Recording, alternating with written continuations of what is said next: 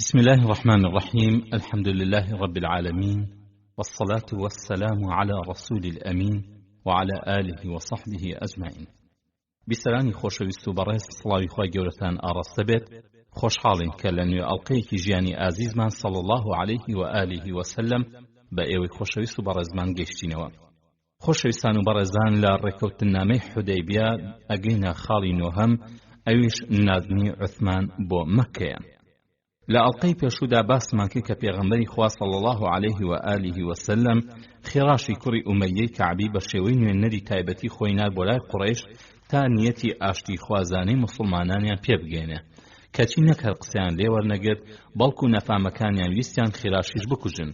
جاکە گەڕایەوە داوای کرد کە یەکێکی تر بۆ ئەم کار بچێتە لای قوڕەیش کە کەسوکاری زیاتری لە مەککەدا بێ تا بیپارێزن. بۆ ئەمە پێغەمبەری خوا صلی الله عليه و آله وسلم ویستی عومەری کوڕی خەتاب خوای لێ ڕازی بێ بنێرێ بۆ تێگەیاندنی قوڕەیش کە موسڵمانەکان جەنگیان ناوێ.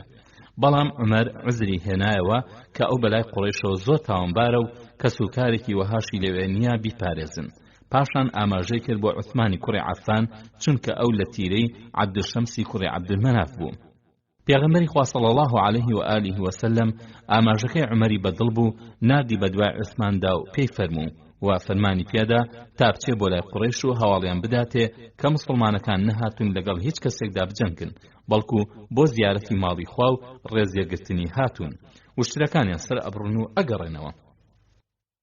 عوثمانیش خوای لێ ڕازی بێ هەرچەندە بارودۆخەکە زۆر نالەبار بوو، فەرمانی پێغەمبەری خوای صلی الله عليه و آله وسلم خستە بانی چاوی و خۆی گەیاندە بەلدەحی مۆڵگەی قوڕەیش. ئەوەی عومەر بیری لێ ئەکردەوە ڕاست بوو کە قوڕەیش عیبە و تاوان نافامن و هەر موسڵمانێکیان دەستکێ چاوپۆشی لێ ناکەن ئەگەر چی لە پەنای کەعبەشدا بێ. ئەوە بۆ عوثمان سنووری حەرەمی بڕی و چووە سنووری دەسەڵاتی قوڕەیشەوە. بێباک لەوەی کەچی دێتەڕێ کە نزیک کەوتەوە خەریک بوو بتپەرستان بیکوژن. ئەوە بوو لە قەراق مۆڵگەی قوڕەیشدا عوثمان تووشی کۆمەڵێک چەکداری قوڕەیش بوو کە ناسیان هەوڵیاندا بیکوژن، بەڵام خزمێکی عوثمان کە ناوی ئەبانی کوڕی سەعیدی کوڕی عاز بوو تووشی بوو پەنایدا و نەیهێش بیکوژن. کەوتی ئەی کۆمەڵی قوڕەیش، عوثمانی کوڕی عەفان وا لە پەنای مندا و کەس دەستی بۆ نەبا. ئەم پەنادانە یاسایەکی زۆر پیرۆز بوو بەلای هەموو هۆزەکانەوە ئەگەرچی نەنووسرا بوو، بەڵام هەر ئەندامێکی هەر ئۆزێک پەنای هەر کەسی بدایە ئەوە هۆزەکەی ئەچۆ ژێر زامنی پاراستنی ئەو کەسە و هەر کەسیش ئەو یاسای پێشێل کردایە تووشی بەڵاو نەکبەتی ئەهات کە ئەبانیش پەنای عوثمانیدا، واتە تیرەی عەبدولشەمس هەر هەمووی پەنای داوە و ئەو تیرەیەش کێشی تایبەتی خۆی هەبوو. دوای ئەوە عوثمان خوای لێ ڕازی بێ لە شێوی بەلدەح لە ئۆردوگای قوڕەیشدا چاوی بە گەورە پیاوانی قوڕەیشکە و تا سپاردەکەی پێغەمبەری خوان صلی الله عليه و آله وسلم پێبگەێنێ کە بریتی بوو لە وەرگرتنی یەکێک لە دوو کار، یا موسڵمان ببن یا لەگەڵ موسڵمانەکاندا پەیمانی ئاشتی ببەستن و واز لە پێغەمبەر و عەرەبەکانی تر بهێنن. بەو مەرجەی موسڵمانەکان لەگەڵ هەر هۆز و سوپایەکی تری عەرەبدا ناکۆک بن، قوڕەیش بێلایەن بێ. هەروەها ئەوەش ڕابگەێنێ کە ئەمان بۆ جەنگ نەهاتوون و هەر کە عومرەیان تەواو کرد ئەگەڕێنەوە بۆ مەدینە. بەڵام قوڕەیش هەر وەڵامی جارانیان ئەزانی و ئەیانوت هەرگیز نایڵن بێتە مەککەوە. دوای ئەم ڕوونکردنەوەی عوثمان وەهای بە چاکزانی کە سەرێکیش لە مەککە بدا بۆ بینینی ئەو سەرۆکانی کە لە مەککەدا بوون. جا بۆ ئەوەی هیچ کەس دەست بۆ عوثمان درێژ نەکا، ئەبان وای بە چاکزانی خۆی لەگەڵیا بێ. بۆ ئەمە ئەسپەکەی هێنا و عوثمانی لە پاشگوی خۆیدا سوار کرد کە قوڕەیش عوثمانیان بینی زۆریان پێخۆش بوو گەورە هاوڵێکی پێغەمبەر بکوژن، بەڵام کە لە پاشگوی ئەباندا بوو واتە وا لە پەنایدا. ئەبان لە مەککەدا سەربەسی تەواوی بە عوثماندا کە چەند لەوێ ئەمێنێتەوە یا بۆ کوێ ئەچێ یا سەر لە چ سەردارێکەدا. جا لەبەر ئەوەی کە ئەبوو سوفیان سەرداری تیرەی عەبدولشەمس و سەرۆکی گەورەی هەموو قوڕەیش بوو، ئەبان ڕاستەوخۆ لەوێوە عوثمانی برد بۆ ماڵی ئەبوو سوفیان. ئەو سەرۆکانی کە لە بەلدەح ئامادە نەبوون وەک ئەبوو سوفیان و سەفوانی کوڕی ئومەیە، عوثمان لە مەککە چاوی پێکەوتن و نامەکەی پێغەمبەری خوای صلی الله عليه و آله وسلم پێڕاگەیاندن، کەچی ئەوانیش هەر هەمان وەڵامیان لابوو. لەبەر ئەوەی کە عوثمان میوانینەوەی ئومەیە بوو، هیچ کەسێک ئێوێرا دەستی بۆ بەرێ بگرە داوایان لێکرد کە تەوافی کەعبە بکە، بەڵام عوثمان فەرمووی هەتا پێغەمبەری خوا صلی الله عليه و آله وسلم تەواف نەکا، منیش تەواف ناکەم. لە حودەیبیە لەناو موسڵمانەکاندا دەنگ و باسی ئەو بڵاو بوویەوە کە عوثمان تەوافی کردووە، بەڵام پێغەمبەری خوا صلی الله عليه و آله وسلم فەرمووی پێ نازانم لە کاتێکدا کە ئێمە ئابڵ و قەدرا بین و عوثمان بچێت تەواف بکە. وتیان ئەی پێغەمبەری خوا، ئەو کە گەیشتێتە ماڵی خوا چی ڕێ لێ ئەگرێ؟ فەرمووی من وا پێ ئەزانم تا ئێمە تەواف نەکەین ئەو تەواف ناکە. پاشان کە گەڕایەوە گلەی لە مسلمانەکان کرد کە بەو شێوە ظەنیان پێ بردووە و فەرمووی ئەگەر ساڵێک لە مەککە بوومایە و پێغەمبەر صلی الله عليه و آله وسلم لە حودەیبیەدا بووایە تەوافم نەئەکرد. قوڕەیشیش داوایان لێ کردم تا تەواف بکەن بەڵام بەگوێم نەکردن. لەو ماوەیەدا عوسمان خوای لێ ڕازی بێ کە لە مەککەدا بوو سەردانی مسلمانە بێدەسەڵاتەکانی مەککەی کرد و چاوی بە ژن و پیاویان کەوت و مژدەی پێدان کە بەم نزیکانە لەژێر چەپۆک ڕزگاریان ئەبێ و ئەمەش بەڵێنی پێغەمبەری خوا صلی الله عليه و آله وسلم. مسلمانەکان چ ژن و چ پیاو کە ئەم مژدەیان ئەبیست لە خۆشیانە دەستیان بە گریان ئەکرد و خەریک بوو گیانیان دەچێت. ئەو مسلمانە بێدەسەڵاتانە بە عوسماندا سەلامیان بۆ پێغەمبەری خوا صلی الله عليه و آله وسلم نردو و تیشیان ئەو خوای ئەوی هێناوەتە حودەیبیە ئەتوانێ بیهێنێتە مەککەیشەوە. خاڵی دەهەم بەیعەتی مردن. مسلمانەکان بۆ ماوەی 20 ڕۆژێک لە دەشتی حودەیبیەدا مانەوە و قوڕەیش نەی ئەهێش بچنە مەککەوە. لەو ماوەیەدا مسلمانەکان لە ئیحرامدا بوون بۆیە نەنی نۆکیان ئەبڕی و نە قژیان کورت دەکردەوە و نە بۆن خۆشیان لە خۆیان ئەدا و نە نزیکی خێزانیان ئەکەوتنەوە. هەر هەمیان دژرا بوون. ئەوەی کە زۆر ناڕەحەتی ئەکردن ئەوە بوو هیچی وایە کە دڵخۆشیەک لە قوڕەیشەوە بەدینە ئەکرا. بۆیە مسلمانەکان هاتنە ئەو سەر ئەو ڕایی کە بە زۆری شمشێر خۆیان بگەێنە کەعبە و هەر کەس بێتە ڕێیان لێ بدەن. چونکە مسلمانەکان قەناعەتیان بە هەموو لایە کرد کە ئاشتی خوازن و تەنها زیارەتی کەعبەیان مەبەستە و قۆڕەی شەڕە فرۆشێ. بەڵام تا قەشتێک مسلمانەکانی لە هێرشکردنە سەر مەککە قەدەغە کرد ئەویش حەزکردنی پێغەمبەری خوا بوو صلی الله عليه و آله وسلم تا جەنگ ڕوو نەدا. بەڵام لە ناکاو ڕووداوێکی سیر هاتە بەردە مسلمانەکان. هەرچەندە 20 ڕۆژێک ئەبێ بەرامبەر بەکارە هەرزەیەکانی قوڕیشدانیان بەخۆیاندا ئەگرت بەڵام ئەم ڕووداوە بۆ مایی بەسەرچوونی ماوەی ئارام و دان بەخۆداگرتن و خۆ ئامادەکردن بۆ جەنگ. ئەو بوو لەلایەن پێغەمبەری خوا صلی الله عليه و آله وسلم بڕیاری هێرشکردنە سەر قوڕیش دەرچوو. ترس و لەرز ڕووی کردە سەردارانی مەککە و لە قسەی زل و تەی نابەجێ کەوتن. لەلایەن سەرکردەی مسلمانانەوە فەرمان بۆ هەموو سەربازانی ئیسلام دەرچوو کە خۆیان ئامادەی جەنگ بکەن. کە ئەم هەواڵە گەیشتە قوڕیش ئیتر ئەوان کەوتنە پاڕانەوە بۆ ڕێکەوتن و دەست لە جەنگ هەڵگرتن. ئەی ئەو ڕووداوە چی بوو کە هەڵوێستی مسلمانەکانی لە ئارامەوە گۆڕی بۆ بڕیاری جەنگ؟ کاتێک کە عوسمان لە مەککەدا بوو هەواڵ گەیشتە پێغەمبەری خوا صلی الله عليه و آله وسلم کە قوڕیش دەستیان لە عوسمانی کوڕی عەفان و ئەو دەهاوڵەش کە لەگەڵ یاچوون بۆ مەککە وەشاندووە و هەر هەمیان کوشتون. کە پێغەمبەری خوا صلی الله عليه و آله وسلم هەواڵی عوسمان و هاوڵانی بیست چاری نەما. بڕیایدا سوپای ئیسلام هەر هەمووی خۆی ئامادەی جەنگ و هێرشکە بۆ ئەمە مسلمانانی بان کرد بۆ بەیعەتدان لەسەر مردن ئەمەش بە فەرمانی ئاسمان. 1400 هاوڵ هەر هەمیان بەپەلە چون بەدەم فەرمانەکەی پێغەمبەری خواوە و لەژێر درەختەکەی حودەیبیەدا بەیعەتیان پێدا و خوای گەورەش بۆ ستایش و ڕێزی ئەو کارەیان بە وەحی ڕەزامەندی خۆی لەو هاوڵانە دەربڕی و هێمنی ئاسایشی بەسەر دڵیاندا بارە. وەگە فەرمێ لقد رضي الله عن المؤمنين إذ يبايعونك تحت الشجرة فعلم ما في قلوبهم فأنزل السكينة عليهم وأثابهم فتحا قريبا. ئەم بەیعەتە لە مێژوودا بەناوبانگە و بە بەیعەتی ڕیضوان ناوی دەرکردووە.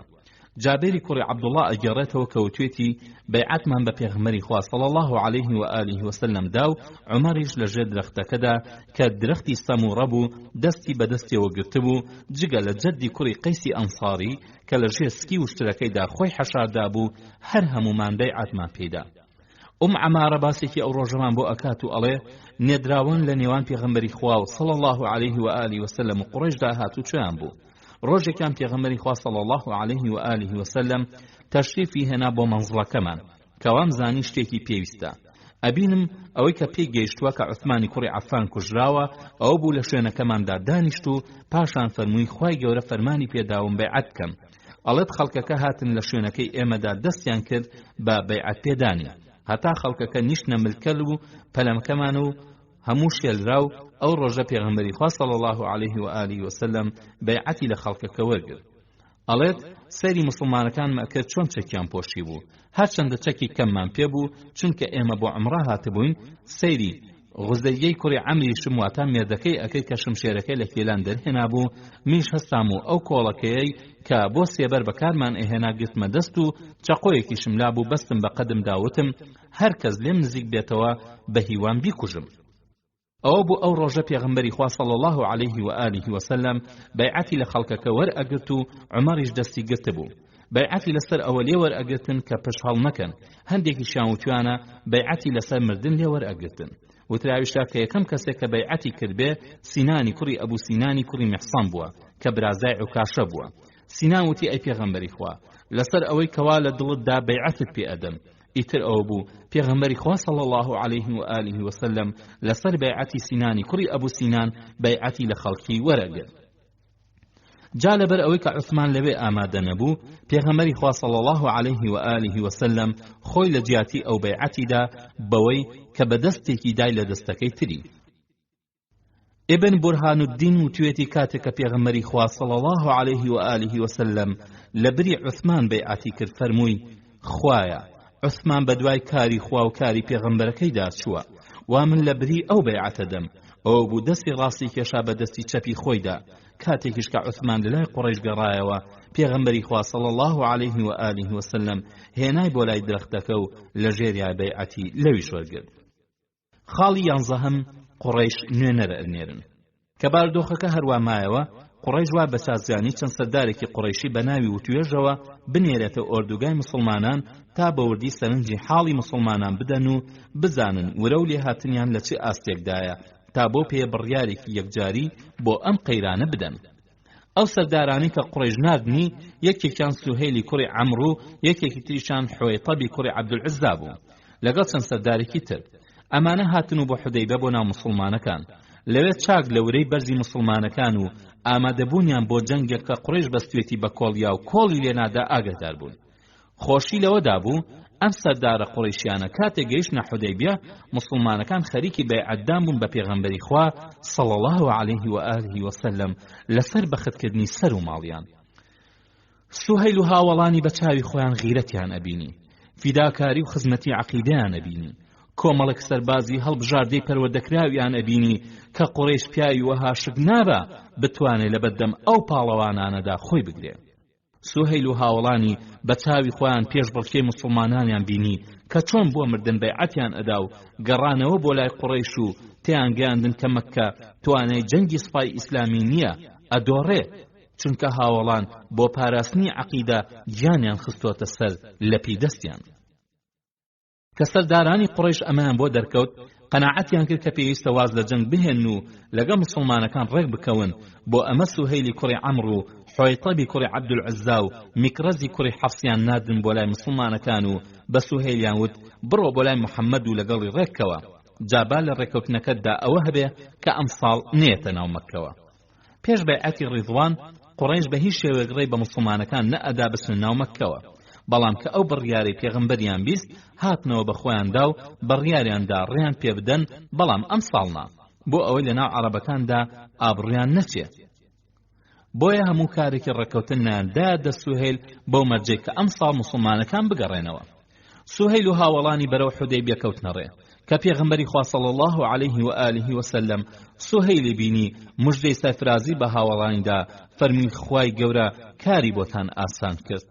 هەروەها فەرمووی کە ئەم پیاوەیان ناردووە ئەوە ڕێکەوتنیانەوێ. لە ڕیوایەتێکی تردا پێغەمبەری خوا صلی الله عليه و آله وسلم فەرموویەتی خوای گەورە کارتانی ئاسان کرد قوڕەیش سیلێ ڕەحمتانی ناردووە و داوای ڕێکەوتن ئەکەن ئێوەش وشتەکانی عومرە بخەنە ڕوو بە تەلبیەش دەنگ بەستکەنەوە. هاوڵان موشتەکانیان خستە ڕوو بەوتنی تەلبیەش لە هەموو لایەکی ئۆردوگاکەوە دەنگیان بەرز کردەوە. کە نوێنەرانی و توێژ گەیشتن و کۆڕیان بەست دانیشتنێکی یەکجار هێمن و ئاسایی بوو چونکە قوڕەیش ئەم جارە بەدڵ حەزی لە ڕێکەوتن بوو بەو هیوای لە جەنگ و هەرا دەرباز ببن چونکە ئەیانزانی بەرگەی مسڵمانەکان ناگرن ئەگەرچی قوڕەیش 8,000 و مسڵمانەکانیش 1,400 کەسە بوون. ئەویش بە پێی جەنگە پێشۆکانی نێوانیان بەتایبەت مسڵمانان ئەمڕۆ لە هەموو کاتێک زیاتر خۆیان بە بێتاوان نزانن.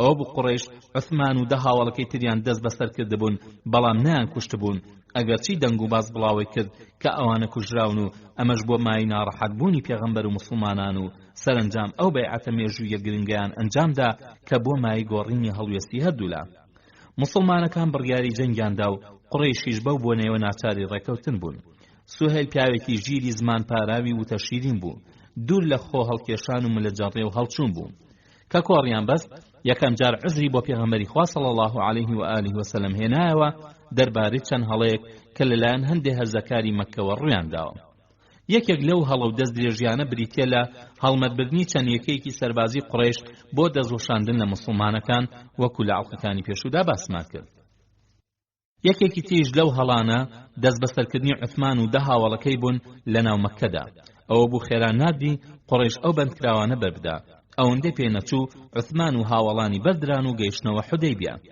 هەروەها مسلمانەکانیش ئەو قوڕیشیانەیان ئازار کرد کە بە دوژمنانە هاتبوونە سەر ئۆردوگای مسلمانان و پاسەوانان دەستگیریان کردبوون دوای ئەوەی پیاوانی هەردوو لا بەردران پێغەمبەری خوا صلی الله عليه و آله وسلم و سوهەیلی کوڕی عەمر کەوتنە باسی ڕێکەوتنەکە تا بزانن لەسەر چ خاڵێک ڕێکبکەون و توێژ درێژەی کێشا هەر یەکە پێی خۆش بوو مەرجی خۆی فەڕستکە زۆر جاریش کۆستر دروست ئەبوو جار بە جاریش دەنگ و هەران بەرز ئەبوویەوە هەموو جارێکە سوهێل ئەویست مەرجێکی بسەپێنێ دەنگی بە تووڕەیەوە بەرزە کردەوە بەڕادەیە کە هەردوو فەرماندەی پاسەوانانی پێغەمبەر صلی الله عليه و آله وسلم کە عەبادی کوڕی بیشر و سەلەمەی کوڕی سەلەمە بوون کە بەسەر سەری پێغەمبەری خوا صلی الله عليه و آله وسلم وەسابوون سوهێلیاندا ئەسڵەکان تا سنووری خۆی بزانێ و لە پێویست زیاتر دەنگ بەسەر پێغەمبەری خوادا بەرز نەکاتەوە گرێکوێری ئەم ڕێکەوتنە بابەتی چوونە ناو مەککە و گەڕانەوەی ئەم ساڵ بوو بەڵام پێغەمبەری خوا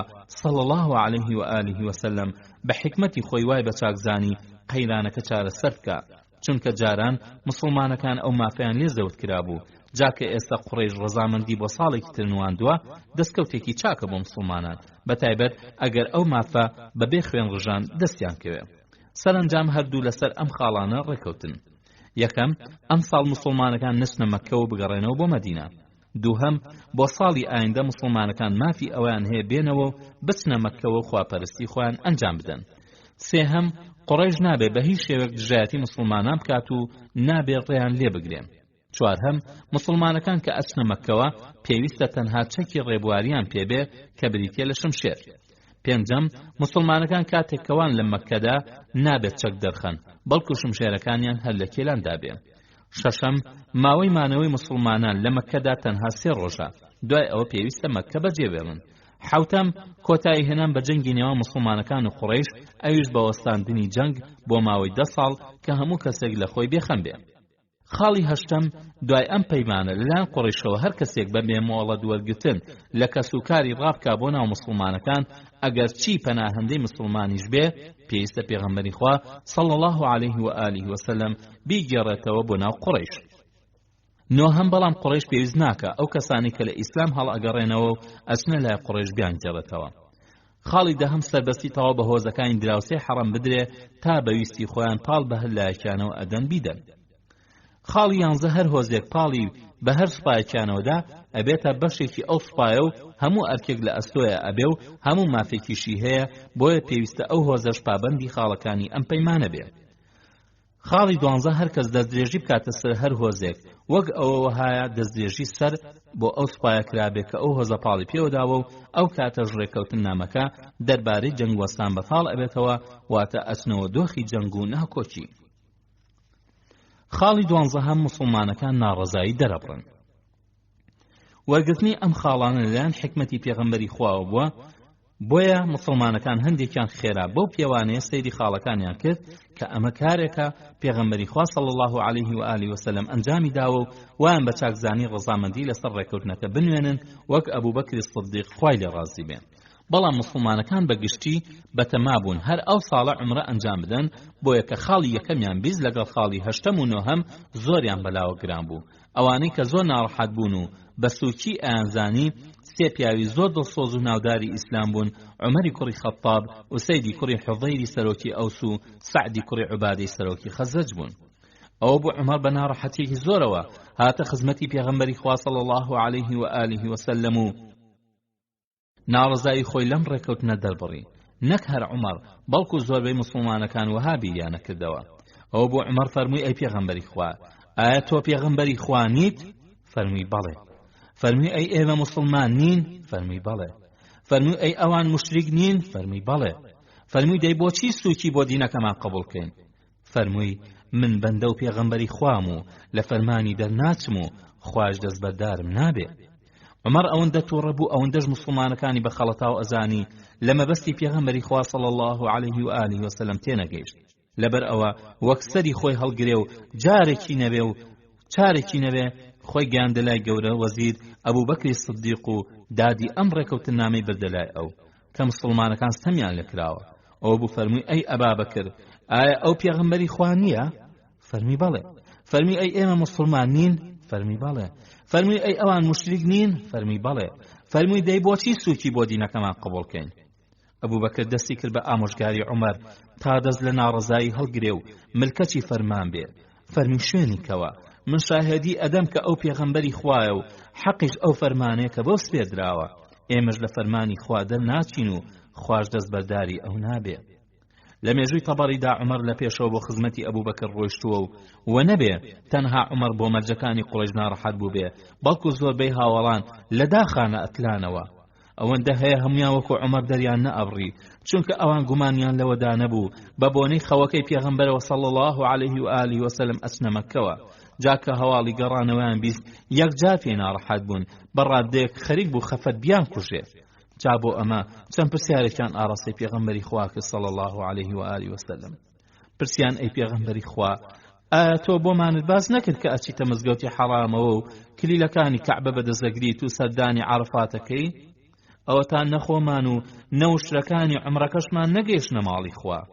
پێغەمبەری خوا صلی الله عليه و آله وسلم فەرمووی پێم وتن لەم سەفەرەتانە؟ عومەر فەرمووی نەخێر. فەرمووی دەی ئێوە ئەچنە مەککەوە، منیش کلیلەکانی کەعبە وەرئەگرم و سەری خۆیشم و سەری ئێوەش لە شیوی مەککەدا ئەتاشم. خاڵی سیانزەهەم قەیرانی ئەبوو جەندەل. لە کاتێکدا کە مسلمانەکان بە خەم و خەفەتی ئەم ڕێکەوتنەوە ئەتلانەوە و دادیان ئەبرد لای پێغەمبەری خوا صلی الله عليه و آله وسلم تا بەڵکو پیاچنەوەیەکی بەندەکان بکە، چونکە بەڕاستی دڵی مسلمانان سارد ئەکەنەوە و خۆیان زۆر بە دۆڕاو ئەزانن و لەولاوە پێغەمبەری خوش صلی الله عليه و آله وسلم هەوڵی ئەدا دڵیان بداتەوە و هێوریان کاتەوە ئالم کاتە ناسکەدا ڕووداوێ کاتە بەردە مسلمانەکان کە ئەوەندەی تر ڕێکەوتنەکان لەبەر چاوکەوت و پێیان خۆش بوو کەوازی لێبێن و ببڕێتەوە. ئەو بوو کە پێغەمبەر و سوهەیل لەسەر بەندەکان ڕێکەوتن و تەنها نووسینی مابوو تا مۆر بکرێ. لەو کاتەدا یەکێ لە گەنجە مسلمانەکانی مەککە کە بەند کرابوو لەژێر ئازار و ئەشکەنجەدا بە کۆتەکانیەوە شمشێرێکی بەدەستەوە بوو هەڵات بوو، داوای ئەکرد مسلمانەکان مافی پەنابەرێتی بدەنێت تا ڕزگاری ببێت. خۆی گاندە ئەو شوێنێ کە پێغەمبەری خوا صلی الله عليه و آله وسلم لەگەڵ سوهەیلدا دانیشت بوون کە گەنجەکە گەیشتە لای کۆڕەکە. قەیرانەکە یەکجار ئاڵۆز بوو، بەڕادەیەکە خەریک بوو ڕێکەوتنەکە هەڵوەشێتەوە. ئەمەش بە بۆنەی ئەوەوە کە ئەم گەنجە سزا دراوە کە بەدەست کە سوکاریەوە هەڵاتووە ناوی ئەبوو جەندەلە و کوڕی سوهەیلی کوڕی عەمرە کە ئێستا خەریکی دیاریکردنی بەندەکانی ڕێکەوتنامەی حودەیبیەیە. کە سوهەیل چاوی بە کوڕەکەی کەوت، چاوی پەڕیە تەوقی سەری و بە بیر و هەستێکی نەفامانەوە لە کۆڕەکە هەستا و دای بە دەم و چاوی کوڕەکەی دا و دەستی دایە گاکۆڵی و ڕای ئەکێشا بەو نیازەی کە بیباتەوە بۆ ناو ئۆردوگای موشریکان تا ببرێتەوە بۆ بەندیخانەکەی لە مەککەدا. کە سوهەیل بەو شێوە دەستی بەلێدانی کوڕەکەی کرد و پاڵی پێوە ئەناو ئەبوو جەندەلیش خاواری ئەکەدە مسلمانەکان، ئەی کۆمەڵی مسلمانان، ئایا بگێڕێمە بۆ لای مشریکان و ئەوانش لە دین وەرمگێڕن؟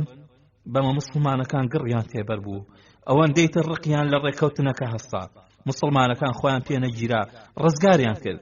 باوکی پەنای بردە لای پێغەمبەری خوا صلی الله عليه و آله وسلم و داوای کرد کوڕەکەی بەپێ ڕێکەوتنی نێوانیان بدەنەوە. پێغەمبەری خوا صلی الله عليه و آله وسلم هەوڵی دا ئەبوو جەندەل تەسلیم نەکاتەوە، چونکە پەیمانەکە هێشتا نەنووسراوە و مۆر نەکراوە. کە فەرمووی بەڵام سوهەیلی کوڕی عەمر کۆڵی نەدا و پێی لە زەوی کوتاکە پەیمانەکە هەموو شتێکی بڕاوەتەوە و هەڕەشەی ئەوەی کرد کە ئەگەر بەگوێ نەکەن ڕێکەوتنەکە هەڵ ئەوشێنێتەوە. پێغەمبەری خوا صلی الله عليه و آله وسلم لەبەر ئەوەی کە پەیمانەکە هەڵنەوەشێتەوە و جەنگ و هەرا و کوشتار بەرپانە بێ و لەبەر ئەوەش کە لەلایەن مسلمانەکانەوە کارەکە تێک نەچێ و بە پەیمان شکێن دەرنەچن بڕیاریدا ئەبوو جەندەلی سەربازی ئیسلامی گوێڕایەڵ تەسلیم بکەنەوە. هەرچەندە کارێکی یەکجار سەخت بوو، بەڵام پەیمان بەسەر بردن زۆر لەوە بەرزترە بەلای مسلمانانەوە. جا پێغەمبەری خوا صلی الله عليه و آله وسلم عذری بۆ ئەبوو جەندەل هێنایەوە کە نابێ لەلایەن مسلمانانە و ناپاکی و لادان دەرکەوێ، کە دیارە ئەبوو جەندەلیش کاری وەها بۆ هیچ مسلمانێک بەشایان نازانێ چ جای پێغەمبەری خوا صلی الله عليه و آله وسلم. ئەو بوو پێی فەرموو ئەبا جەندەل ئارام گرە بە تەمای پاداشتی خوا بە، چونکە خوا دەرو لە تۆیش و ئەوانش کە وەکو تۆ هەن لە بێدەسەڵاتانی مسلمانان ئەکاتەوە.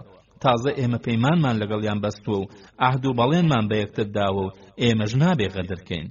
ئەبوو جەندەل بە وێنەی فیداکارێکی خوا ناس قەناعەتی بە فەرمایشتەکەی پێغەمبەری خوا صلی الله عليه و آله وسلم کرد و دوای ئەوەی کە مژدەی پێدا بە دڵێکی پڕ لە متمانەوە کە خوای گەورە دەرو لەویش و لە هەموو مسلمانێکی بێدەسەڵاتیش ئەکاتەوە خۆی تەسلیمی باوکی کردەوە و بە کۆت و زنجیرەوە گەڕایەوە بەندیخانەکەی مەککە. بەڵام بەدڵێکی یەکجار ئاسوودەوە ئەوە بوو ساڵێک بەسەر ئەو ناڕەحەتیەدا تێنەپەڕی هەتا خوای گەورە ئەبوو جەندەل و 70 گەنجی مسلمانی تری مەککەی بە شێوەیەکی نادیار لەو ناڕەحەتی ڕزگار کرد. ئەوە بوو ڕایان کرد و کۆمەڵێکیان لەسەر ڕۆخی دەریای سوور لەسەر ڕێی هاتوچۆی کاروانەکانی قوڕەیش نێوان مەککە و شام پێکێنا کە لە ئەڵلقەکانی داهاتوودا بە باشی و بە دوورێژی باسیەکەین. ئەبوو جەندەل خۆی ئارامی هەبوو، بەڵام مسلمانەکان قچە لە جەرگیان هەستا بوو، ئارامیان لێ بڕابوو لەسەر ئەوەی کە برایەکی ئیمانیان بەو شێوەیە ستەمی لێ ئەکرێ. ئەوەندە ناڕەحەت بوون دەستیان بە گریان کرد، چونکە لەبەر فەرمانی پێغەمبەری خوا صلی الله عليه و آله وسلم لەسەریان نەکردەوە. دوای تەسلیمکردنەوەی ئەبوو جەندەل پێغەمبەری خوا صلی الله عليه و آله وسلم داوای لە سوهێل کرد کە کوڕەکەی ببەخشێ پێی و ئازادی بکە، کەچی سوهێل داواکەی دایە دواوە. کەچی دوو هاوڵەکەی سوهێل حوەیتەبی کوڕی عەبدولعوزا و میکرەزی کوڕی حەفز دیان وا سوهێل داواکەی سەرۆکی مسلمانانی دایە دواوە. لە شەرماندا بە پێغەمبەری خوان صلی الله عليه و آله وسلم گەیان کە ئەبا جەندەل لە پەنای ئەواندا ئەبێ و ناهێڵن باوکی خراپەی لەگەڵ بکە. ئیتر بە سوهەیلیان گەیان کە ئەبوو جەندەل وا لە پەنای ئەواندا بە مەخستیان ناو چادرێکەوە و باوکیشی لە سزادانی دەستکۆتا بوو. ئەمە یەکەم هاتنەدی بەڵێنەکەی پێغەمبەری خوا بوو بۆ دەروکرانەوە لە ئەبوو جەندەل. لە هەمان کاتدا تەسلیمکردنەوەی ئەبوو جەندەل لەلای مسلمانەکانەوە بە یەکەم بەری تاڵی پەیمانی حودەیبیە لە قەڵەم ئەدرا. بۆیە ناڕزایی لە پەیمان نامەکە لەلایەن مسلمانانەوە سەری هەڵدایەوە و کۆمەڵێکیان چوونە خزمەتی پێغەمبەری خوا صلی الله عليه و آله وسلم و دەستیان بەوە توێش کردەوە و ناڕزاییان دەربڕی. هەندێکیان ئەوەندە خەفەتیان زۆر بوو بیریان لەوە ئەکردەوە لە فەرمان هەڵگەڕێنەوە و عهد و پەیمانەکە بشکێن و دەست بە کوشتاری مشریکان بکەن. ئەوە بوو خەلیفە عومەر لە سەردەمی خلافەتی خۆیدا باسی ڕێککەوتنامەی حودەیبیە ئەکرد، وەک ئیبن عەباس لێوە ئەگێڕێتەوە کە لەو کاتەوە مسلمان بووە و هاشک و گومان نەچۆتە دڵیەوە. ئەبوو سەعیدی خودریش ئەڵێ ڕۆژێکیان لەلای عومەری کوڕی خەتابدا دانیشت بووم، باسی ڕێککەوتنی حودەیبیە کرد و فەرمووی ئەو ڕۆژە گومان چوە دڵمەوە و بە شێوەیەک چوومە خزمەتی پێغەمبەری خوا صلی الله عليه و آله وسلم کە هەرگیز وەها نەچوو بوومە خزمەتی. ئیتر لەو ڕۆژەوە چەندین بەندەم ئازاد کردووە و ماوەیەکی زۆریش بە ڕۆژوو بووم و هەرچی کە بەتەنیا ئەبم و ئەو کارم بیر ئەکەوێتەوە ئەبێتە گەورەترین خەفەتم. پاشان خوای گەورە سەرنجامی کارەکەی بە چاکی گێڕا. بۆیە پێویستە بەندەکان لە ڕای خۆیان بە گومان بن. بەخوا ئەو ڕۆژە ئەوەندە گومان چوە دڵمەوە هەتا ئەو بوو لە دڵی خۆم داوتم ئەگەر 100 کەس لەسەر ئەم ڕای من ئەبووین هەرگیز نەئەچوونێ ناو ئەو ڕێکەوتنەوە. کەچی کە ڕێکەوتنەکە هاتکایەوە لە کاتی ئەو ئاگر بەسەدا ئەوەندە مسلمان بوون زیاتر لەوانەی لەو ڕۆژە پێغەمبەری خوا صلی الله عليه و آله وسلم بانگوازی کردووە هەتا ڕۆژی حودەیبیە مسلمان بوون و لە ئیسلامیشدا فەتحێکی تر نییە لە حودەیبیە گەورەتر بێت. لەو کاتەدا کە ئەبوو جەندەل تەسلیمی باوکی کرایەوە و مسلمانەکان لە سەروی هەمویانەوە کە عومەر خوان ئەخواردەوە، عومەر خۆی لە ئەبوو جەندەل نزیک کردەوە و دای بەگوێدا کە ئێستا هەلی بۆ هەڵکەوتووە با باوکە کافرەکەی بکوژێ. عومەر هاتە تەنیشتی و لەگەڵیا ئەچوو بەڕێ و ئەی فەرموو ئەی ئەبوو جەندەل ئارام گرە، ئەوانە مشریکن و خوێنی هەریەکان بای خوێنی سەگێکە، تۆش پیاویت و ئەویش پیاوە و شمشێریشت پێیە. عومەر فەرمێ بە هیوا بووم دەست بداتە شمشێرەکە و بیدا لە باوکی، کەچی کابرا دڵی باوکی نائەهات. عومەر فەرمووی ئەبا جەندەل پیاوی وایە لە ڕێی خوادا باوکی خۆی ئەکوژێ، بەخوا ئەگەر باوکمان بە زیندوی بدیایە لە ڕێی خوادا ئەمان کوشتن. پیاوێک بە پیاوێک. ئەبوو جەندە لە عومەر نزیکە بێتەوە ئەڵێ ئەی تۆ بۆ نایکوژی؟ عومەریش فەرمی پێغەمبەری خوا صلی الله عليه و آله وسلم لە کوشتنی ئەو غەیری ئەویش قەدەغەی کردوم. ئەبوو جەندە ئەڵێ منیش ئەوەندەی تۆ پێویستە گوێڕایەڵی پێغەمبەری خوا بکەم. کە پێغەمبەری خوا صلی الله عليه و آله وسلم ئەم هەوڵەی عومەر ئەبیستێت کە ویستێتی سوهەیل بە کوڕەکەی بە کوژدا فەرمووی عومەر بەڵکو بۆ خوا لە شوێنێکدا بوەستێ کە مای سوپاس و پێزانین بێ. کاتێکیش کە موسڵمانەکان ناڕزایان دەرئەبڕی پێغەمبەر صلی الله عليه و آله وسلم بە عومەری فەرموو ئەوە ڕۆژی ئوحودتان لە یاد چییەوە کە سەر ئەکەوتن و ئاوڕتان لە کەس نەئەدایەوە و مێژ لە خواتان و بانگم لێ ئەکردن؟ ئەوە ڕۆژی ئەحزابتان لە یاد چییەوە کە لەسەر و لە خواروتان و بۆتان هاتبوون بەڕادێ کە چاوتان زاغ بوون و گیانیشتان گەیشت بە قوڕکتان فڵان ڕۆژتان لە یاد چییەوە؟ هەروە پێغەمبەری خوا صلی الله عليه و آله وسلم شتانێکی ئەهێناوە یادیان و مسلمانەکانیش ئەیانوت ئەی پێغەمبەری خوا و پێغەمبەرەکەی ڕاستیان فەرموو ئەوەی تۆ بیری لێ کردەوە ئێمە بیرمان لێ نەکردەوە بەڕاستی تۆ بەخوا و بە فەرمانەکەی زاناتری. واقعی ئەڵێ کاتێک کە ساڵی داهاتوو بۆ عومرە پێغەمبەری خوا صلی الله عليه و آله وسلم تەشریفی چووە مەککەوە و سەری تاشی فەرمووی ئەمە ئەو بەڵێنەیە کە پێتانمدا کە ڕۆژی فەتحی مەککەش هاتە بەرەوە کلیلەکەی کەعبەی گرتە دەست و فەرمووی عومەری کوڕی خەتابم بۆ بانکەن. پاشان فەرمووی ئەمە ئەوە بوو کە پێتانم وت کە لە ساڵی حەجەتول وداعیشدا لە عەرەفەوە سابە عومەری فەرموو ئەمە ئەوە بوو کە پێتانم وت. عومەر فەرمی بەڵێ ئەی پێغەمبەری خوا لە ئیسلامدا هیچ فەتحێک نەبووە لە ڕێککەوتنی حودەیبیە گەورەتر بێ. لەو کاتانەدا کە عومەر ئاگربەستی حودەیبیە بەدڵ نەبوو ئەبوو عوبەیدەی کوڕی جەڕاح ئامۆژگاری عومەری ئەکرد کە گوێ لە پێغەمبەری خوا صلی الله عليه و آله وسلم بگرێت و پەنا بگرێ بەخوا لە فڕوفێڵی شەیطان و لە ڕای خۆی بەگومان بێ ئەویش دەست بەوتنی ئیستیعاذە ئەکا. خۆشەویستان و بەڕێزان لێرەدا و بەم شێوەیە کۆتایمان هێنا بە ئەڵقەی ئەم جارەی ژیانی ئازیزمان صلی الله عليه و آله وسلم. ڕێز و سڵاوی ڕێباز قادر قبولکەن تا ئەڵقەیەکی نە هەموو لاکتان بەخوای گەورە ئەسپێنم خواتان لەگەڵ. بسم الله الرحمن الرحيم الحمد لله رب العالمين والصلاة والسلام على خير خلقه محمد وعلى آله وصحبه أجمعين. بسلامي برسو خوشوي صلاوي خواهي جورتان لبيت السلام عليكم ورحمة الله وبركاته. خوش حالين كلا ألقيتيني زنجير باسي جياني عزيزمان صلى الله عليه وآله وسلم بأيوي خوشويستو برزمان گشتنوا لا كوتا باسكاني ركوتنامي حديبية لا ألقي أمر دا دينا سر خالي چواردهم نوسيني بندكاني پيمان نامكا دوای ئەوەی کە مسلمان ناڕازیەکان قەناعەتیان بە بەندەکانی پەیمانی حودەیبیە کرد نوێنەری هەردوو لا پێکەوە دانیشتنەوە تا بینوسنەوە. ئەو بوو لە کاتی نووسیندا هەندێک جیاوازی کەوتە نێوان هەردوولا کە ئەویش خەریک بوو کارەکە تێک بدا. کە پێغەمبەری خوا صلی الله عليه و آله وسلم ویستی شێوازی پەیماننامەکە بە نووسەرەکە بفەرمێ فەرمانیدا کە بنووسێ بسم الله الرحمن الرحیم. لێرەدا سوهەیلی کوڕی عەمر لەسەر ئەم ڕستەیە ڕخنەی گرت و وتی من ڕەحمان ناناسم بنووسە بسمیک اللهم. لەولاوە هاوڵان بۆ ئەم ناڕەزایی سوهەیل دەنگی ناڕەزاییان لێبەرز بوویەوە و لەسەر پشتگوێخستنی ڕەخنەکەی سوهەیل سوور بوون و وتیان خوای پەروەردگار ڕەحمانە و جگە لە ڕەحمان هیچ نانووسی. بەڵام پێغەمبەری خوا صلی الله عليه و آله وسلم بە پێی حکمت و ژیری خۆی بەگوێی سوهەیلی کرد و بە نووسەرەکەی فەرموو اكتب بسمك اللهم بنووسە بە ناوی خودایی هەمومان. پاشان کە فەرمانیدا بە نووسەرەکە بنووسێ ئەمە ئەو پەیمانەیە کە پێغەمبەری خوا لەسەری ڕێکەوتووە. دیسان سوهەیل لەسەر وشەکەی ڕەسوول الله ڕخنەی گرت و داوای کرد لە پەیمانەکەدا بکوژێتەوە کە ئەیوت ئەگە بمزانی باە کە تۆ پێغەمبەری خوای پێچەوانن نە ئەجوڵامەوە وە شوێنە دەکەوتم ئایا حەزت لە ناوی خۆت و ناوی باوکت محەممەدی کوڕی عەبدوڵڵا نییە؟ ئەگەر تۆ پێغەمبەری خوا بیت ئێمە ستەممان لێ کردووی ئەو کاتە لە تەوافی ماڵی خوا قەدەغەمان نەئەکردی. ئەگە من شاهدی بدەم کە تۆ پێغەمبەری خوایت لەگەڵتدا نەئەجەنگام ناوی خۆت و ناوی باوکە بنووسە. بۆ ئەم ڕخنەیەش مسلمانەکان یەکجار ناڕەحەت بوون بۆیە دەنگیان بەرز کردەوە سوور بوون لەسەر ئەوەی کە نەهێڵن ڕەسوول الله بکوژێتەوە و بە نووسەرەکەشیان وت جگە لە محەممەد و ڕەسوول الله هیچی تر نەنووسی.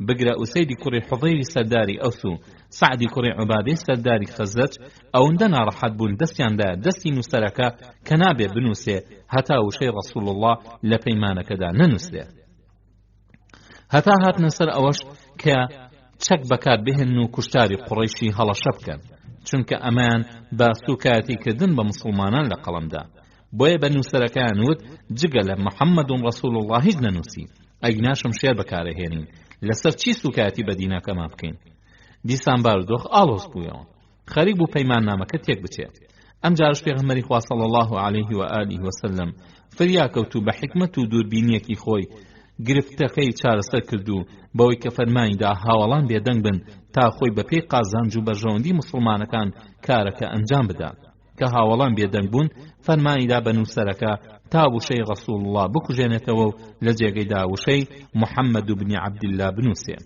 بەمە کۆتایی بە ناجۆریەکان هاتوو پەیمانەکە بە دوو نوسخە نووسرا و شاهدی لەسەر نووسران و مۆر و ئیمزا کرا دەربارەی ئەو ڕەخنەی سوهیل کە بۆ بسم الله الرحمن الرحیم دەری بڕی و ئەیوت کە من ڕەحمان ناناسم ئاەتی قل ادعوا الله أو ادعوا الرحمن أيما تدعو فله الأسماء الحسنى هات خوارەوە کاتێکیش کە مسلمانان بۆ کوژانەوەی وشەی ڕەسوڵ الله ناڕەزاییان دەرئەبڕی و دەنگیان بەرزە کردەوە حویطەبی کوڕی عەبدولعوزای ئەندامی نوێنەری قوڕیش سەری لەو کارەی هاوڵان سوڕ ئەما و سەیری مکرەزی کوڕی حەفسیە کرد و ئەیوت تا ئێستا کەسم نەدیوە وەک ئەمانە بەرگری لە دینی خۆی بکە سەرنجام پەیمانەکە بەم شێوەیە نووسرا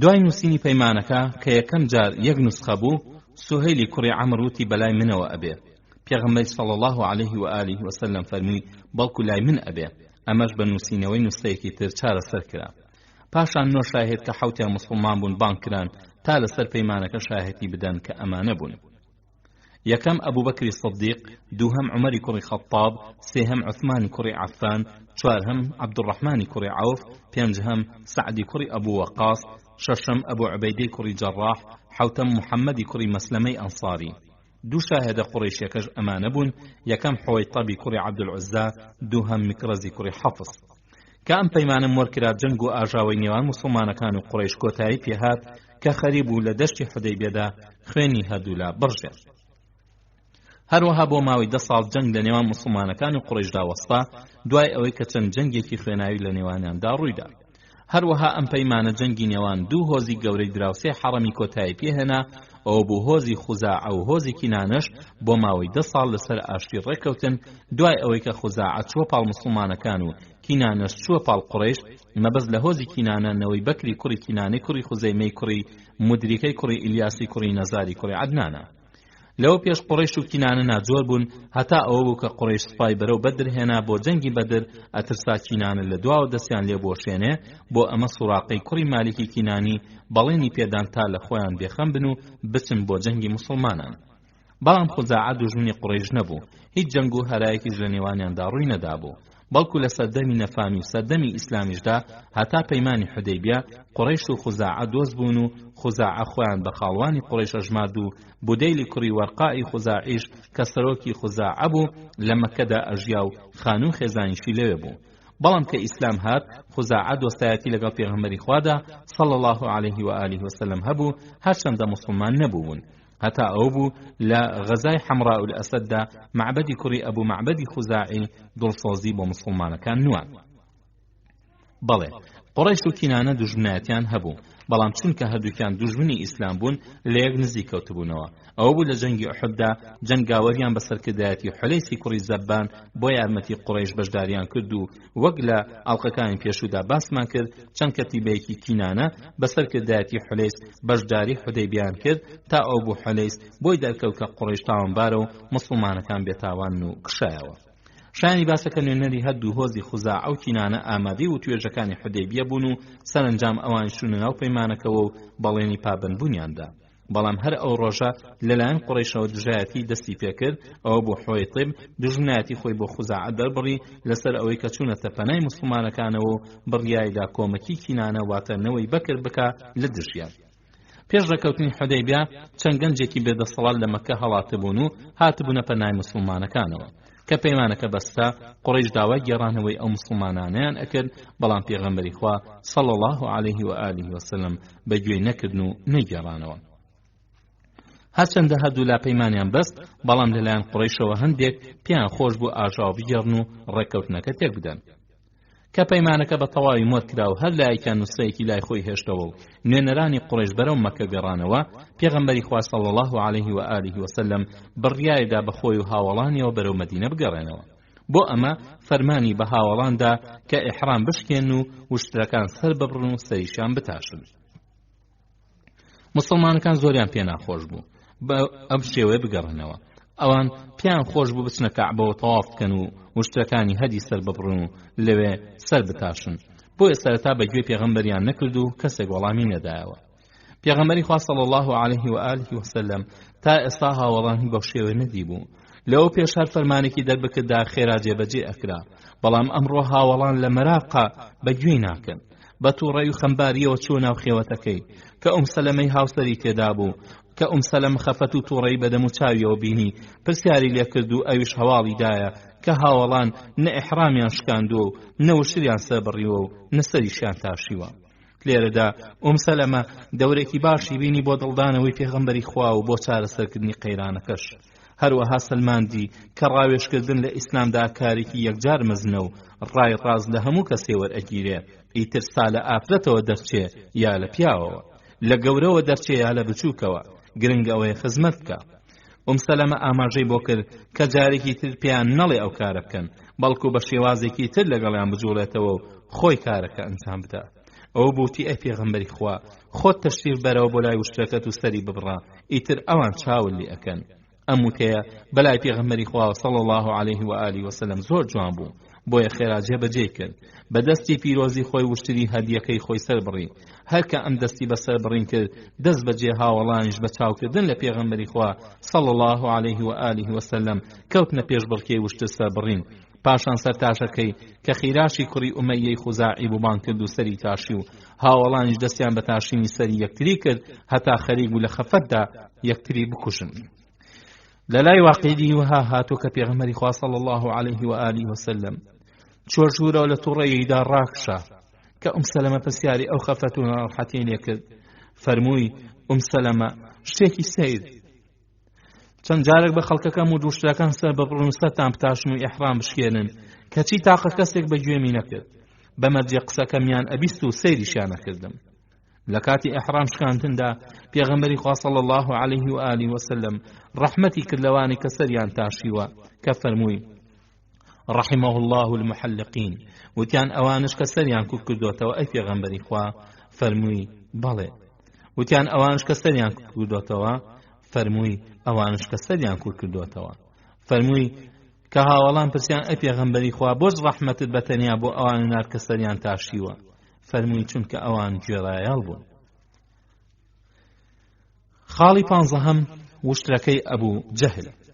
کاتێک کە ئەبوو جەهل هات بۆ جەنگی بەدر و سەرکردەی سوپای قوڕیش بوو، وشترێکی میهری ڕەسەنی پێ بوو کە دوای سەرکەوتنی مسلمانەکان لە بەدردا کەوتە دەست مسلمانەکان و لەگەڵ دەستکەوتەکانی تردا بۆ جەنگ کەڵکی لێوەرئەگیرا و لە ناو وشترەکانی سەدەقەدا بۆ پەڕین بەکارەهێندا تا ئەوە بوو لە هێرشی غابەدا عوێنی کوڕی حسن لەگەڵ وشتەکانی تردا دابەر و دوای مسلمانەکان فریا کەوتن و لیان سەندەوە.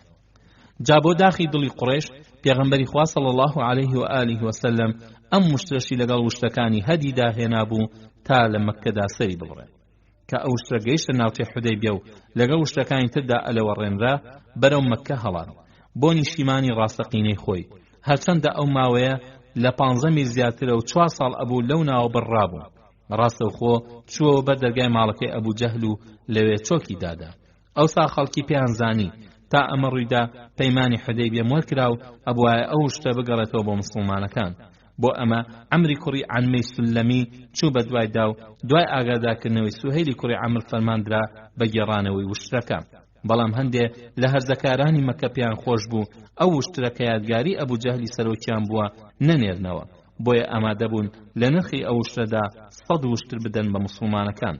کە ئەم باسەش گەیشتەوە لای پێغەمبەری خوا صلی الله عليه و آله وسلم دەری بڕی کە ئەو پێشنیارەی وەرئەگرت و بە 100 وشتر ڕازی ئەبوو ئەگەر ئەو وشترە بۆ هەدی ناوی لێ نەدایە. ئەو بوو هێنراوە لە حودەیبیە لە بری 7 کەس سەر بڕا کە لەوانە ئەبوو بەکر و عومەریشیان لە نێواندا بوو. خاڵی 16 کەمبوونەوەی خۆراک. کە پەیمانەکە بەسترا و جەنگ لە نێوان موسڵمانەکان و قوڕیشدا هەڵگیرا، پێغەمبەری خوا صلی الله عليه و آله وسلم لە وشترەکانی هەدی 20 وشتری بە پیاوێکی هۆزی ئەسلەمدا نادن بۆ مەککە تا لەوێ سەر ببڕێن و دەرخوادی دانیشتوان بدرێن. ئەو بوو ئەو پیاوە لە نزیک مەڕوەدا سەری بڕین و بە پێی ئامۆژگاری پێغەمبەری خوا صلی الله عليه و آله وسلم گۆشتەکەی دابەش کرد. دوای ئەوە پێغەمبەر و هاوڵان لە ڕێگەی مەڕ و دهران کە ئەمڕۆ پێی ئەڵێن وادی فاتیمە بەڕێگەی ئاساییدا گەڕانەوە بۆ مەدینە. جاچون کە مسلمانەکان ماوەیەکی زیاتریان پێچوو، لە کاتی گەڕانەوەیدا بەر لەوەی بگەنە عوسمان خواردنیان کەم بوویەوە و برسێتی ڕووی تێکردن. ئەوانش دادی ئەمان هێنایە خزمەتی پێغەمبەری خوا صلی الله عليه و آله وسلم و داوایان کرد کە مۆڵەتیان بداتە ئەو شترانە کە پێیانە بۆ سواربوون و کەل و پەل هەڵگرتن کەڵکیان لێوەرئەگرن سەریان ببڕن.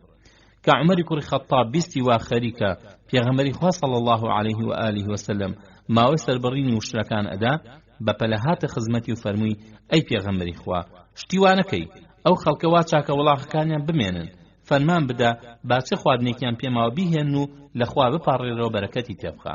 بۆ ئەمە پێغەمبەری خوا صلی الله عليه و آله وسلم فەرمایدا چی سفریان لە ڕایخن.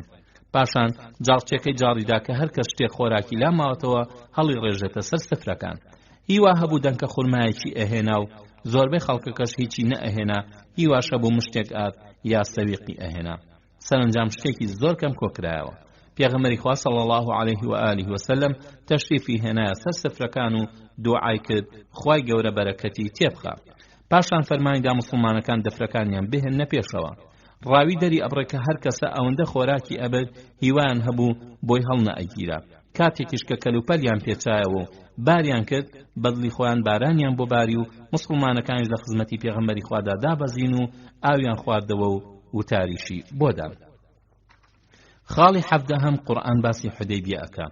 قورئانی پیرۆزیش هاتە خوارەوە تا باسی ئەم پەیمانە گەورەیە بکات و ئەم پەیمانەی بەسەرکەوتنێکی وەها گەورە لە قەڵەمدا بۆ ئیسلام و مسلمانان و ناوینا الفتح المبین کە ئەفەرمێ إنا فتحنا لك فتحا مبينا ليغفر لك الله ما تقدم من ذنبك وما تأخر ويتم نعمته عليك ويهديك صراطا مستقيما. شایانی باسەکە زۆربەی زانایانی تەفسیر و فەرموودا لەسەر ئەو ڕایان کە مەبەست لە الفتح پەیمانی حودەیبیەی مێژوویە وەک لە بوخاریدا هاتووە.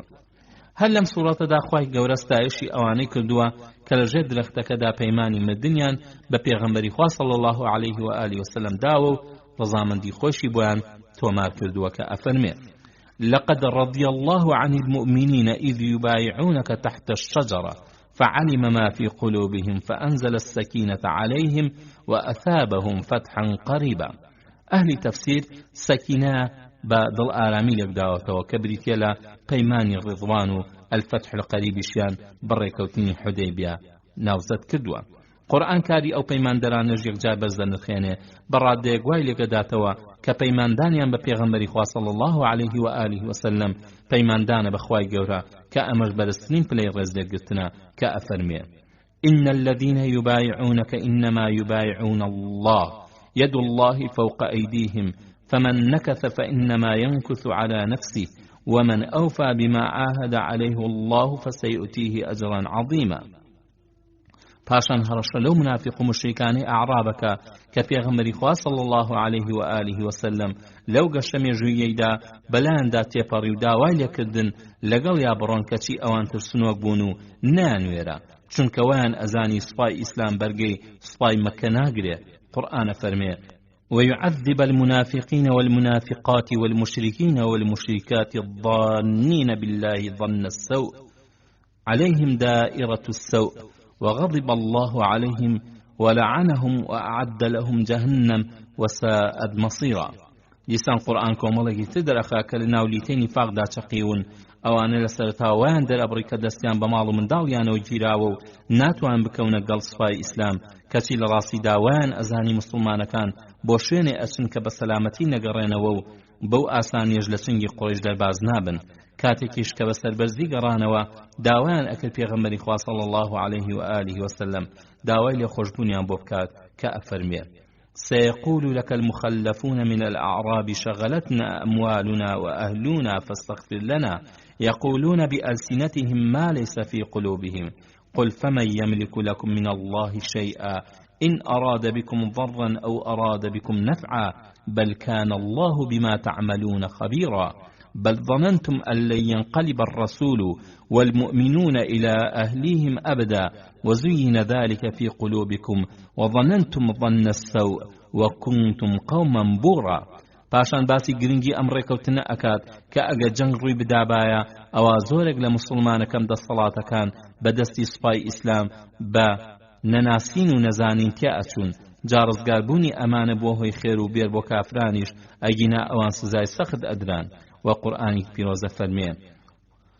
هم الذين كفروا وصدوكم عن المسجد الحرام والهدي معكوفا أن يبلغ محله ولولا رجال مؤمنون ونساء مؤمنات لم تعلموهم أن تطؤوهم فتصيبكم منهم معرة بغير علم ليدخل الله في رحمته من يشاء لو تزيلوا لعذبنا الذين كفروا منهم عذابا أليما هروها قرآن باسي سركوتوي كاري أم بيمان أكاد كبو ماي باراستين خويني هردولا وهو الذي كف أيديهم عنكم وأيديكم عنهم ببطن مكة من بعد أن أظفركم عليهم وكان الله بما تعملون بصيرا كاتيكش كمسلمانان لحديبية قرانوا تأكيد لسرعوا كدوكا أو هوالي پیغمبر كان بياني داوكا أسن مكة والراسو بسري برزو أسن بو عمرا كأفرمي لقد صدق الله رسوله الرؤيا بالحق لتدخلن المسجد الحرام إن شاء الله آمنين محلقين رؤوسكم ومقصرين لا تخافون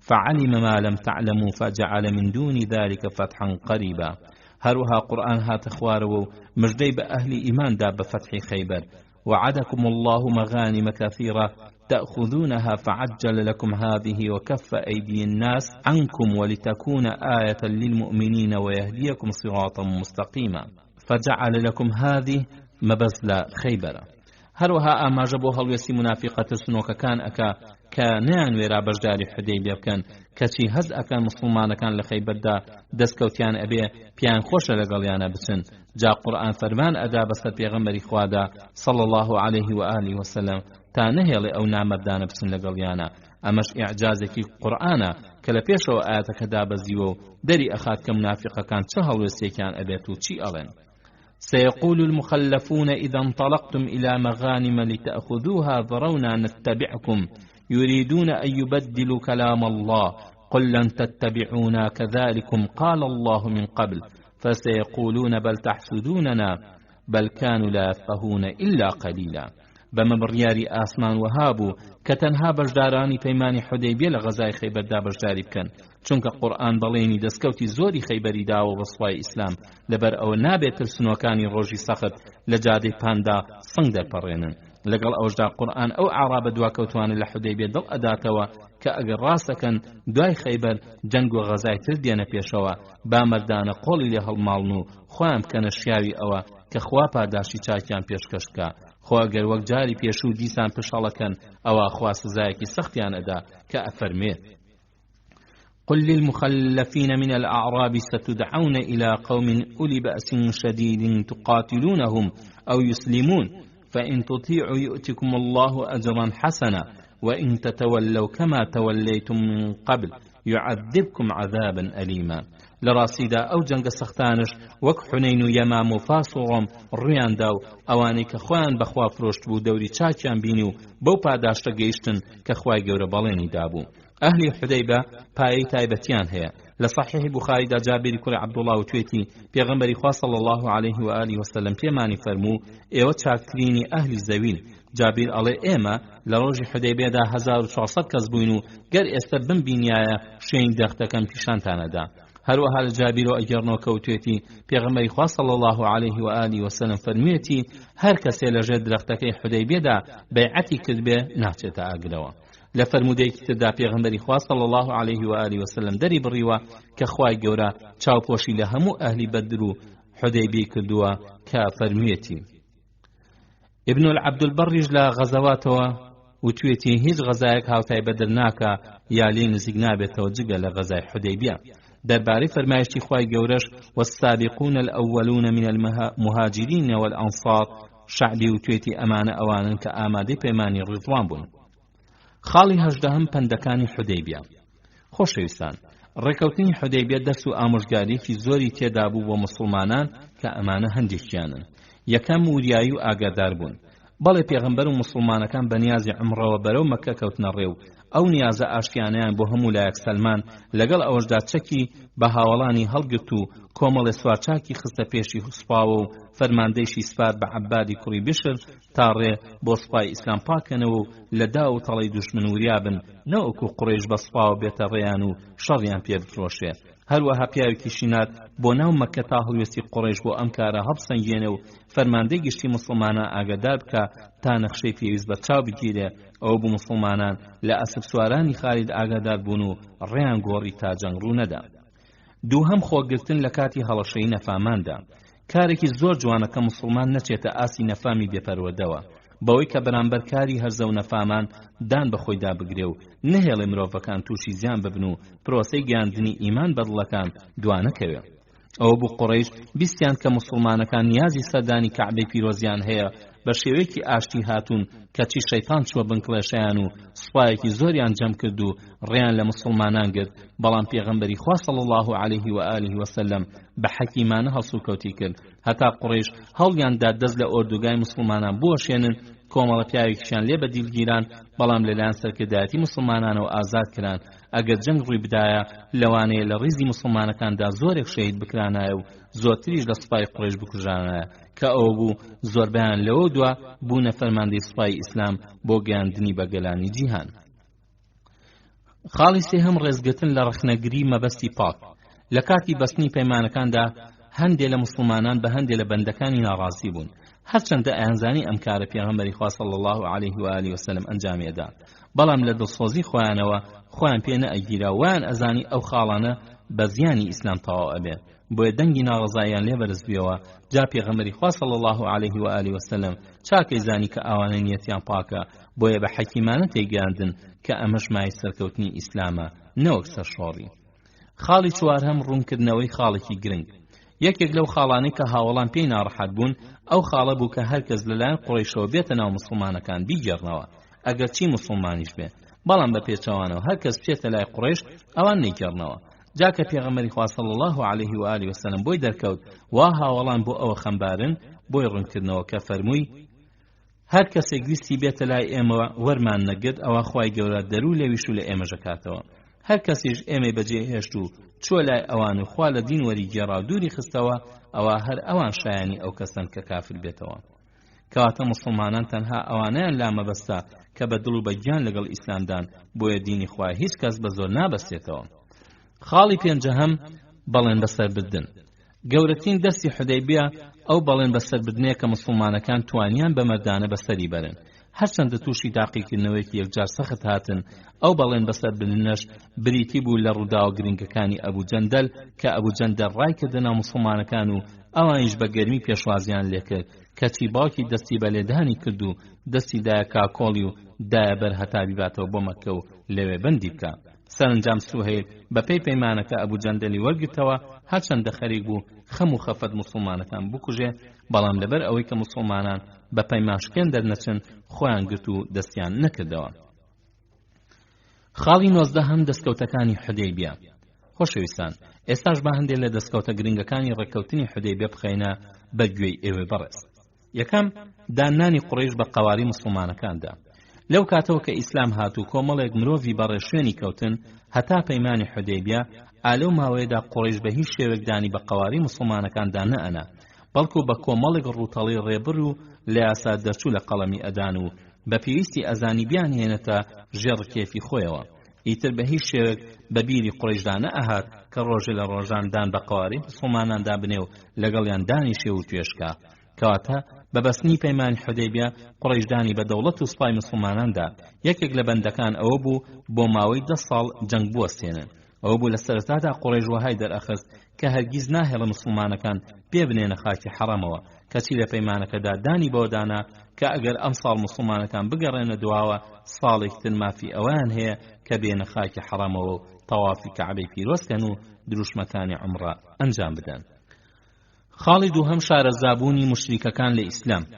لەو چەند ڕۆژەدا کە گەورە پیاوانی سوپای مشریک لە حودەیبیە مانەوە سەرنجی ڕەوشی بەرزی پێغەمبەر و هاوڵانیاندا و تێگەیشتن کە ئەم سوپا مەزنەی ئیسلام زۆر دوورە لەو بوختانانەوە کە قوڕیش کە بە شێوەیەکی ستەم بە ناوی ئەوە بڵاوی ئەکەنتەوە. ئەمەش ئەوە بووە هۆی بەرزبوونەوەی سمعیان لە هەمان کاتدا گلەی لە قوڕیشەکرا کە شەرفرۆشتن لەلایەن ئەوانەوەیە. خاڵی سێهەم پەرتەوازەبوونی ئۆردوگای کوفر کە ناو بژیوانەکان وەک سەرۆکی سەقیف عروەی کوڕی مەسعود و سەرۆکی ئەحابیش حولەیسی کوڕی زەبان بۆیان دەرکەوت کە موسڵمانەکان بێتاوانن کەوتنە لۆمە و گلەیی لە قوڕیش و ئامۆژگاریشیان کرد کە وازە موسڵمانەکان بێنێ با بێنە مەککەوە و عومڕەی خۆیان بەجێبێنن چونکە ئەوانیش وەک هەموو دانیشتوانی دورگە مافی ئەویان هەیە. سەرنجام ئەوە بوو سەرداری سەقیف بەخۆی سوپایەوە کشایەوە و وازی لە پشتگیری قوڕیشێنە. هەروەها سەرداری ئەحابیشیش هەڕەشەی لە قوڕیش کرد کە پەیمانی نێوانیان هەڵ ئەوەشێنێتەوە. خاڵی چوارهەم کاریگەری ژیانی موسڵمانان لەسەر بتپەرستان. لە کاتی بەستنی پەیمانی حودەیبیەدا موسڵمانەکان و بتپەرستەکان چاویان بەیەکەوت و سەرنجام کافرەکان لە هەڵسوکەوتی موسڵمانەکان شارەزا بوون و بە جوانی کاریگەری ئیسلامیان بۆ دەرکەوت. بۆیە زۆرێک لە پیاوە ژیرەکان هەستیان بە فەروەردەی دڵ و دەروونی موسڵمانەکان کرد بەڕادەیەک کە بە کەمتر لە 2 ساڵ ئەوەندە لەو بتپەرستانە موسڵمان بوون کە لەو پێش ئەوەندە موسڵمان نەبوو بوون. هەتا ئەوە بوو سوپای حودەیبیەی 1400 کەسی لە دوای 2 ساڵ بۆ فەتحی مەککە گەیشتە 10,000 کەس. بۆیە ئەم پەیمانە پڕفەڕ و بەرەکەتە ناونرا فەتح العەظیم. بتپەرستەکان هەچی سەرنجی ڕەوشی موسڵمانەکانیان ئەدا سەریان سوڕ ئەما چونکە لە وەفا و ڕازگۆی و گوێڕایەڵی و ئازایەتی و مەدایەتیدا هەنگاوی زۆریان نابوو. جا ئەم سەر سوڕمانە پرسیایی بۆ دروستەکردن ئەمانە چۆن بەم پلە بەرزانە گەیشتون. عروەی کوڕی مەسعودی سەرداری سەقیف سەری لە مغیرەی کوڕی شعبەی برازای سوڕەما کە لە پێش موسڵمان بوونیدا چەندە زیانە خرۆ جەردە و پیاکوش بوو کەچی دوای موسڵمان بوونی بە ماوەیەکی کەم بۆ خاوەنی متمانەیەکی وەها کە ببێتە پاسەوانی پێغەمبەری خوا صلی الله عليه و آله وسلم. خاڵی پێنجەم چەکەرەی ئیمان بە گوێڕایەڵی موسڵمانان کە کافران سەرنجی ڕێکوپێکی ژیانی ئیماندارانیاندا سەریان لە گوێڕایەڵیەکەی هەمویان سوڕما. بۆ نمونە ئەبوو جەندەل بە چه حاڵێک خۆی لە بەندیخان دەرباز کرد بێ کە باوکی بیان و ئەگرێ پێغەمبەری خوا صلی الله عليه و آله وسلم فەرمانی بەسەردا ئەدا تا بگەڕێتەوە. ئەویش ملک کەس ئەکاو لە فەرمان دەرناچێ لەبەر فەرمانی سەرۆکەکەی ئەچێتەوە زیندانی پڕ لە ئەشکەنجە و دڵیشی پڕ لە متمانە کە خوا دەروی لێ ئەکاتەوە. ئیتر بیر لە هەڵگەڕانەوە و ساربوونەوە لە دین ناکاتەوە. هەروەها مسلمانەکانیش لەبەر فەرمانی ئازی صلی الله عليه و آله وسلم بێدەنگە بن هەرچەندە لەسەر دڵ و دەرونیان یەکجار سەختە برایەکی ئیمانی بێدەسەڵاتیان بەو شێوە بدرێتەوە دەستەمکاران. ئەو بوو زۆرێک لە ژیرەکانی مەککە بە چاوی ڕێزەوە سەیری گوێڕایەڵی سەربازانی ئیسلامیانە کرد. ئەو بوو چەکەری ئیمان لە دڵی فەرماندەکانیاندا بە وێنەی خالیدی کوڕی وەلید و عەمری کوڕی عاص و عوثمانی کوڕی تەڵحە سەوز بوو. دوای ماوەیەک خۆیان گەیاندە مەدینە و موسڵمان بوون. خالد کە موسڵمان بوو پێغەمبەری خوا صلی الله عليه و آله وسلم ناوینا شمشێری خوا کە بەڕاستی هەروا بوو. خوای گەورە وڵاتی شامی بەدەستی ئەو فەتح کرد. عەمریش بۆ یەکێک لە فەرماندە مەزنەکانی سوپای ئیسلام کە ئەو بوو فەتحی وڵاتی مصریش بەدەستی ئەو کرا. خاڵی شەشەم ئاوردانەوە بەلای خەیبەر و باکووردا. بەم پەیمانە پێغەمبەری خوا صلی الله عليه و آله وسلم یەکلایی بوویەوە بۆ جوولەکەی خەیبەر کە لە هەموو لایەک زیاتر مەترسیان بۆ سوپای موسڵمانان هەبوو چونکە لە خەیبەردا 10,000 جەنگاوەری جوولەکە هەبوون کە زۆر داغ لە دڵی موسڵمانان بوون. ئەوانە زۆریش بەدەسەڵات و دەوڵەمەند بوون بۆیە پێویست بۆ موسڵمانان ئەو مەترسیە لە بانگەوازەکان لادن کەواتە فەتحی خەیبەر بەبەرهەمێکی پڕبەرەکەتی پەیمانی حودەیبیە ئەژمێدرێ.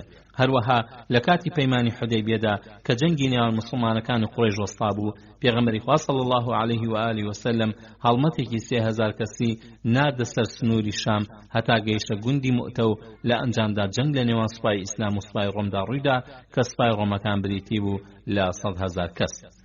خاڵی حوتەم و کۆتایی بەڕێزان بانکردنی پادشایانی خۆرهەڵاتی ناوەڕاست. لە کاتی پەیمانی حودەیبیەدا پێغەمبەری خوا صلی الله عليه و آله وسلم ئاوڕی بەلای پادشا میرەکانی دەوروبەری دورگەی عەرەبیەوەدایەوە و بۆ لای هەر یەکەیان یەکێک لە هاوڵانی ڕەوانە کرد و نامەی بۆ ناردن تا بە خۆیان و گەلانی ژێدەستەیانەوە موسڵمان ببن وەک لە بەشی ئەڵلقەکانی داهاتوودا بە درێژی باسیەکەین. هەر لەم ساڵدا بە پێی هەندێک ڕیوایەت عەرق لەسەر موسڵمانان حرام کرا و موسڵمانان بە شێوەیەکی ناوازە دەستیان لەو کارە چەپەڵە هەڵگرت هەرچەندە عەرق خواردنەوە لەگەڵ خوێن و دەماریاندا تێکەڵ بوو ئەمەش دیارە گەورەی ئیسلام دەرەخا کە حکومەتێکی وەک ئەمریکا نەیتوانیوە تا ئێستاش قەدەغی بکە. لە کۆتایی باسی حودەیبیەدا ماوە کە باسی شۆڕژگارانی ئێسکەین بەڵام ئەو باسە هەڵەگرین بۆ شوێنی خۆی و لە کاتی خۆیدا پێشکەشیەکەین بەڕێزان. خۆشەویستان و ئازیزان بەم شێوەش هاتینە کۆتایی ئەڵقەی ئەم جارەی بەرنامەکەتان ژیانی ئازیزمان صلی الله عليه و آله وسلم تا بەیەگەیشتنەوەی تر هەموو لایەکتان بەخوای گەورە و میهرەبان سپێرین. والسلام عليكم ورحمة الله وبركاته. بسم الله الرحمن الرحيم. الحمد لله رب العالمين، والصلاة والسلام على رسوله الأمين وعلى آله وصحبه أجمعين. بسرانی بەڕێز و خۆشەویست سڵاوی خۆی گەورەتان لێبێت. خۆشحاڵین کە لە ئەڵقەیەکی نوێی ژیانی ئازیزمان صلى الله عليه وآله وسلم بە ئێوە بەڕێز و خۆشەویستمان گەیشتینەوە. خۆشەویستان ئەگەینە بەشی 32 بانکردنی پادشایان. بەستنی پەیمانی حودەیبیا سەرەتای قۆناغێکی گرنگ و نوێ بوو لە مێژووی ئیسلامدا، چونکە وەک لە ئەڵقەکانی پێشوودا ئاماژەمان پێکرد بۆ ئازیزان دەرکەوت کە لە دورگەی عەرەبیدا 3 ئۆردوگای بەهێز و پڕمەترسی لە بەردەم موسڵماناندا بە چەک و تفاقەوە خۆیان مەڵازداوە. ئەوە بوو لە جەنگی ئەحزابدا هەر 3 قۆڵی دوژمنایەتی کە بریتی بوون لە قوڕەیش و هاوپەیمانانی و غەتەفان و هۆزەکانی دەوروبەری و جوولەکەی خەیبەر کە هێلانەی پلانی نامردانە بوون بە هەرسێکیانەوە هێرشیان کردە سەر مەدینە و تەنها ئەوە بوو خوا گەیشتە فریای موسڵمانەکان ئەگینا تیاچوو بوون. کە پەیمانی حودەیبیە بەسترا بەهێزترین سوپای ئەو 3 قۆڵە قۆڵی بەسترا تاواز لە دژایەتی بێنێ. بەمە موسڵمانەکان هەستیان بە بارسووکی کرد. غەتەفانیش کە بینی وا قوڕیشوازی لە چەکێنا ئەو تەماعی بە مەدینە نەما و بیری لە هەڵمەت بۆ سەر مەدینە نەما. بەڵام جوولەکەی ترسنۆکی خەیبەر هەردەم بۆ هەلێکە گەڕان تا ئەو عەربە بتپەرستانە لە دشی مەدینە هەڵبرێن. بۆیە یەکەم هەڵمەتی گەورەی سوپای موسڵمانان دوای حودەیبیە بریتی بوو لە دەرهێنانی ڕەگۆڕیشەی جوولەکەی خەیبەر تا دورگەی عەرەبی لە شەڕ و فیتنەیان ڕزگار بێن. بەڵام بەر لەوەی ئەم هەڵمەتە ببرێتە سەر خەیبەر، بەڵکو دوای گەڕانەوەی پێغەمبەری خوا صلی الله عليه و آله وسلم لە حودەیبیە و لە کۆتایی ساڵی 6 کۆچیدا یا سەرەتای ساڵی 7دا نامەی بۆ میر و پادشایانی ناوچەکە نووسی و بانگی کردن بۆ سەری ئیسلام. کە پێغەمبەری خوا صلی الله عليه و آله وسلم هاتە سەر ئەوەی کە نامە بۆ پادشایانی ناوچەکە بنێرێ، ڕۆژێکیان هاتە ناو هاوڵانی و فەرمووی: خەڵکینە، خوای گەورە منی بەڕەحمەت بۆ سەر هەموو مرۆڤ ڕەوانە کردووە. جابا ئێوەش دەربارەی من ناکۆکیتان تێنەکەوێ وەک حەواریەکان دەربارەی عیسای کوڕی مەریەم تیان کەوت. هاوڵانیشی فەرمیان: ئەی پێغەمبەری خوا، حەواریەکان ناکۆکیان چۆن تێکەوت؟ فەرمووی: بانگی کردن بۆ ئەوەی کە من ئێوەم بۆی بانگ کردووە. جا هەر کامیان بۆ شوێنێکی نزیکی ڕەوانە کرد، ئەوە پێ ڕازی بوو، ئەڕۆیشت.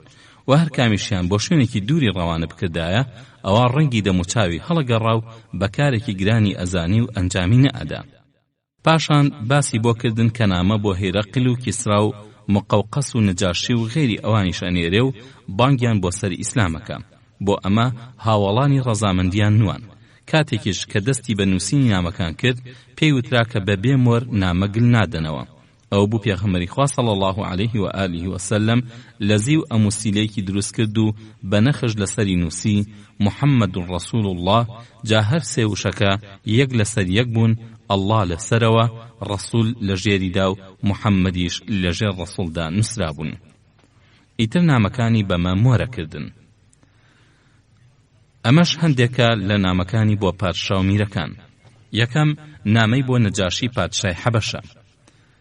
خۆشەویستان، بەر لە هەموو شتێ با لە یادمان بێ کە لە ماوەی پێغەمبەراتی پێغەمبەردا صلی الله عليه و آله وسلم 2 پادشا حکمی حەبەشەیان کردووە. یەکێکیان ئەو نەجاشیەیە کە لە قۆناغی مەککەدا موسڵمانەکان لە تاوی ئازاری قوڕیش کۆچیان بۆ لای کرد و پێغەمبەری خوا صلی الله عليه و آله وسلم جعفەری کوڕی ئەبوو تاڵیبی کردە ئەمیریان و داوای لە نەجاشیش کرد کە جیان بکاتەوە. ئیتر نامەی بۆ نەنووسی، داوای موسڵمانبوونی لێ بکات، چونکە وا دەرئەکەوێت کە پێش هیجرەت بە گونجاوی نەزانیوە داوای موسڵمانبوون لە هیچ دەسەڵاتدارێ بکات. واش دەرەکەوێت کە ئیمان چوو بێتە دڵیەوە و قەناعەتی کردبێ کە عیسای کوڕی مەریەم بەندە و پێغەمبەری خوایە و بە فەرمانی خوا بەبێ باوک لەدایک بووە. دووهەمیشان ئەوەیە کە پێغەمبەری خوا صلی الله عليه و آله وسلم نامەی بۆ ناردووە و داوای لێ کردووە موسڵمان ببێ.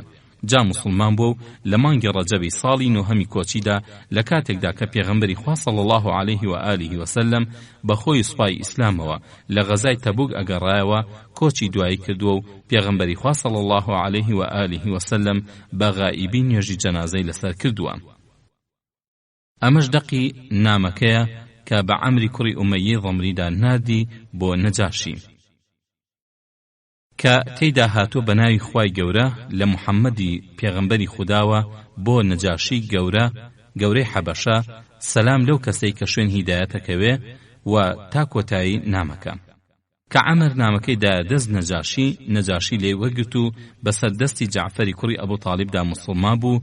دوای ئەوە ئەم نامەیەشی بۆ پێغەمبەری خوا صلی الله عليه و آله وسلم نووسی کە ئەویش جوابی دایەوە سڵاوی خوا لە پێغەمبەری خوا بێ و بەرەکات و ڕەحمەتی بۆ سەر بڕژێ و خوایەک کەوا هیچ خوایەکی تر نییە جگە لەو و تێیدا ئاماژەی بۆ کردووەکەوە کتابەکەی بەدەستگەیشتووە کە تێیدا باس لە ئەوە ئەکات کە چۆن عیسا بیری خسۆتەوە بەو شێوەیە بووە.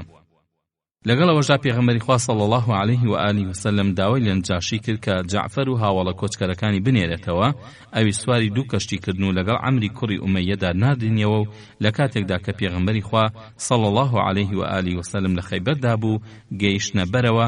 ئەوە بوو ئەم پادشایە لە ڕەجەبی ساڵی نۆدا کۆچی دوایی کرد بە موسڵمانەتی و پادشایەکی تر هاتە جێی و پێغەمبەری خوا صلی الله عليه و آله وسلم نامەیەکی بۆ ئەویش نارد ئیتر نازاندێ موسڵمان بووە یاخوننا. دووهەم نامەی بۆ مقەوقەس پادشای میسر.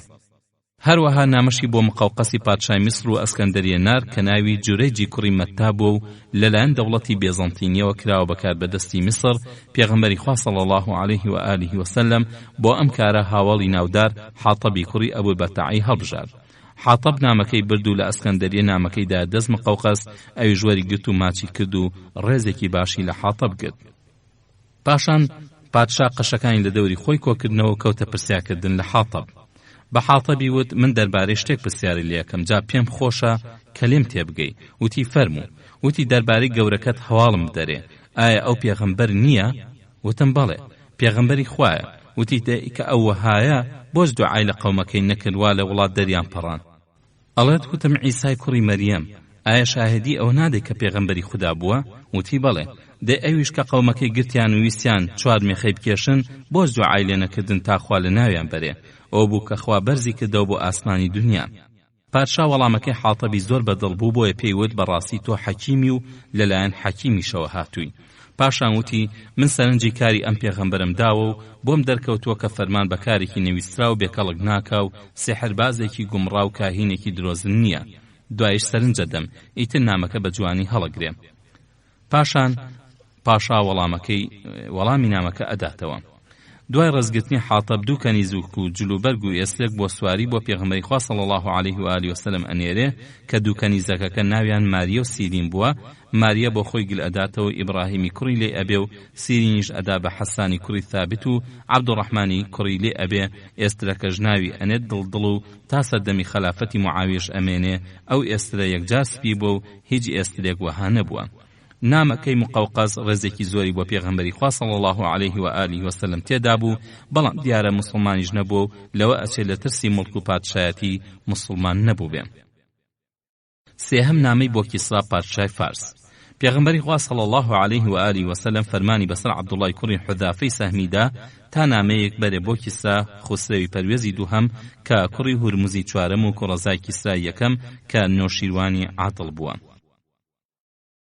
کاتێک کە نامەی پیرۆز بۆ پەروێز خوێندایەوە تووڕە بوو نامەکەی دڕاند و بە فیز و دەمارێکەوتی بەندەیەکی هیچ و پوچی ژێر دەستەم ناوی خۆی لە پێش ناوی منەوە ئەنووسێ.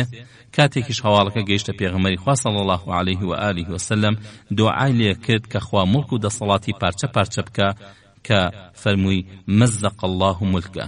هەروەش بوو دوعاکەی گیرا بوو خێرا کیسرا نامەی بۆ باردان نووسی کە کاربەدەستی خۆی بوو لەسەر یەمەن تا دوو پیاوی ئازای لێ هاتوو لە یەمەنەوە بنێرێ بۆ حیجاز بە دوای پێغەمبەری خوادا تا قۆڵبەستی بکەن و بە پەلە بیگەێننە لای پادشا. باذانیش دوو پیاوی لەلایەن خۆیەوە هەڵبژاردن کە یەکێکیان ناوی یا بەوەی بوو بە نامەیەکەوە ناردنی خزمەتی پێغەمبەری خوا صلی الله علیه و آله و سلم و فەرمانی بەسەردا ئەدا هەتا لەگەڵ ئەو دوو پیاوەیدا بڕوا بۆ لای کیسرا کە گەیشتنە مەدینە و چوونە خزمەتی یەکێکیان وتی شاهەنشا کیسرا نامەی بۆ باذانی پادشامان نووسیوە تا پیاو بە دوای تۆدا بنێرێ و بتبا بۆ لای کیسرا خۆی ئەویش منی ناردۆ بۆ لات تا بێ لەگەڵمدا ئیتر چەند هەڕەشەیەکیشی لێ کرد پێغەمبەری خوا صلی الله علیه و آله و سلم هیچ وەڵامی نەدانەوە ئەوەندە نەبێ کە فەرمانیدا سبەینێ بێنەوە خزمەتی لەو کاتانەدا سوپای فاز لە بەردەم سوپای ڕۆمدا شکا بوو بۆیە لەسەر ئەمە لەناو کەسوکاریدا شۆڕشێک لە دژی کیسرا بەرپا بوو سەرنجام شێرۆی کوڕی پەروێز باوکی ئەکوژێت و لە شوێنی باوکیدا خۆی ئەبێتە پادشا ڕووداوی کوشتنی پەروێز لە شەوی سێشەمەی دەی جومادی یەکەمی ساڵی حەوتەمدا بوو ئەمەش هەر ئەو شەوە بوو کە جووتە پیاوەکەی باذان لە مەدینەدا بوون خوای گەورە بە وەحی پێغەمبەری خوای صلی الله علیه و آله و سلم ئاگادار کردو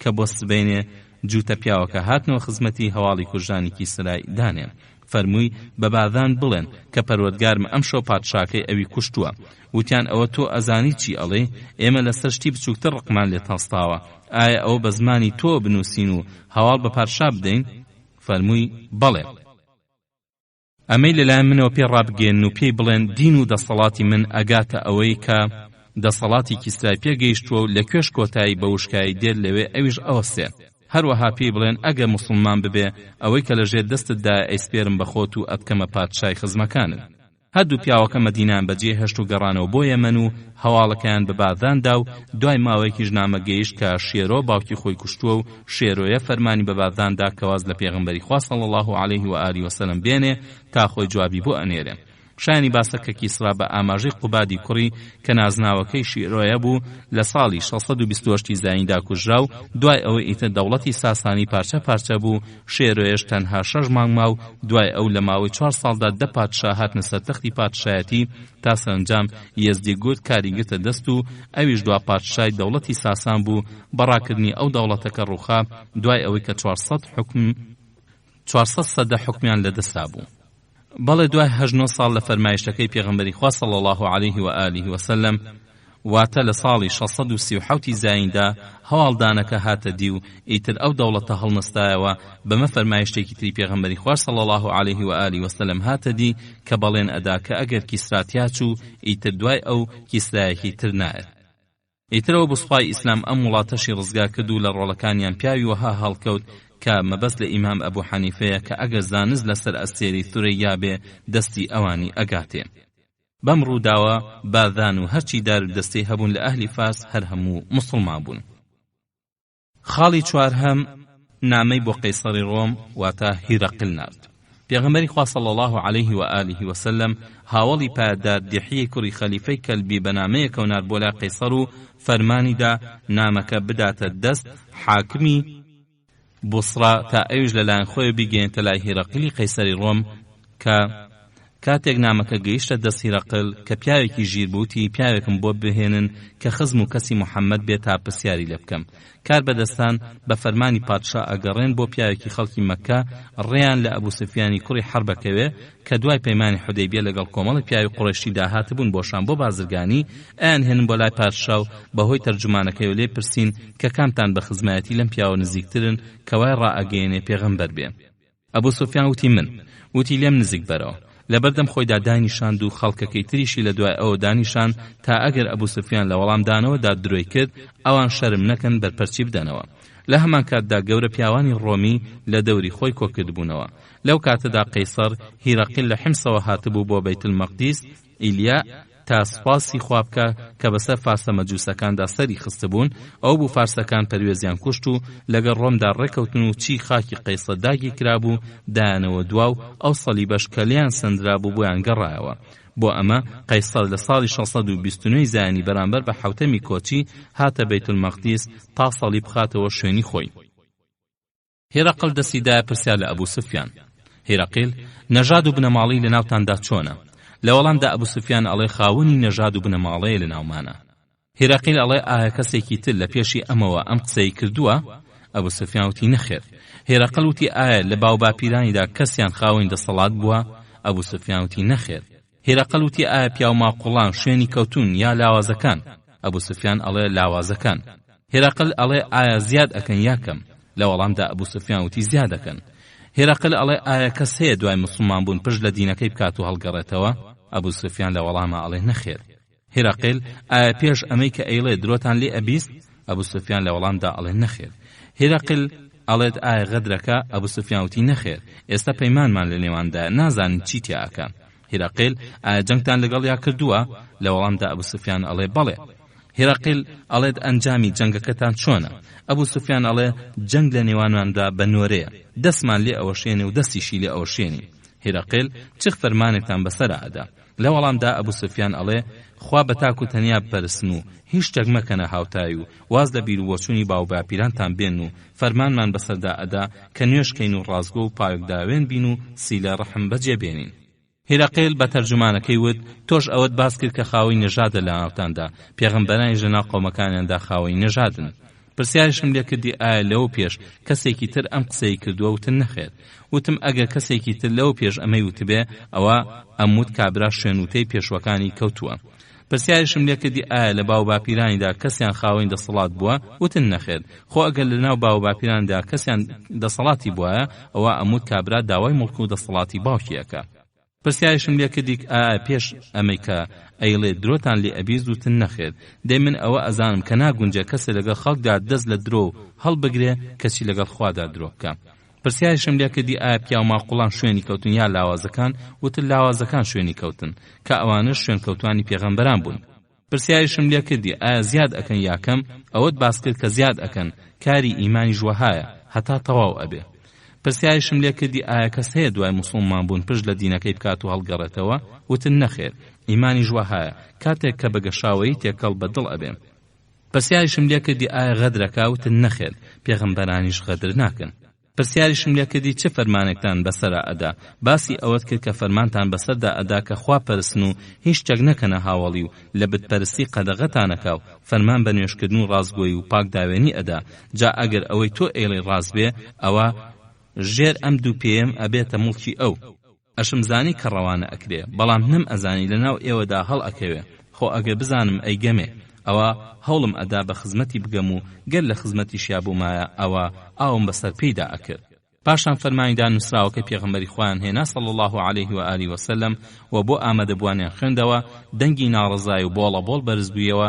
هێراقلیش فەرمان ئەدا تا ئەبوو سوفیان و هاوڵانی بکرێنە دەرەوە. ئەبوو سوفیان ئەڵێ کاری محەممەد گەورە بووە، ئەوە تا پادشای ڕۆم لێی ئەترسێن. دوای ئەبوو سوفیان ئەیود هەروە بەلامەوە یەقین بوو کە پێغەمبەری خوا صلی الله عليه و آله وسلم سەر ئەکەوێ تا ئەوە بوو خوا ئیسلامی خستە دڵمەوە. دوای ئەوە قەیسەر هێراقل فەرمانیدا گەورە پیاوانی ڕۆم بێنە کۆشک و فەرمانیدا دەرگاکانی کۆشکیان داخستن. پاشان ڕوو بە خەڵکەکە وەستاوتی ئەی کۆمەڵی ڕۆم، ئایا سەرکەوتن و ژیریتان ئەوێ؟ ئایا پێتان خۆشە مڵک و دەسەڵاتان دامەزراو بێ؟ وەرن بەیعەت بەم پێغەمبەرە بدەن.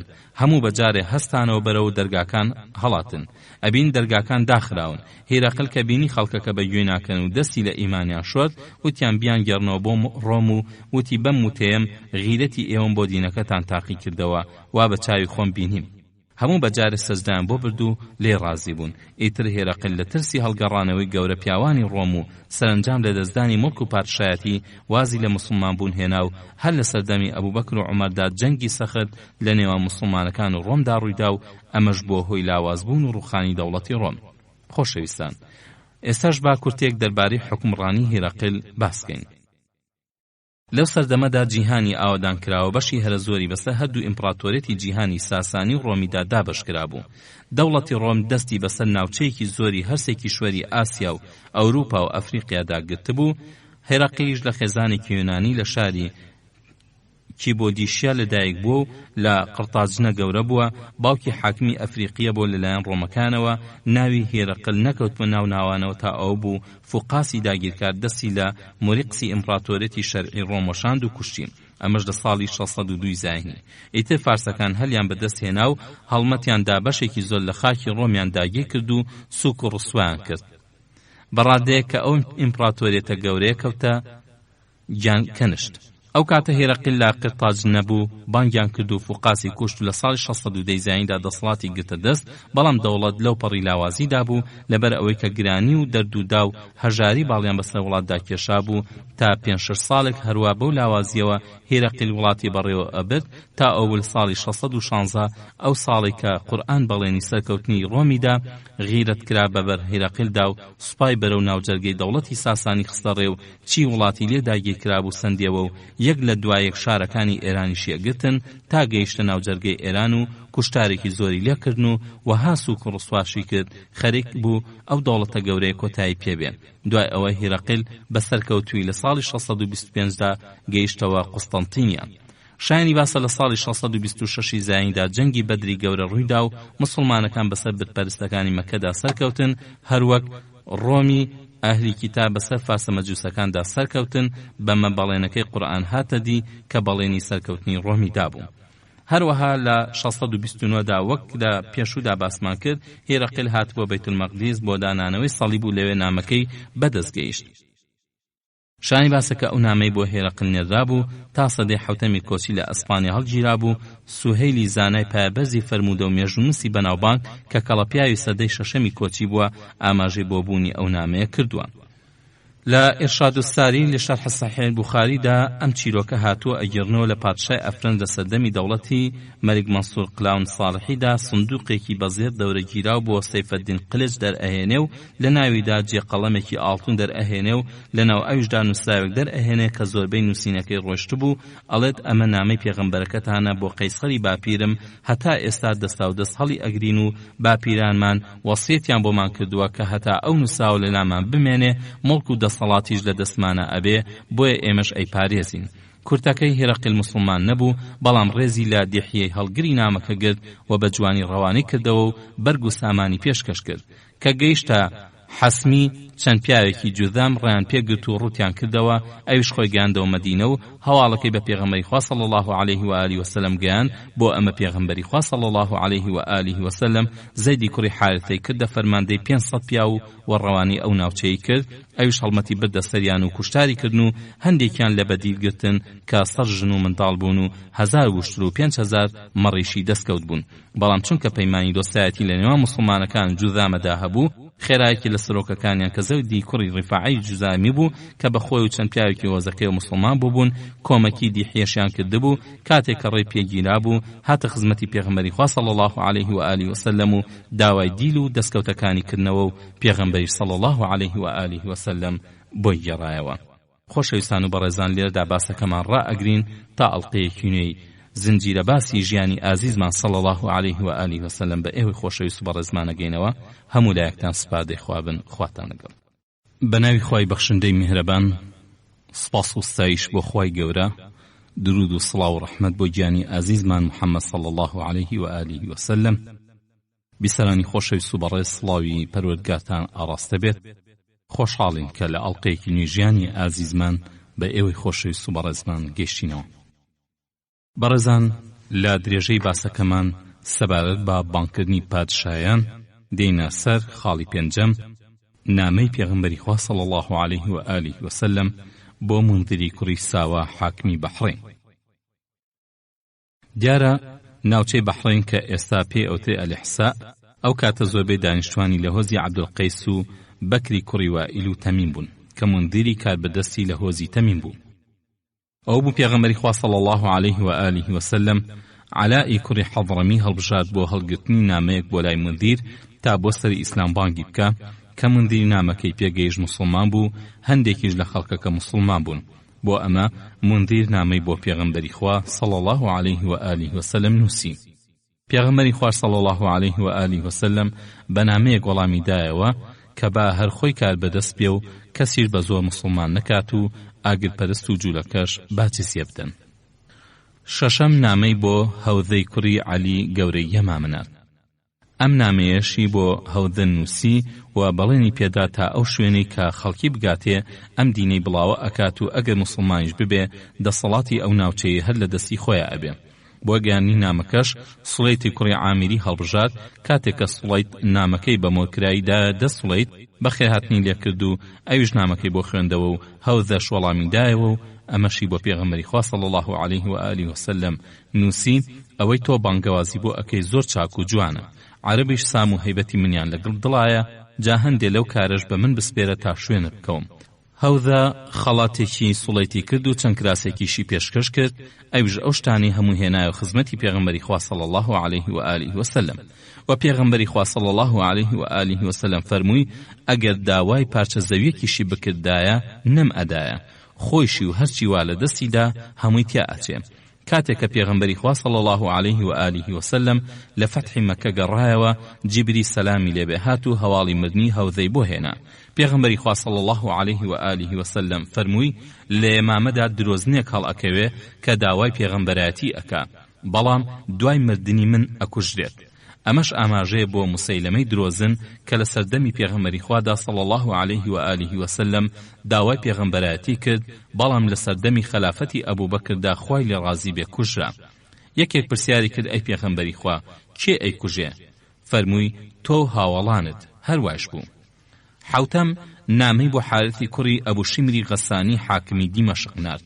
هەروەها پێغەمبەری خوا صلی الله عليه و آله وسلم فەرمانی بەسەر هاوڵی پایدار شوجاعی کوڕی وەهبدادا تا نامەیەک بۆ حارثی گەورەی دیمەشق ببا کە ئەگەر مسلمان ببێ لە شوێنی خۆی پادشا ئەبێ. کە نامەکە گەیشتە دەست حارث، فڕی داوتی چی ئەتوانێت دەسەڵاتم لێ بسێنێ؟ من ئەچمە سەر ئەو بخۆی ئامادە کرد تا سوپا بنێرێتە سەر پێغەمبەری خوا صلی الله عليه و آله وسلم. بە هەڵگری نامەشی وت ئەوەی ئەیبینی لە ئامادەکردنی سوپا بۆ گەورەکەتی بگێڕنەوە. نامەشی بۆ قەیسەر نات تا مۆڵەتی بدات و هێش کاتە سەر پایتەختی ئیسلام. ئەو بوو هەر لەو کاتەدا دیحیەی کەلبیش هاتبوو نامەی بۆ هێرەقل هێنابوو. هێرەقل جوابی بۆ حارث نات تا لەو بڕیارەی واز بێنێ. کە جوابی قەیسەر هێرەقل گەیشتە لە حاکمی دیمەشق، شوجاعی هەڵگری نامە بە جوانی ڕەوانەی کردەوە، دوای ئەوەی کە جلوبەرگ و پارە و مەسرفێکیشیدایە بەڵام مسلمان نەبوو. هەشتم نامەی بۆ جەیفەر و عەبد کوڕانی جوولەندا کە پادشای عومان بوون. جەیفەر برا گەورە پادشا بوو، هەردووکیان حاکمی عومان بوون. ئەم دوو برایش لەلایەن پێغەمبەری خوا صلی الله عليه و آله وسلم نامەیان بۆ چوو، هەردووکیشیان مسلمان بوون. نۆهەم نامەی بۆ ئەمیری بوسڕا نارد. هەروەها پێغەمبەری خوا صلی الله عليه و آله وسلم حارثی کوڕی عومەیری ئەزدی بە نامەیەکەوە نارد بۆ لای ئەمیری بوسڕا. کاتێک کە حارث گەیشتە موتە لەسەر سنووری شام، شوڕەحبیلی کوڕی عەمری غەسانی ڕێی پێگرت و لێی پرسی نیازی کوێت هەیە؟ وتی شام. وتی لەوە ئەچێت تۆ یەکێک لە نێراوەکانی محەممەد بی؟ وتی بەڵێ. شوڕەحبیل فەرمانیدا لە ملی بدرێ. جگە لە حارث هیچ نێراوێکی تری پێغەمبەری خوا صلی الله عليه و آله وسلم نەکوژراوە. هەروەها نامەی بۆ جەبەلەی کوڕی ئەیهەم و بۆ حارثی کوڕی عەبد کەلالی حمێری پادشای یەمەن نووسی. غەزای ذو قەرد. مێژونوسان وەهایان باس کردووە کە ئەم غەزایە لە ساڵی شەشەمدا و پێش پەیمانی حودەیبیە ڕوویداوە، بەڵام بوخاری دەری بڕیوە کە 3 ڕۆژ پێش خەیبەر بووە، واتە یەکەم غەزا بۆ دوای حودەیبیە و پێش خەیبەر. هەروەها مسلیمیش پشتی گرتووە و ڕووداوەکەش بەم جۆرە بووە. عەبدوڕەحمانی کوڕی عوێینەی کوڕی حسنی فەزاری لەگەڵ هێزێکی گەورەینەوەی غەتەفاندا هێژەکەنە سەر ئەو کۆمەڵە وشترەی کە پێغەمبەری خوا صلی الله عليه و آله وسلم بۆ شیردان بە مسلمانانی بەخێو ئەکردن لە ناوچەی ئەلغابەی باکووری مەدینە. شوانی ئەم مشترانە کوڕێکی ئەبوو دەڕی غیفاری بوو، سوارچاکی بەناوبانگی سەلەمەی کوڕی ئەکوع لەوێ بوو. شایانی باسە کە باوکی ئەو پیاوەی هێرشی کرد بۆ عوێینەی کوڕی حسنی فەزاری بوو کە یەکێک بوو لە 4 سەرۆکەکەی غەتەفان لە جەنگی ئەحزابدا. جایەکەم مسلمانەکان و غەتەفان کە فەزارەیەکی لە هۆزەکانی غەتەفان بوو لە حاڵەتی جەنگدا بوون و دوو هەمیش فەزارە لە مەدینەوە نزیک بوو، بۆیە ئاسایی بوو هەڵمەت بەرن و دەست لە مسلمانەکان بۆشێنن. ناوچەی غابەش ناوچەیەکی بەپیتی پڕوەک و درەخت بوو، بە یەکێک لە مێرگە سەرەکیەکانی مەدینە ئەژمێدرا.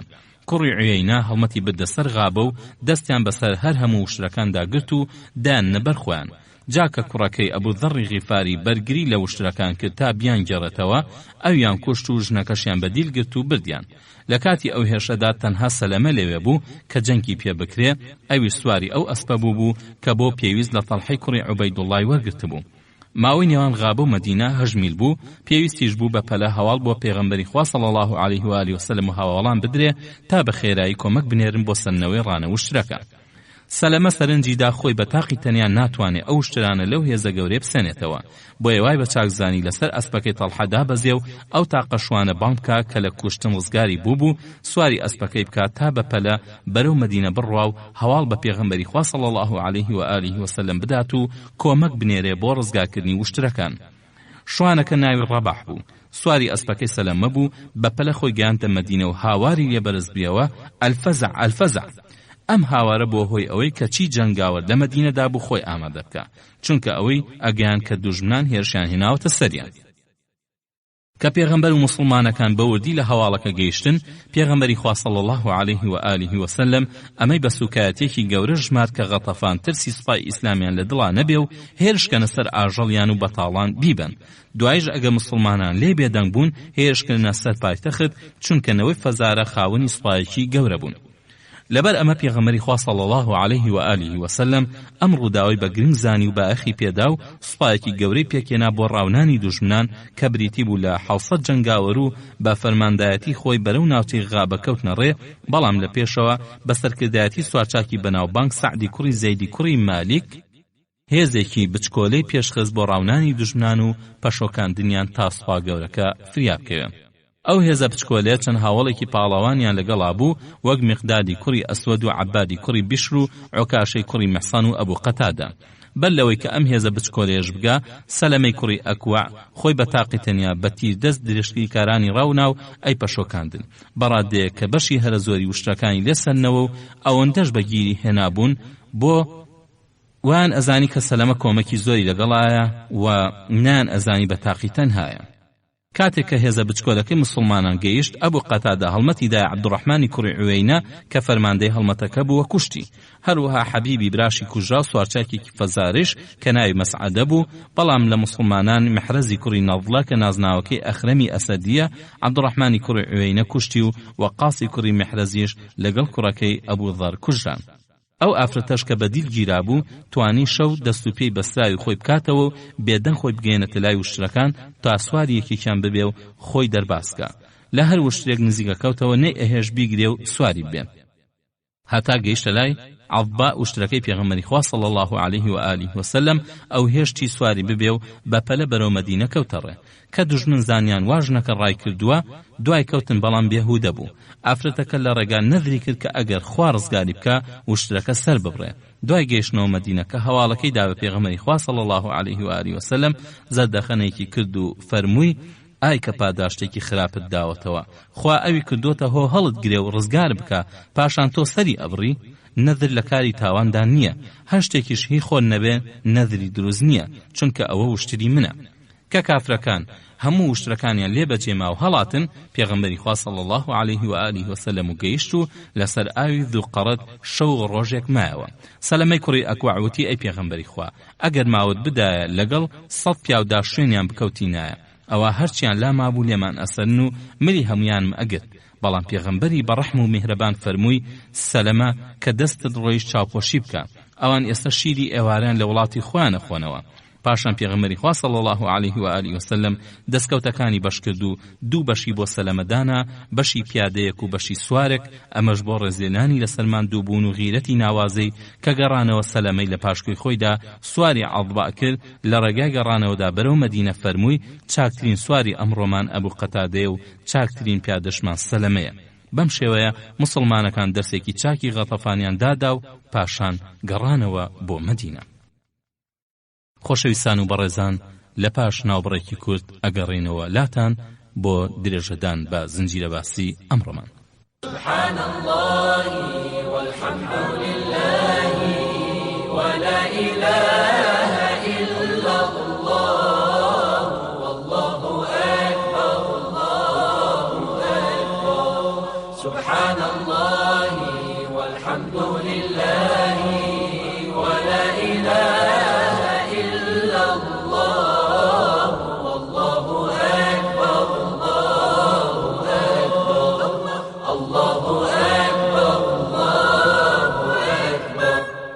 بەڕێزان و خۆشەویستان، بەردەوامین لەگەڵتان بۆ پێشکەشکردن و درێژەدان بە ئەڵقەی ئەم جارەی ژیانی ئازیزمان صلی الله علیه و آله وسلم.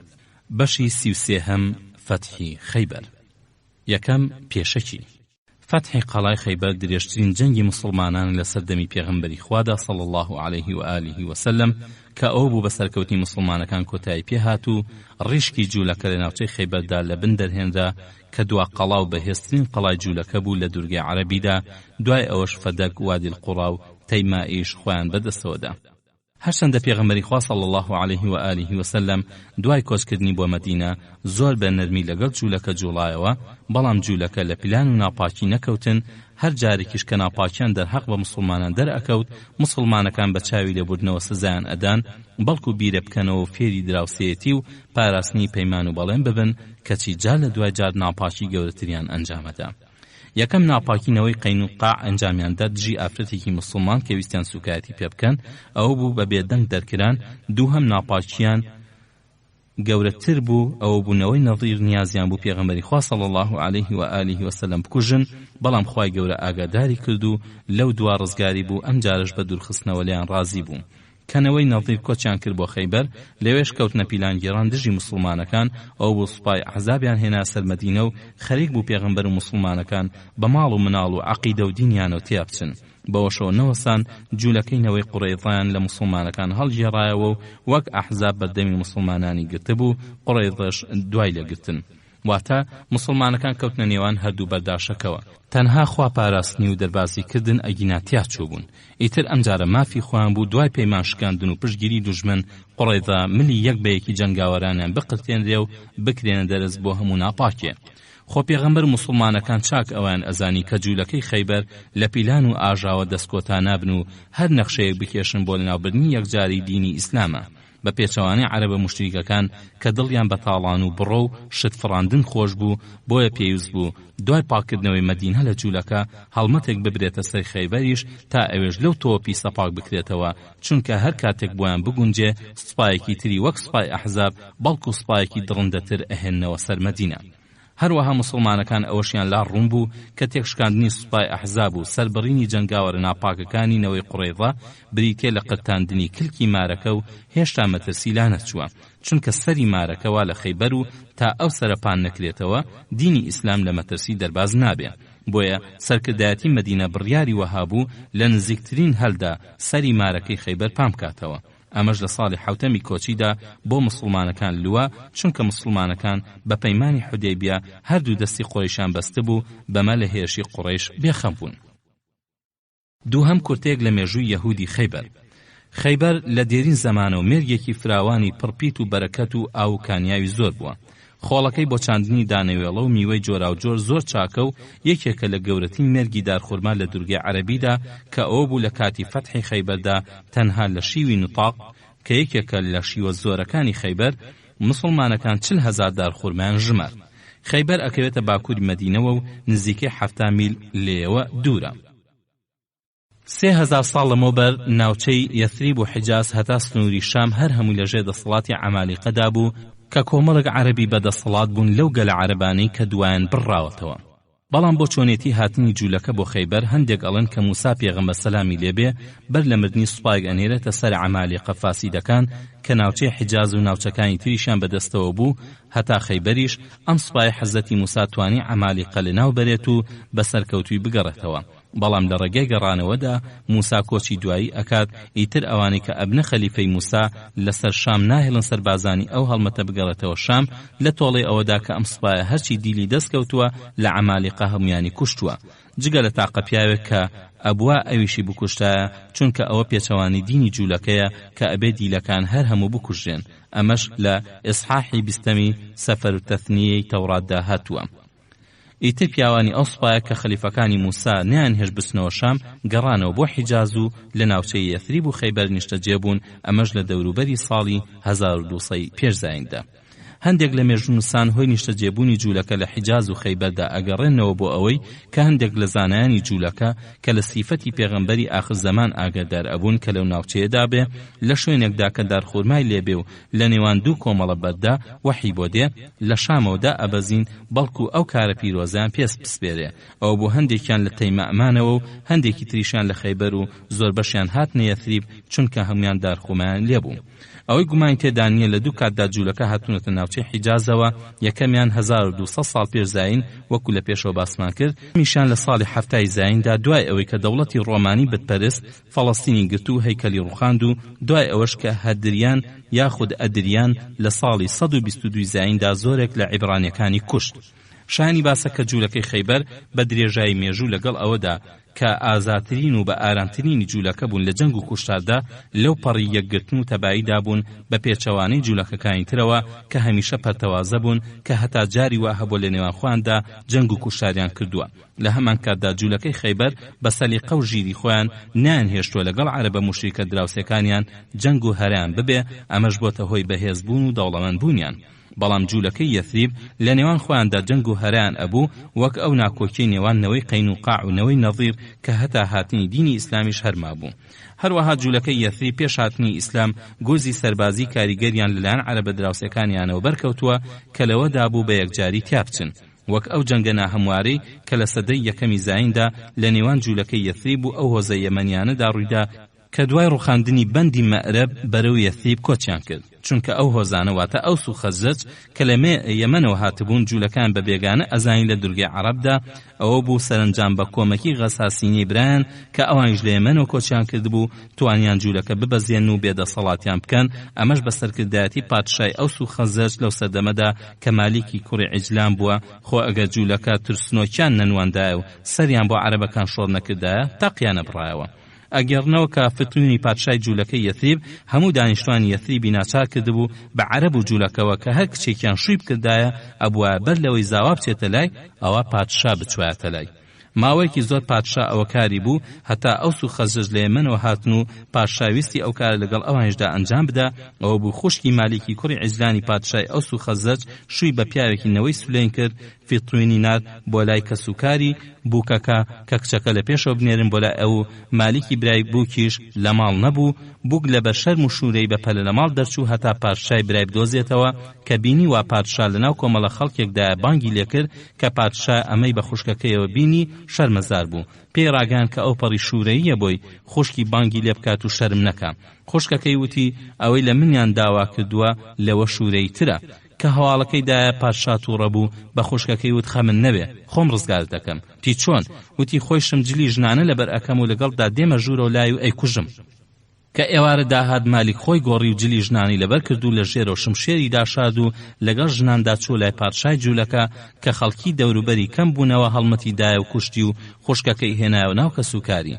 مالیک خۆی گەیاندە شام لای خزمانی غەساسینە و چووە لای پادشای غەساسینە کە ناوی ئەبوو جوبەیلە بوو، داوای یارمەتی لێ کرد. ئەویش بە خۆی سوپاکەی و بەرەو یەثریب کەوتە ڕێو، کوشتارێکی زۆری لە جوولەکە کرد و زۆربەی فەرماندە و سەرکردەکانیان لەناو چوون. لەلایەکی ترەوە ئەگەر سەنجدەین ئەبینی جوولەکەی خەیبەر لە هەموو جوولەکەکانی تر ئازادتر بوون و لەبەردەم سوپای ئیسلامدا ئەو پەڕی دامەزراویان نواند کەچی ئەوانی تر ئەوەندە بەرگریان نەنوان. لەگەڵ ئەمەشدا پێش هاتنی ئیسلام جوولەکەی خەیبەر بەشداری هیچ جەنگ و ئاژاوێکیان نەکردووە دژی عەرەبەکان لەگەڵ جوولەکەکانی یەثریبدا، واتە بەبێ لایەن ماونەتەوە. کە ئیسلامیش هاتە مەدینەوە جوولەکەی خەیبەری ژوەک جوولەکەی مەدینە دڵیان بە دینی تازە نەئەکرایەوە، بەڵام هەتا ساڵی چوارەمی کۆچی بێلایەن بوون تا ئەو بوو جوولەکەی نەوەی نەظیر کە لە مەدینە دەرکران خۆیان گەیاندە خەیبەر و شەیتانەکەی نەوەی نەظیر حوێیەی کوڕی ئەخطەب کەوتە پیلانگێڕان و خەیبەری بێلایەن و دوور لە ئاژاوی پێچا بەخۆیەوە و ئەوانیشی لە خیانەت و پیلانگێڕان بەشدار کرد. کە جوولەکەی نەوەی نەظیر لەسەر ناپاکیان لە مەدینە دەرکران چی کەلوپەلێکی بە نرخیان هەبوو بە تایبەت ئاڵتون و زی و 600 وشتریان لێبار کرد و بەرەو خەیبەریان برد. نەوەی نەظیر زۆر دەوڵەمەند بوون. بۆ نمونە سەلامی کوڕی ئەبولحوقیق کە لە پێشەوە باسی چۆنێتی کوژانی کراوە یەکێک بووە لە دەوڵەمەندە ناوەنجەکانیان کاتێک کە مەدینە بەجێ ئەهێڵێ چەرمی گاسووتێک لە ئاڵتون و زی و پڕەکات و بەرەو خەیبەر ئەیبا کە خەڵک تووشی ئەبن دەست لە چەرمەکە ئەدات و ئاماژە بۆ زێر و زیوەکەی ناوی ئەکات و ئەڵێ بۆ بەرزکردنەوە نزمکردنەوەی زەوی ئەمەمان ئامادە کردووە. جا ئەگەر ئێمە لێرە دارخورمامان بەجێ هێشت بێ ئەوە لە خەیبەریش دارخورما هەیە. ئەو هەڕەشەی فیزێکی بێ ئەنجام بوو. ئەو هەموو زێڕ و زیوەی جوولەکە کە ڕۆژی ڕەشی ناپاکیان دەربازی نەکردن کە نەوەی نەظیر گەیشتنە خەیبەر خۆیان بەسەر ئەهلی خەیبەردا ساڵ کرد و دەسەڵاتیان لێوەرگرتن چونکە خۆیان لە هەموو جوولەکەیەکی تر لە پێشتر ئەدایە قەڵم کە گوایە ئەمان لەنەوەی هاڕون پێغەمبەری برای موسا پێغەمبەرن سەلامیان لێبێ هەروەها خاوەنی فڕوفێڵ و سیاسەتبازی بوون، بۆیە بە ئاسانی خۆیان کردە حاکمی خەیبەر و خەیبەری بێلایەن و بێ ئاژاویان گۆڕی بۆ مەڵبەندی دژایەتی موسڵمانان. ئەو بووەک لە باسەکانی پێشوودا باسمان کرد، سوپای ئەحزابیان هێنا سەر مەدینە و جوولەکەینەوەی قوڕەیضەشیان لە موسڵمانەکان هەڵگێڕایەوە. نەوەی نەضری کە لە کوشتن دەرباز بوون و بە سەلامەتی گەیشتنە خەیبەر نەچون بۆ خۆیان خەریکی کاروباری ڕۆژانی خۆیان بن، بەڵکو کەوتنە تەماعی ئەوەی ڕۆژێک بێتەوە بەرەوە کە موسڵمانەکان لەناو بەرن و بگەڕێنەوە مەدینە و خۆیان حکمی بکەن. ئەیان توانی واز لە پیلان و ئاشوب بهێن و بە سەلامەتی بژین، بەڵام سروشتی جوولەکە هەروایە، حەزیان لە ئاژاوە بشێویە، بەو هیوای کە خەڵک بە کوش بدەن و خۆیان بەری ڕەنج و زەحمەتەکە کۆکەنەوە. جوولەکەی خەیبەریش هەموو توانا و لێهاتنێکیان خستە بەردەم شەیتانەکەی نەضیر بەو هیوای لە دینی تازە ڕزگاریان بکەن. خۆ بەر لەوەی سوپای ئەحزاب ڕێک بخرێ، جوولەکەی خەیبەر و نەوەی نەضیر ئەیانتوانی سوپایەکی 10,000 بەرەو مەدینە بخەنەڕێ، 9,000 لە خەیبەر و 1,000 لە نەوەی نەضیر. بەمەرجێ لە ساڵی 4 کۆچیدا مسلمانەکان خاوەنی 1000 جەنگاوەر زیاتر نەبوون و نەوەی قۆڕێزەی جوولەکەش کە هێشتا لە مەدینەدا مابوو نزیکەی 1000 جەنگاوەریان هەبوو. ئیتر با دەسەڵاتی سامان و داراییەشیان لەولاوە بۆسێ، کەچی ئەو جوولەکانە ئەوان بەبیردا نەئەهات کە سوپا بۆ سەر مەدینە ڕێخن، هەرچەندە ئەو پەڕی ئاواتیان لە ناوبردنی ئیسلام و سوپای ئیسلام بوو، هۆی ئەمەشە گەڕێتەوە بۆ ترسنۆکی جوولەکە، لەبەر ئەوەی لەلایەکەوە نیان ئەوێرا بەرامبەر بە موسڵمانەکان شمشێ بەرزکەنەوە، چونکە ئاگاداری دەست و بازووی جەنگاوەری موسڵمان بوون. لەلایەکی تریشەوە ئەترسان ئەگەر هێشکەنە سەر مەدینە هۆزە موشریکەکانی دەوروبەریان خەیبەر تاڵام بکەن و ژن و منداڵیان بەدیل بگرن. سەرنجام هاتنە سەر ئەوەی عەرەبە موشریکەکان بە پارە و پۆڵ هەڵخەڵەتێن و بیاندەن بە گژی موسڵمانەکاندا بە مەسپای ئەحزاب لە قوڕەیش و غەتەفان پێکێندا. خۆشەویستان و بەڕێزان، خۆ ئامادەکردن بۆ غەزای خەیبەر و درێژەی باسەکە لە فەتحی خەیبەر پشتیوان بەخوای گەورە هەڵەگرین بۆ ئەڵقەی داهاتووی بەرنامەکە. تا ئەو کاتە هەموو لایەکتان بەخوای گەورە و میهرەبانە سپێرین. والسلام عەلەیکم وەڕەحمەتوڵڵاهی وبەڕەکاتوه. بسم الله الرحمن الرحيم. الحمد لله رب العالمين، والصلاة والسلام على خير خلقه محمد وعلى آله وصحبه أجمعين. بسرانی خۆشەویست و بەڕێز، خڵاوی خوای گەورەتان ئاڕاستە بێت. خۆشحاڵین کە لە ئەڵقەیەکی نوێ ژیانی ئازیزمان صلى الله عليه وآله وسلم بە ئێوەی خۆشەویست و بەڕێزمان گەیشتینەوە، بە ئومێدی ڕەزامەندی خوای گەورە پاشان جێگەی سوود و کەڵکی هەموو لایەکتان. بەڕێزان، لە باسەکەمان لە باسی پێشوودا کە هاتینە سەر فەتحی خەیبەر، لە خاڵی سێهەمدا وەستاین خۆ ئامادەکردن بۆ غەزای خەیبەر. دوای ئەوەی کە پێغەمبەری خوا صلی الله عليه و آله وسلم پەیمانی حودەیبیە لەگەڵ قوڕەیشدا بەست و یەکێک لە بەندەکانیشی بریتی بوو لە گەڕانەوەی موسڵمانەکان لەو ساڵەدا بۆ مەدینە، ئەوە بوو موسڵمانەکان بەلایەنەوە زۆر ناڕەحەت بوو. ئەوە بوو خوای گەورە بۆ دڵدانەوەی پێغەمبەر و موسڵمانەکان تاوریان بەرزتر بێ و دڵیان دامەزراوتر بێ، قورئانی پیرۆز بە مژدەوە هاتە خوارەوە و مژدەی بە موسڵماناندا کە خوا بەڵێنی دەستکەوت و سەرکەوتنێکی گەورەی بە موسڵمانان داوە کە مەبەستی لە فەتحی خەیبەر بوو کە ئەیفەرموو: وعدكم الله مغانم كثيرة تأخذونها فعجل لكم هذه. مژدەی پێدان خەیبەر مێرگە سەوزەکانی و باخ و باخاتە فراوانەکانی ئەبێتە دەستکەوتی موسڵمانان لە پاداشتی دامەزراوی و فیداکاری و خۆنەویستی ئیمانداراندا کە هەردەم سەر و ماڵیان ئامادە کردووە تا بیکەنە قوربانی لە پێناوی ڕەزامەندی خوادا. کە پێغەمبەری خوا صلی الله عليه و آله وسلم فەرمانیدا موسڵمانەکان خۆیان بۆ هێرشکردنە سەر خەیبەر ئامادە بکەن، خۆشی و شادیەکی بێوێنە ڕووی کردە موسڵمانەکان، چونکە ئەیانزانی ئەوە ئەنجامدانی فەرمانی خودایە. ئەوە بوو لە ساڵی پێشوودا پێغەمبەری خوا صلی الله عليه و آله وسلم فەرمانیدا موسڵمانەکان خۆیان ئامادە بکەن بۆ عومرە، بەڵام هەرچەندە خەڵک زۆر بوو کە لەسەر ئیسلام حساب بکرێ، کەچی 1400 پیاوێکی زۆر دڵسۆز خۆیان ئامادەی ئەو سەرەفەرە کرد کە مەترسی جەنگ و کوشتاری لێ ئەکرا. ئەوانە خوای گەورە ڕەزامەندی خۆی بەرامبەریان دەربڕی، بەتایبەت لەو کاتەدا کە لە ژێر درەختەکەی حودەیبیەدا پەیمانی بەخشینی سەر و ماڵیان بە پێغەمبەری خوادا. قورئانی پیرۆز لەم بارەوە ئەفەرمێت: لقد رضي الله عن المؤمنين إذ يبايعونك تحت الشجرة. بەڵام منافق و ئەعراب ئیمان لاوازەکان بەدەم بانگەوازی ئازیزەوە نەهاتن و لێی دواکەوتن و هەریەکە بۆ خۆی بیانویەکی درۆینەی هێنایەوە.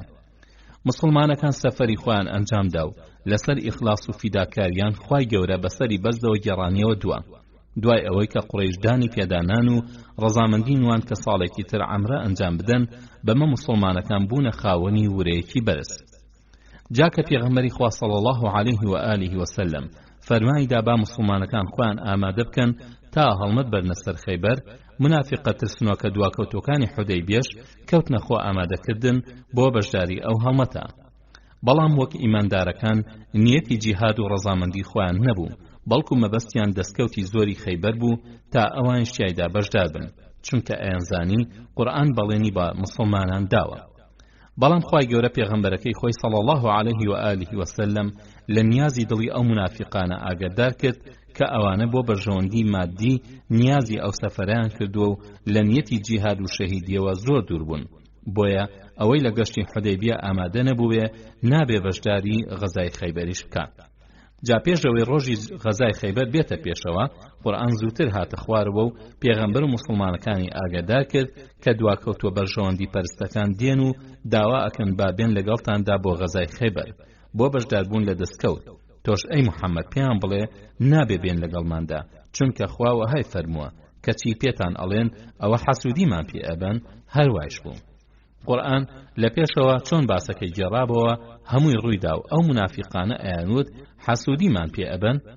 قورئانی پیرۆز لەم بارەیەوە ئەفەرمێت: سيقول المخلفون إذا انطلقتم إلى مغانم لتأخذوها ذرونا نتبعكم يريدون أن يبدلوا كلام الله قل لن تتبعونا كذلكم قال الله من قبل فسيقولون بل تحسدوننا بل كانوا لا يفقهون إلا قليلا.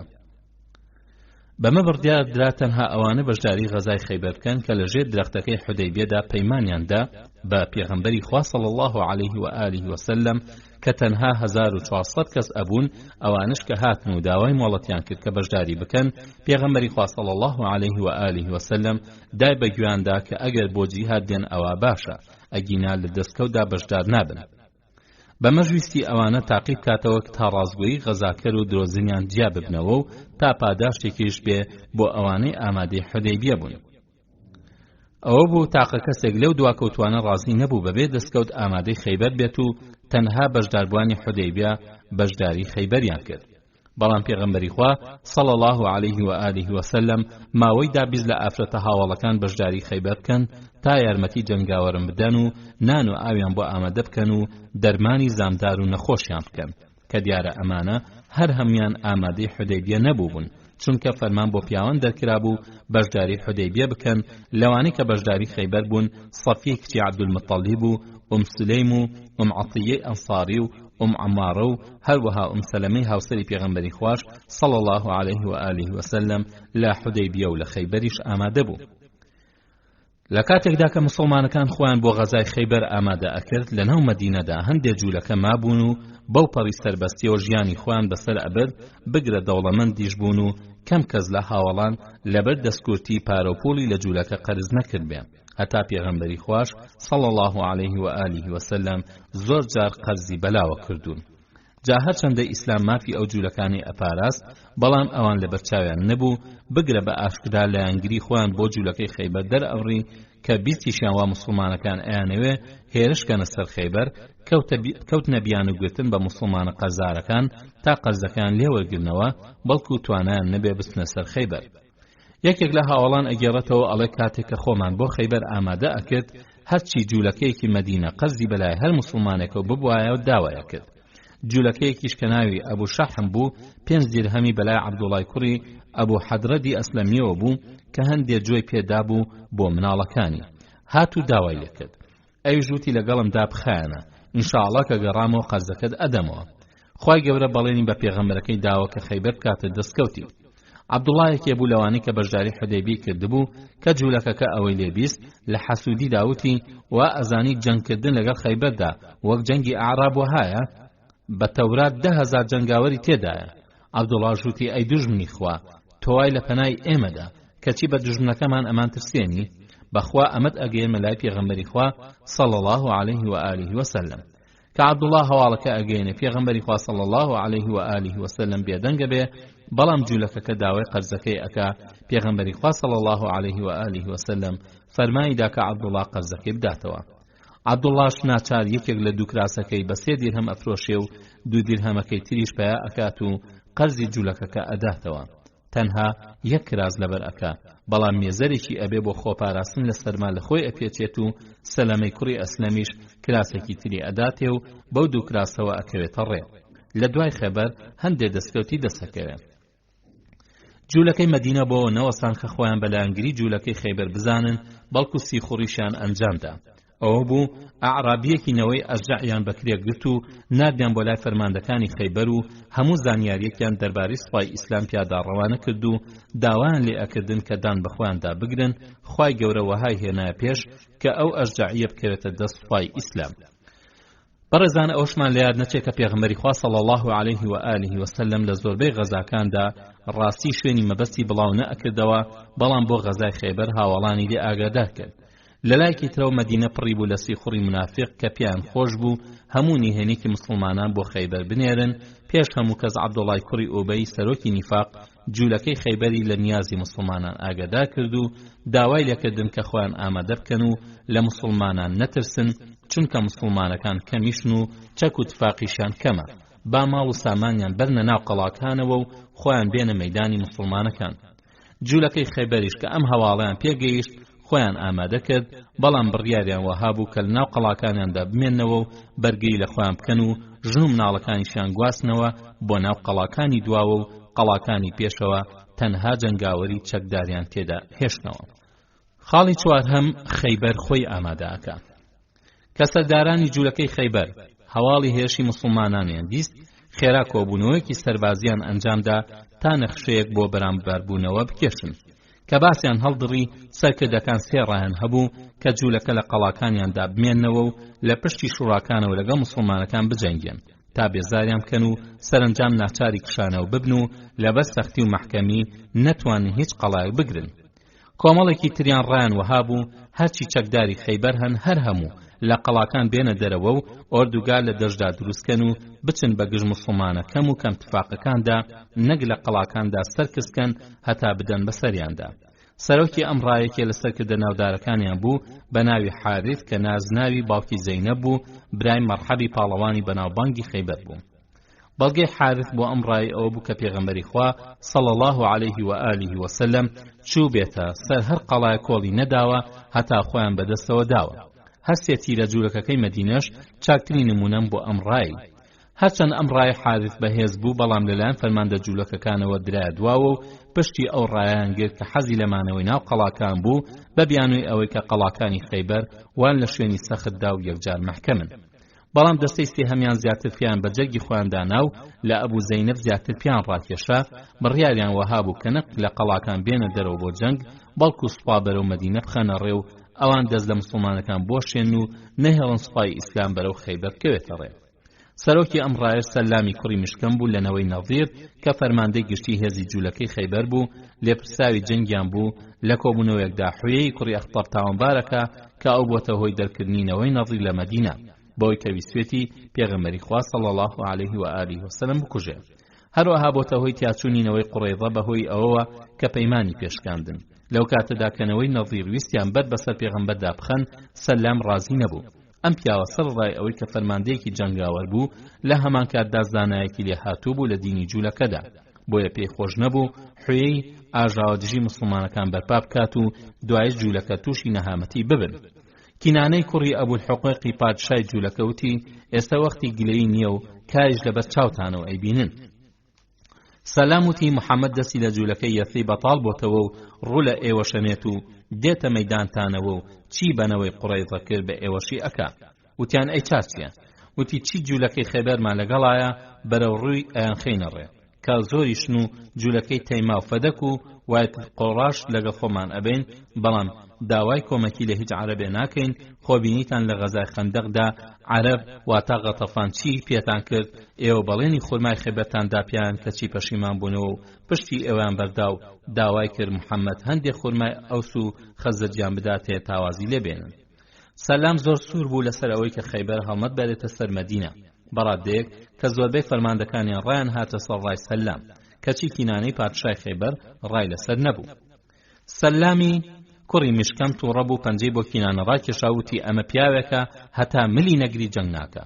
هەرواش بوو جوولەکە کزۆڵایان کرد هەتا شێرەکانی ئیسلام تەپیان کوتا سەریان و کینانە و هەر هەموو فەرماندەکانی خەیبەر کوژران.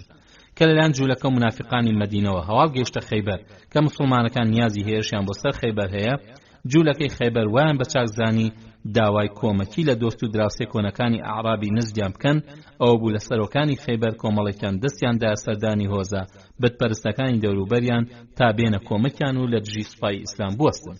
ئەم کۆمەڵە نوێنەرە بریتی بوون لە 14 کەس کە کینانەی پادشای خەیبەر و هەوزەی کوڕی قەیسی وائیلی کە یەکێک لە فەرماندە دیارەکانیان بوو لەگەڵیاندا بوون.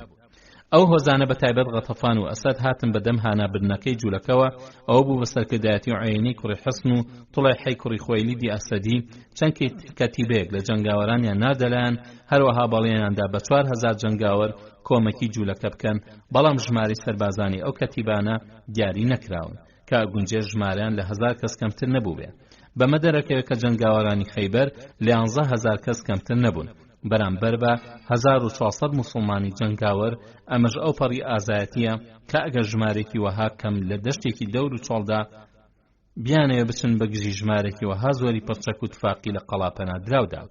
بەڵام هۆزینەوەی مڕا کە باڵک لە 4 باڵەکەی سوپای غەتەفان بوو لە سوپای ئەحزابدا ئامادە نەبوو پیاوێک بنێرێتە کۆمەکی خەیبەر هەتا تاقە پیاوێکیش. ئەمەش بە ئامۆژگاری حارەتی کوڕی عەوفی مڕی سەرۆکیان کە بە ژیری خۆی دوای زانینی هەواڵ لە جوولەکە خۆیانەوە قەناعەتی کردبوو کە جوولەکە ئەدۆڕێن و پشتگرتنیان مانایەکی نییە. هەتا حارەت بەوە نەوەستا کە هۆزەکەی خۆی لە یارمەتی خەیبەر دوو بخاتەوە، بەڵکو چوو بۆ لای عوێنەی کوڕی حسنی فەزداری و ئامۆژگاری کرد کە واز لە کۆمەکی خەیبەر بێنێ، با تووشی هەڵە نەبێ.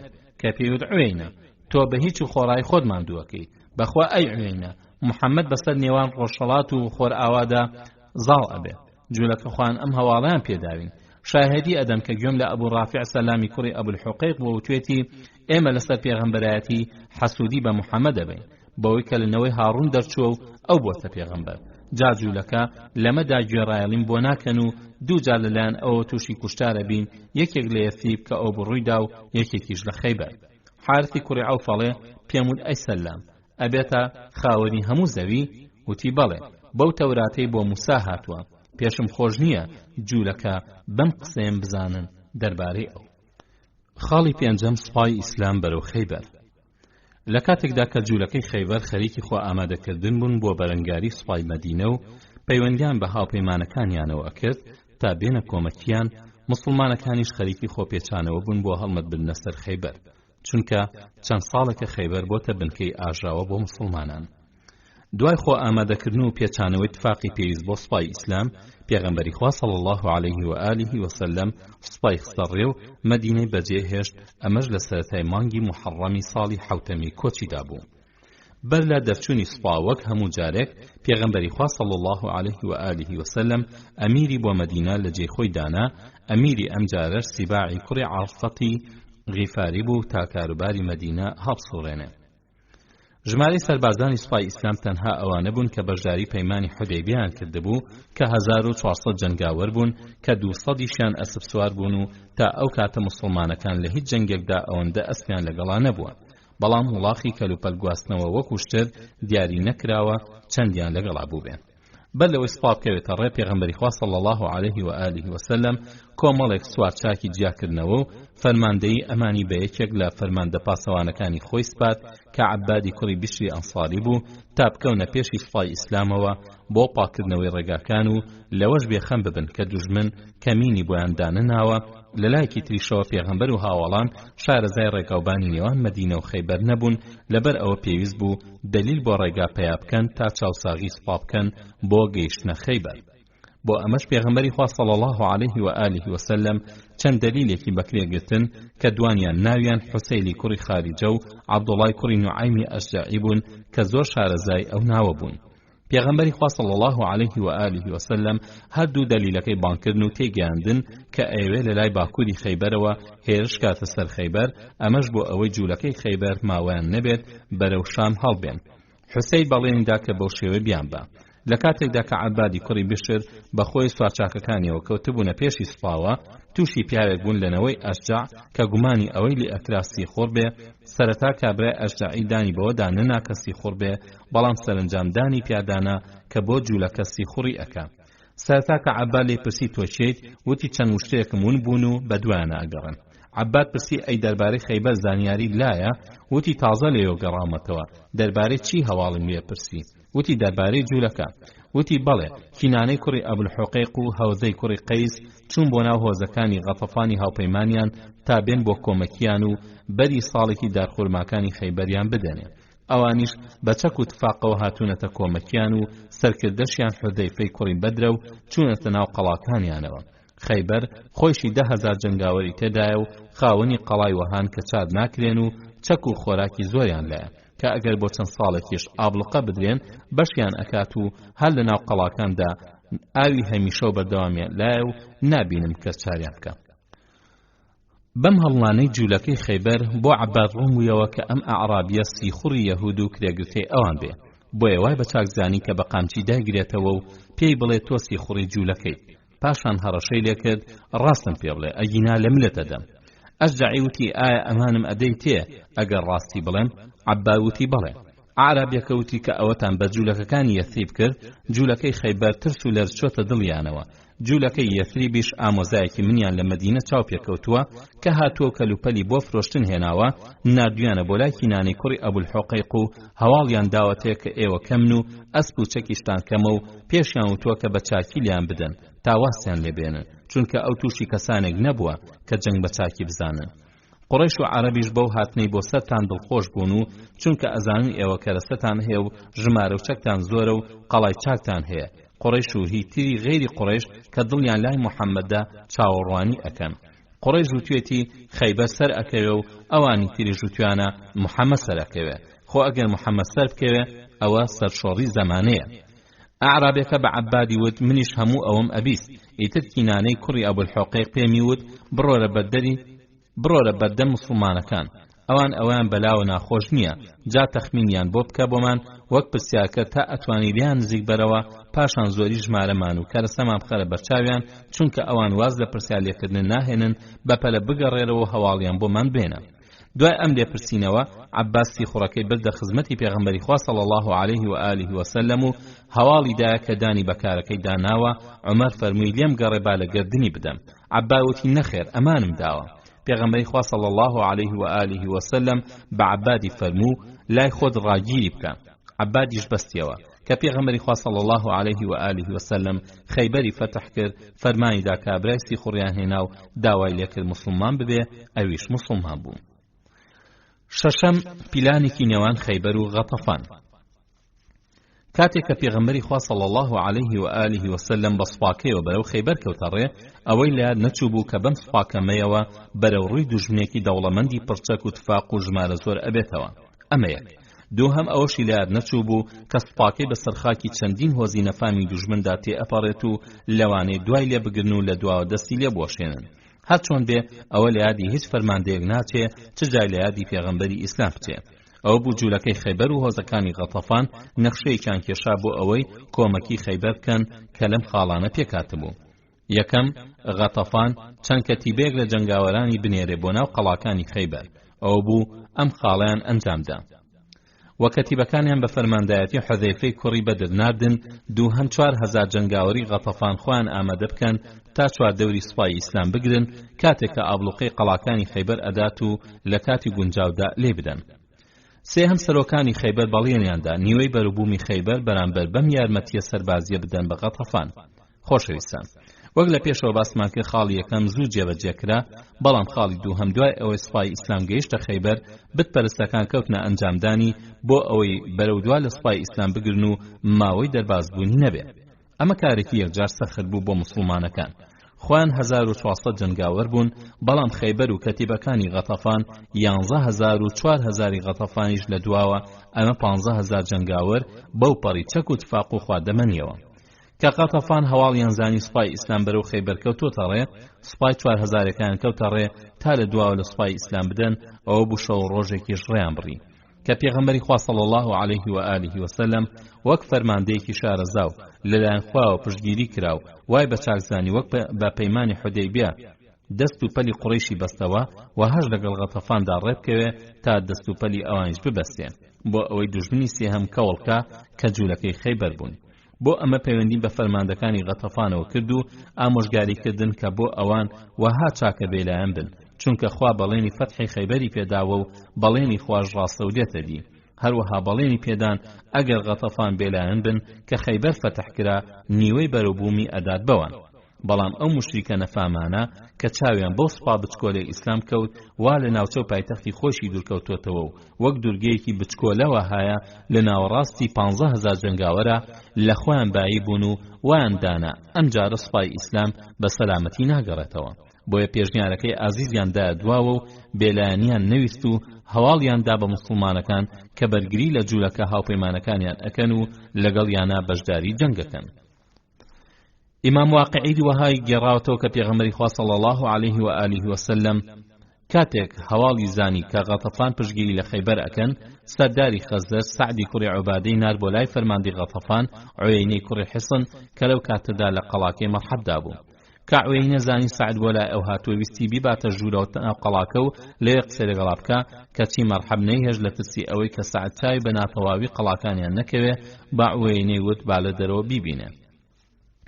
سعد بە عوەینەی ڕاگەیاند کە پێغەمبەری خوا صلی الله عليه و آله وسلم جوابی بۆ ناردووە کە خوا بەڵێنی پێداوە بە فەتحی خەیبەر جاوا چاکە ئەوان بگەڕێنەوە و واز لە جوولەکە بهێنن خۆ ئەگەر سەرکەوتین ئەوە بەرهەمی ساڵێکی خورمای خەیبەر بۆ ئەوان. عوەینە دەری بڕیکە هەرگیز بۆ هیچ شتێک پشتی هاوپەیمانەکانیان بەرنادەن و چاکی شەزانن کە مسڵمانەکان توانای جەنگی خەیبەریان نییە، چونکە قەڵاکانیان سەختن و پیاویان زۆرن و چەک و تفاقیان بێشومارە. ئەگەر مسڵمانەکان ئەمێننەوە تیا ئەچن و ئەگەر جەنگی ژەکەن ئەوان پیا و چەکیان زۆرە و ئەمانەش وەکو قوڕیش نین، ئەمان لە جەنگدا فێڵەکەن و خاوە ئەکەن هەتا بێزار ببن و بەجیان بێڵن. عوەینە پێی خۆش بوو سعد ئەم باسە بۆ پێغەمبەری خوا صلی الله عليه و آله وسلم بگێڕێتەوە. سعد بەر لەوەی بگەڕێتەوە دای بە گوێی عوەینەدا کەوا ئێمە پێشنیارمان کرد و تۆ وەرنەگر، بەڵام ڕۆژێک دێ تۆ داوای ئەم پێشنیارە ئەکەیت و ئێمە ژگە لە شمشێر هیچن نادەینێ. باشترین بەڵگەشت هەسێ تیرە جوولەکەکەی یەثریبە چۆن تیاچوون. دوای ئەوە سعد گەڕایەوە خزمەتی پێغەمبەری خوا صلی الله عليه و آله وسلم و هەواڵەکەی دایە. پاشان سعد وتی ئەی پێغەمبەری خوا، ئەو بەڵێنەی کە خوا پێی داویت بۆ جێبەجێ ئەکات و دینەکە سەرەخا، جا تۆش دەنکە خورمایەک مەدە بەو ئەعرابیە واتە عوەینە. ئەی پێغەمبەری خوا، ئەگەر لێدانی شمشێر بچەژێ پشتیان بەر ئەدا و ڕائەکاتەوە وڵاتی خۆی وەک ڕۆژی خەندەق پشتی بەردان. کە ئەو پێشنیاری بۆ غەتەفان کەڵکی نەبوو، پێغەمبەری خوا صلی الله عليه و آله وسلم فەرمانیدا سوپای ئیسلام هێرش کاتە سەر ئەو قەڵایی کە هێزی غەتەفان و جوولەکەی پێکەوتێدایە کە بریتیە لە قەڵای ناعیم، قەڵاکەی مەرحەبی جوولەکە کە یەکەم قەڵا بوو مسڵمانەکان فەتحی بکەن. ئەوە بوو غەتەفان فەرمانیان بۆ کەتیبەکان دەرکرد تا لە شوێنی خۆیاندا بمێنەوە بۆ کۆمەکی جوولەکە و 4,000 جەنگاوەرەکەش کەوتنە ڕێ تا لە سەعاتی سەفردا لە دواوە هەڵمە بەرنە سەر مسڵمانەکان. کە غەتەفان و ئەسەد لە پشتیوانی خەیبەر وازیان نهێنا، مسڵمانەکان کەوتنە هەڵوێستێکی یەکجار ناتەواوە، بەڵام وە نەبێ شێرەکانی ئیسلام وریان بەرابێ و دەستیان سار بوو بێتەوە. بێباک لەسەر هێرشی خۆیان بەردەوام بوون و لایەن یەقین بوو کە فەتحی خەیبەرەکەن، ئیتر باکیان لەو هەموو دوژمنە نەبوو مادام خوای گەورە بە دەسەڵاتی خۆی بەڵێنی پێداون. ئەوان پشتیان بە زۆری سوپانە ئەبەست، بەڵکو بە تەمای کۆمەکی خوا بوون، بۆیە هەر یەکیان خاوەنی ورەیەکی یەکجا بەرز بوو، سنگی باڵەمێشولەیەکی بۆ هیچ هێزێکی زەویدا ئەنان. کورتەکەی خۆشەویستان، بە هەموو حیسابێک هێزی خەیبەر هێزێکی چار نەکراوە و مسڵمانەکان هیچ کات جەنگی وەها سەختیان پێ نابرێتەوە و تەنها مەگەر بەڵێنەکەی خوا فریان کەوێ. ئەگینا بە هیچ حسابێک ئەوان چاری ئەو هەموو هێزەی خەیبەر و هاوپەیمانەکانیان ناکەن. بەر لەوەی جەنگ بەرپا ببێ، لە ئاسۆ هەندێک موژدەی سەرکەوتن بۆ مسڵمانەکان دەرئەکەوتن و سەربازە خواناسەکانی ئیسلام بەڕوونی بەڵێنی خۆیان بۆ دەرەکەوت. بەمە دەرونیان بەهێزترە بوو، لە سەرکاری پیرۆزیان زیاتر سوور ئەبوون، بۆیە لایەن یەقین بوو کە هەرچەندە سوپای دوژمن زۆر بێ، ئەوە خوای گەورە بەهێز و توانای خۆی تەفروتونان ئەکا. پێغەمبەری خوا صلی الله عليه و آله وسلم لە فەرمایشتێکیدا ئەفەرمێ نصرت بالرعب، فەرمێتی خوای گەورە بە سام و هەیبەت سەری خستوم. ئەم بەڵێنەی ئازیز صلی الله عليه و آله وسلم لێرەشدا هاتە دی خوای گەورە بە دەستی قودرەتی خۆی ترسی خستە دڵی دوژمنانەوە بە تایبەت عەرەبە بتپەرستەکان بە ڕادەیەک کە مەیدانی جەنگ بەجێبێڵن. ئەو 4000 سەربازی غەتەفان کە کەوتنە شوێن مسلمانەکان بەنیازی ئەوەی کە لە دواوە لە مسلمانەکان بدەن دوای ئەوەی کە قۆناغێک ڕێیان بڕی لە دوایانەوە گویان لە دەنگێ بوو کە هاواری لیان ئەکرد و ئاگاداری ئەکردنەوە کە چەند کەتیبەیەکی مسلمانان هێرشیان کردوێتە سەر ماوە مەنزڵیان و هاکار دەستیان بەسەر ماڵ و سامانیاندا گرت و ژن و منداڵیشیان بەدیل گرتن. لە هەندێک ڕیوایەتدا ئەڵێ دەنگەکە 3 جار ئەبیستن بێ ئەوەی بزانن کە ئەم دەنگە لە ئاسمانەوە دێ یا لە زەویەوە. ناچار غەتەفان بەپەلە بە دوای خۆیان داگەڕانەوە و وازیان لە پشتیوانی جوولەکە و بەگژاچوونی مسلمانان هێنا. کە کینانەی کوڕی ئەبولحوقەیقی پادشای خەیبەر ئەمەی بیست زۆری پێ ناخۆش بوو. هاتە سەر ئەو ڕایە کە تازە تیا ئەچن و قسەکەی سەلامی کوڕی ئەبولحوقەیقی برایشی کە پێش خۆی پادشای خەیبەر بوو 5 مسلمانە فیداکارە کە پێش غەزای خەیبەر کوشتیان هاتەوە یادی کە با پشت بەو ئاعرابە تێنەگەیشتوانە نەبەستن. کە غەتەفانیەکان بە هەڵە و داوان گەیشتنە حەیفا ئەو شوێنی کە ئەترسان هێرش کرابێتە سەر کە سوکاریان ئەبینن کە سوکاریان وە خۆیان وا لەوێ پرسیان ئایا شتێکی خراپ هاتوتە بەردەمتان وتیان نەبەخوا ئێمە وامەزانی ئێوە غەنیمەتتان دەستکەوتووە کەچی هیچتان دیار نییە. عوینەی کوڕی حیسن بە هاوڵانی خۆی ورد بەخوا ئەمە فڕۆفێڵی محەممەد و هاوڵانێتی بەخوا ئێمەی خەڵەتان دووە. حارثی کوڕی عوفی مڕی کە لە پێشەوە باسی هات و حەزی نەئەکرد عوینەی یارمەتی خەیبەر بدات و یەکێک لە 4 فەرماندەکەی سوپای غەتەفان بوو لە جەنگی ئەحزابدا بە عوینەی وت بەچی ئێمەیان خەڵەتاندووە. عوینە وتی ئێمە لە قەڵای نەتابدا بووین دوای تێپەڕبوونی بەشی یەکەمی شەو گوێمان لە دەنگێ بوو کە هاواری ئەکرد و نەمان ئەزانی لە ئاسمانەوە یا لە زەویەوە کە سوکارتان لە حەیفا 3 جار هاواری کرد نەخاک و نەسامانتان نەماوە. حارث سوێندی بۆ عینە خوارد کە ئەو دەنگەی ئەو بیستوێتی لە ئاسمانەوە بۆ هەر کەسی دژایەتی محەممەد کە ئەوە بەسەریا زاڵ ئەوێ هەتا ئەگەر چیاکانیش دژایەتی بکەن هەرچی بوێ پیانەکە.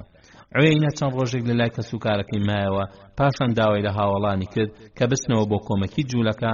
حارثی کوڕی عەوف هاتەوە بۆ لای وتی عوینە بەگوێم کەو لە ماڵی خۆتدا دابنیشە و واز لە کۆمەکی جوولەکە بێنە هەرچەندە من وای ئەبینم تا تۆ ئەگەڕێیتەوە بۆ خەیبەر محەممەد فەتحی کردووە و لێشت بێخەم نیم. عوینە بەگوێی نەکردووتی بۆ هیچ شتێک واز لە هاوپەیمانەکان ناهێنم. عوینە لە هەر کەسێکی غەتەفان کە ئەهات بەدەمیەوە سوپایەکی پێکهێنا و گەڕایەوە بەرەو خەیبەر بۆ کۆمەکی جوولەکە کەچی ئەو نەگەیشتە خەیبەر ئەبینێ واسپای ئیسلام پاکتاوی خەیبەری کردووە. خۆشەویستان و بەڕێزان باسەکەمان لێرەدا ڕائەگرین پشتیوان بەخوای گەورە لە ئەڵقەی داهاتوو درێژەم بە ماسە ئەدەین تا ئەو کاتە هەموو لایەکتان بەخوای گەورە ئەسپێرین. خوای گەورە یار و یاوەری هەموو لایەکتان بێت. بسم الله الرحمن الرحيم الحمد لله رب العالمين والصلاة والسلام على خير خلقه محمد وعلى آله وصحبه أجمعين. بسرانی بەڕێز و خۆشەویستی سڵاوی خوای گەورەتان ئاڕاستە بێت. خۆشحاڵین کە لە ئەڵقەیەکی نوێژیانی ئازیزمان صلی الله عليه وآله وسلم بە ئێوەی خۆشەویست و بەڕێزمان گەیشتینەوە. خۆشەویستان و بەڕێزان لە ئەڵقەی ئەمڕۆماندا سەبارەت بە فەتحی خەیبەر دێنە سەرخاڵی حەوتەم سوپای ئیسلام لە خەیبەردا.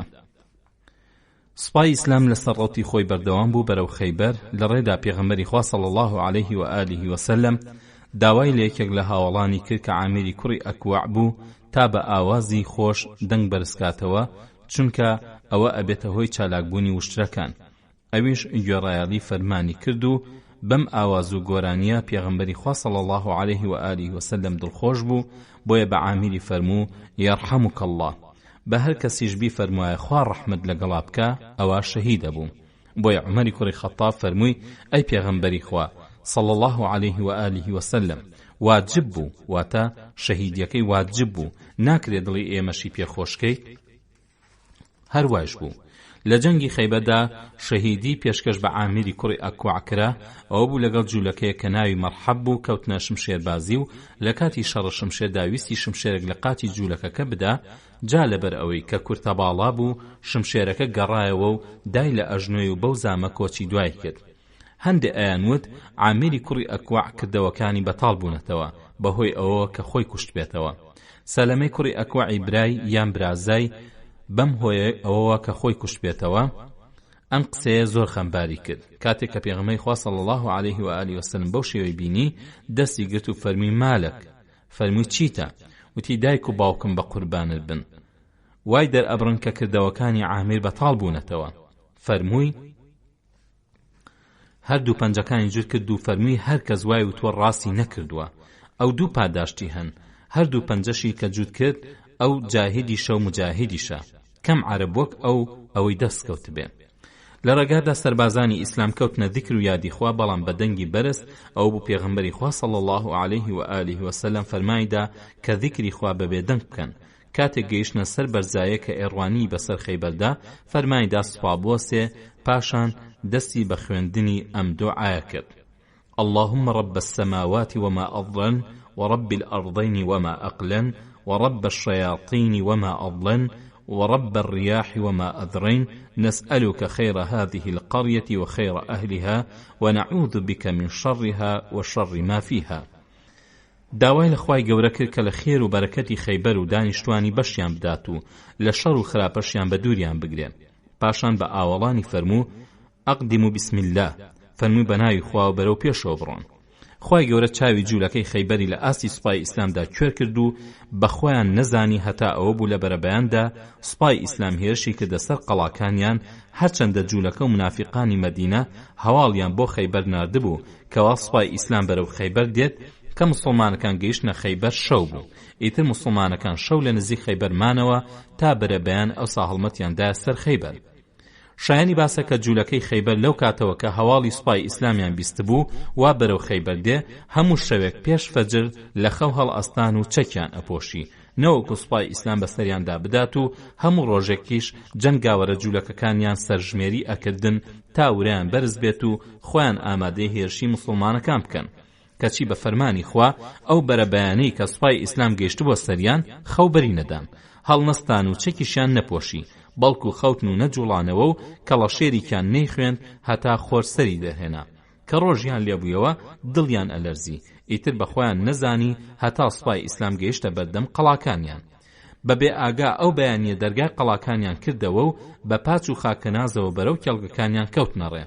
کە چاویان بە مسلمانەکان کەوت، بە ترس و لەرزەوە هاوەهەریان کرد سوێن بە پێنجشەممە ئەوە محەممەدە، بە پەلەخۆیان کردەوە بەناو قەڵاکانیاندا. کە پێغەمبەری صلی الله علیه و آله و سلم چاوی پێکەوتن، مژدەی فەتحی خەیبەریدا بە هاوڵانی. پێغەمبەری خوا صلی الله علیه و آله و سلم سەرنجیدا پاڵەوانەکانی ئیسلام حەزیان لە کوشتاری کافرانە. لێرەدا ئامۆژگاری کردن کە ئیسلام بۆ جەنگ نەهاتوە، بەڵکو دوژمنانی شەڕ بە مسلمانان ئەفرۆشن، بۆیە وا چاکە ئاواتی جەنگ و هەرا نەخوازن، بەڵکو داوای سەلامەتی لە خوا بکەن، چونکە نازانن بە چی تاقی ئەکرێنەوە.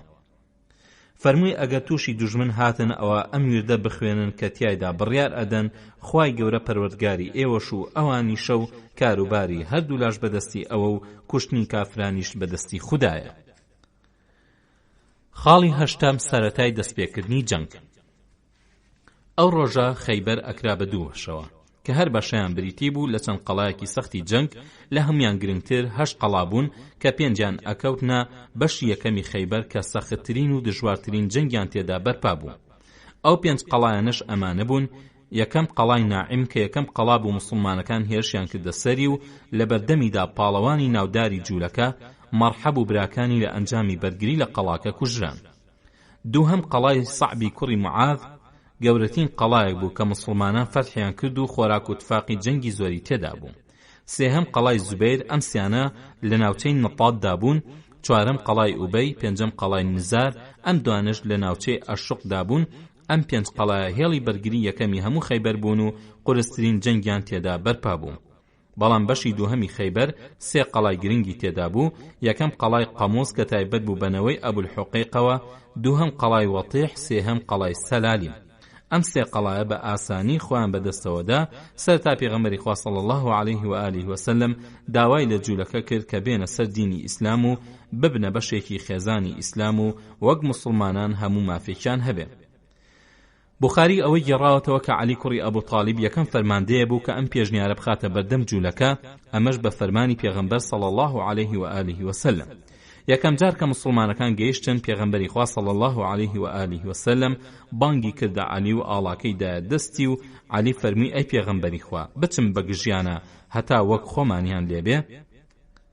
ئەویش فەرمووی: لەسەر خۆ بڕۆ هەتا ئەگەیتە بەردەمیان. پاشان بانگیان بۆ سەر ئیسلام کە و هەواڵیان بدەرێت کە چ مافێکی خوددایان بەسەرەوە بێن. دەبەخوا ئەگەر خوا بەهۆی تۆوە هیدایەتی تاقە پیاوێک بدا لەوە چاکترە لە ڕانەوەشتری ڕەسەن. ئەو بوو جوولەکە ملیان بە موسڵمان بوون نەدا و دواتر جەنگ هەڵگیرسا جوولەکەی خەیبەر بە سەختی قەڵا و زۆری جەنگاور و دەوڵەمەندی خۆیاندا ئەیان نازی.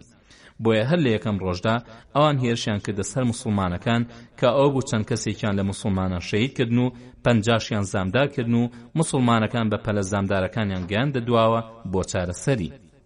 ئاڵای فەرماندەی گشتی موسڵمانان لە ڕۆژی خەیبەردا بریتی بوو لە ئاڵایەکی سپی کە پێی ئەوترا عیقاب بە ڕەشیش لەسەری نووسرا بوو لا إله إلا الله محمد رسول الله. هەر ئەم ئاڵایە بوو کە لە ڕۆژی یەکەمدا درایە دەست عەلی کوڕی ئەبوو تاڵیب. پێشەوەی موسڵمانەکان هەڵمەت بەرن پێغەمبەری خوا صلی الله عليه و آله وسلم 4 ئاڵای بەسەر 4 فەرماندەدا دابەشکردن، 2 ئاڵایان بۆ مهاجیرەکان و دران دەست ئەبوو بەکر و عومەر و دوانیش بۆ ئەنسار و درانە دەست سعدی کوڕی عوبادە و حوبابی کوڕی مندیر. هەروەها فەرمانیدا کە هێزێک بۆ پاسەوانی ئۆردوگا تەرخان بکرێ تا بە شەودا چاودێری جم و جۆڵی دوژمن بکەن کە یەکێک لە سەربازانی ئەو هێزە عومەری کوڕی خەتاب بوو. دوای ئەوەی کە جوولەکە موسڵمان بوونیان قبول نەکرد، یەکەم کارێک کە موسڵمانەکان لە دژیان ئەنجامیاندا بریتی بوو لە دەستگرتن بەسەر کێڵگە و باخە خورماکانیاندا هەتا دەستیاندا بڕینی هەندێک دارخورما بۆ ترساندنیان. ئەوە بوو نزیکەی 400 دارخورمایان بڕی، پاشان پێغەمبەری خوا صلی الله عليه و آله وسلم لەم کارە قەدەغەی کردن. سەرڕای ئەوەی کە قەڵاکان سەخت بوون و چەکدارێکی زۆریشان تێدا بوون، ئاو هەوای ناوچەکەش ئەوەندە خراپ بوو کە زۆرێک لە موسڵمانەکان تووشی تابوون و هێشتا دەستیان بە هێرش نەکردبوو، ئەمەش بە بۆنەی ناسازی ئاو هەوای خەیبەر کە زۆرێک گۆماوی تێدا بوو. یەکەم جار موسڵمانەکان هێرشیان کردە سەر قەڵای ناعیم، جا لەبەر ئەوەی کە قەڵاکان سەخت بوون و موسڵمانەکانیش هەندێک جۆری چەکیان پێ نەبوو، وەک منجەنیق و هاوێژەری نەوتی گڕگرت و بۆ وێرانکردنی قەڵاکان تووشی ناڕەحەتی زۆر هاتن. خۆشەویستان، لە ئەڵقی پێشوودا باسی ئەومان کرد کە سوپای ئیسلام لەلای باکوور و هێرشی هێنایە سەر خەیبەر، یەکەم بۆ ئەوەی جوولەکە نەتوان بەرەو شام هەڵبێن و دووهەمیش تا غەتەفان نەتوان کۆمەکیان بۆ بنێرن. لە ڕۆژ یەکەمی جەنگدا هێرشکرا سەر ناعیم و پێغەمبەری خوا صلی الله عليه و آله وسلم خۆیشی لەو هێرشەدا بەشدار بوو. ئەو ڕۆژە پێغەمبەری خوا صلی الله عليه و آله وسلم سواری ئەسپێک بوو بە ناوی ضەریب و دوو کراسی لە زرێ چنرا و سەرپۆشێکی زرێ و کڵاوێکی ئاسنی لەبەر کردبوون و ڕەمێک و سپێرێکیش بەدەستیەوە بوون. لەبەردەم ئەو قەڵایەدا جەنگێکی ناهەموار لە نێوان موسڵمانەکان جوولەکەدا ڕوویدا کە ئەو بوو بە درێژایی ئەو ڕۆژە موسڵمانەکان خەریکی هەڵمەت بردن بوون. جوولەکەش بە فەرماندایەتی مەرحەب و هەردوو براکەی یاسیر و حارث ئەو پەڕیدا مەزراویان نوان بەڕادەیەک توانیان هەموو هەڵمەتەکانی موسڵمانان بەرپەرز دەنەوە. بگرە ئەوەندە بەسەر و ماڵی بەرگریان لە قەڵای ناعیمە کرد، دەرگای قەڵایان کردەوە و ئەوان هێرشێکی توندیان کردە سەر موسڵمانەکان.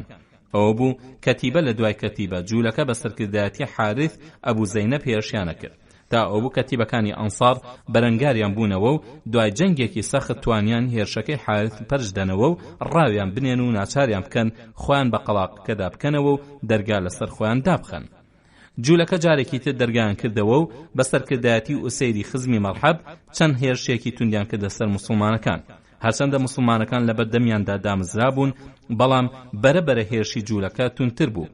بەڕادەیەک پیان بە موسڵمانەکان هەڵکێشا و ڕاویان نان هەتا گەیشتنەوە لای پێغەمبەری خوا صلی الله عليه و آله وسلم و ئەویش زۆری پێ ناخۆش بوو. وەک لە پێشەوە باسمان کرد ئەو ڕۆژە چەند موسڵمانێک شەهید بوون و 50 تری زامدار بوون، چونکە جوولەکە بەسەر قەڵاکەوە تیریان بۆ ئاهاوێشتن. ئەوانە ڕەوانەی شیوی ڕەجیعکران بۆ دەرمانکردن. شایانی باسە کە یەکەم شەهیدی یەکەم ڕۆژ مەحموودی کوڕی مەسلەمەی برای محەممەدی کوڕی مەسلەمە بوو. مەحموود ئەو ڕۆژە لە جەنگدا شەهید نەبوو. ئەو ڕۆژە پاڵەوانانە جەنگی کرد و ڕۆژگا زۆر گەرم بوو، بۆیە ویستی بچێتە سێبەری بینایەکەوە نزیک بە قەڵای ناعیم و ئەیزانی کە خەڵکی تێدایە کەچی مەرحەب بەرداشێکی خز بەسەریدا و سەری پێکا و بردیان بۆ شوێن دەرمانکردن و لەوێدا دوای 3 ڕۆژ کۆچی دوایی کرد. لە ڕۆژ یەکەمدا موسڵمانەکان تووشی زیانێکی زۆر هاتن. ئەو بوو یەکێک لە گەورە فەرماندانی سوپای ئیسلام کە حوبابی کوڕی مندیر بوو سەرنجیدا کە ئەو شوێنەی پێغەمبەری خوا صلی الله عليه و آله وسلم کردوویەتە مەڵبەندی سەرکردایەتی لەلایەنی سەربازیە و بەکەڵک نایە، بۆیە داوای کرد لەو شوێنە بگوازێتەوە، چونکە قەڵاکانی جوولەکە لە شوێنی بەرزدا دروستکرابوون و ئۆردوگای موسڵمانەکانیش لە نزماییدا بوو، تیری جوولەکان بە ئاسانی ئەگاتێ. هەروەها سەرنجیدا ئەو شوێنە شوێنی دەردودایە و ئاوی تێئەزێ. وتی ئەی پێغەمبەری خوا لەم شوێنەدا کە دابەزیوی ئەگەر فەرمان بەسەردا درراوە ئەوە هیچ ناڵێن، بەڵام ئەگەر ڕاددەربڕینە قسە ئەکەین. فەرمی ئەوە ڕاددەربڕینە. حوبابوتی ئەی پێغەمبەری خوا لە قەڵاکە نزیک کەوتویتەتەوە و لە نێوان دارخورما و لە ناوچەیەکی ئاوتێزاودا دابەسیوی، بەمەرجێ دانیشتوانی قەڵاکانی نوقات من چاکیانە ناسم، هەتا بفەرمی تیریان دوور ئەڕوا و هیچ کەسیش ئەوەندەی ئەوان نیشانە باش ناپێکێ و ئەوان جوان لە ژووری ئێمەوە و تیریان ئاسان دێتە خوارەوە لە هێرشی شەویشیاندا دڵم بێخەم نییە، خۆیان ئەکەن بەناو دارخورماکانە. ئەی پێغەمبەری خوا بگوازەرەوە بۆ شوێنێکی وەها کە تەڕی و دەردودا لێی دوور بێن، ئەو بەدەڵانە ئەخەینە نێوانمانەوە هەتا تیریان نەمانگاتێ. پێغەمبەری خوا صلی الله علیه و آله و سلم ڕاکەی حوبابی بەدڵ بوو، بەڵێنیدا ئێوارە لەو شوێنە ئەگوازنەوە، بەڵام جەنگی نەوەستان هەتا ئێوارە و تاریک بکە تا بتوانن شوێنەکانیان بگوازنەوە. دوای ئەوەش بانگی کردە فەرماندەی پاسەوانەکانی محەممەدی کوڕی مەسلەمەی ئەنساری و فەرمانی بەسەردادا تا شوێنێ بۆ سوپای ئیسلام دۆزێتەوە کە یەکەم لە قەڵای دوژمنانە و دووربێ و دوو هەمیش بێت دەرد و بەڵا بێ. محەممەدی کوڕی مەسلەمەش دوای گەڕان و وردەکاری شیوی ڕەجیعی نزیک بە خەیبەری دەستنیشان کرد، پاشان گەڕایەوە خزمەتی ئازی صلی الله علیه و آله و سلم کە لە بەردەم قەڵاکەدا خەریکی جەنگ بوو. وتی ئەی پێغەمبەری خوا منزڵم بۆ دۆزیوەتەوە. ئیتر باسی شیوی ڕەجیعی بۆ کرد و ئەویش فەرمووی عەلا بەرەکەتی الله، ئەوە بۆ هەر ئەو ئێوارێ گواستیانەوە ئەوێ و کردیانە بنکەی هەڵمەتی سەربازیان کە بەیانیان دەرئەچوون و ئێوارەش ئەگەڕانەوە. پێغەمبەری خوا صلی الله علیه و آله و سلم لەو ئۆردوگایەدا بنکەیەکی تەندروستی کردەوە تا زامدارەکانی تێدا دەرمان بکرێن. فەرماندایەتی ئەم ئۆردوگایەش بە عوثمانی کوڕی عەفان سپێدرا. لە غەزای خەیبەردا ڕووداوێک ڕوویدا و بەو بۆنەوە پێغەمبەری خوا صلی الله علیه و آله و سلم دەرسێکی باشی موسڵمانەکانی دادا تا فێری گوێڕایەڵی ببن. لەو کاتەدا کە پێغەمبەری خوا صلی الله علیه و آله و سلم ئەویست هێرشکاتە سەر قەڵاکە، فەرمانیدا هیچ کەس لە خۆیەوە دەست بە جەنگ و کوشتار نەکا، کەچی پیاوێکی موسڵمانی هۆزی ئەشجاع چاوی ئەکەوێ بە جوولەکەیەک و هەڵمەت ئەداتە سەری تا بیکوژێ. لەولاوە سوارچاک و پاڵەوانی بەناوبانگی خەیبەر کە ناوی مەرحەب بوو ڕێی بە کابرای ئەشجاعی گرت و کوشتی. خەڵکەکە وتیان ئەی پێغەمبەری خوا فڵانەکە شەهید بوو. فەرمووی دوای ئەوەی کە من جەنگم قادەغە کردبوو؟ تیان بەڵێ. دوای ئەم ڕووداوە پێغەمبەری خوا صلی الله علیه و آله و سلم فەرمانی بەسەر جارچیەکدا تا جار بدا بەهەشت بۆ هیچ یاخیبوویەک نابێ. مەبەستیشی لادانی ئەو موسڵمانە ئەشجاعیە بوو کە ویستی لە خۆیەوە جەنگ بکات. لەو کاتەدا کە قەڵای ناعیم گەمارۆ درابوو، بەندەیەکی حەبەشی موسڵمان بوو کە بەندەی یەکێک لە پێنسەردارەکەی جوولەکە بوو کە ناوی عامیر بوو، لەگەڵ مەرحەبدا کوژرا. ئەو بەندەیە ناوی ئەسلەم بوو، مەڕی بۆ ئاغاکەی ئەلەوەڕان کە بینی وا خەڵکی خەیبەر قەڵاکانیان مەحکەمەکەن و خۆیان بۆ جەنگ ئامادە ئەکەن. پرسی ئەوە چیەکەن؟ وتیان ئەچین بەگژی ئەو پیاوەدا کە وای ڕائەگەیەنێ پێغەمبەرە. ئەم قسەیە کاری کردە سەر دڵی شوانەکە و بەخۆی و مەڕەکانیەوە هات بۆ خزمەتی پێغەمبەری خوا صلی الله علیه و آله و سلم. پاشان داوای کرد بچێتە خزمەتی و ڕێی پێدرا کە چۆ لای پرسی ئەی محەممەد چی ئەڵێیت؟ بۆچی بانگەکەی؟ پێغەمبەری خوا صلی الله علیه و آله و سلم بۆ پەڕی سادەکاری و فەرمووی خەڵک بۆ سەری ئیسلام بانگکەم و تۆ شاهیدی بدەی کە جگە لە ذاتی ئەڵڵا هیچ خوایەکی تر نییە و منیش پێغەمبەری خوام و جگە لە خوا هیچی تر نەپەرستی.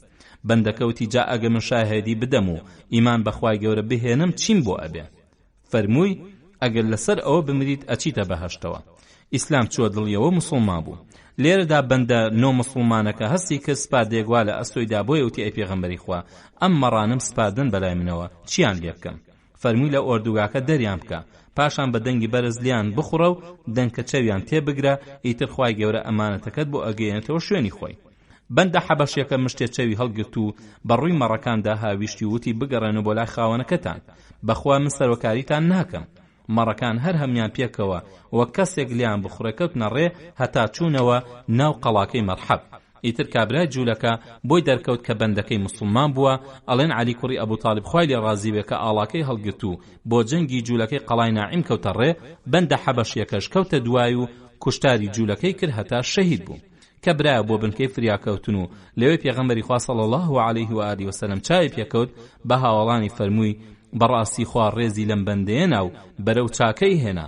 چاویشم کەوت بە دوو حۆری کە لای سەری دابوون بە مەرجێ سەجدەیەکیشی بۆ خوا نەبردووە.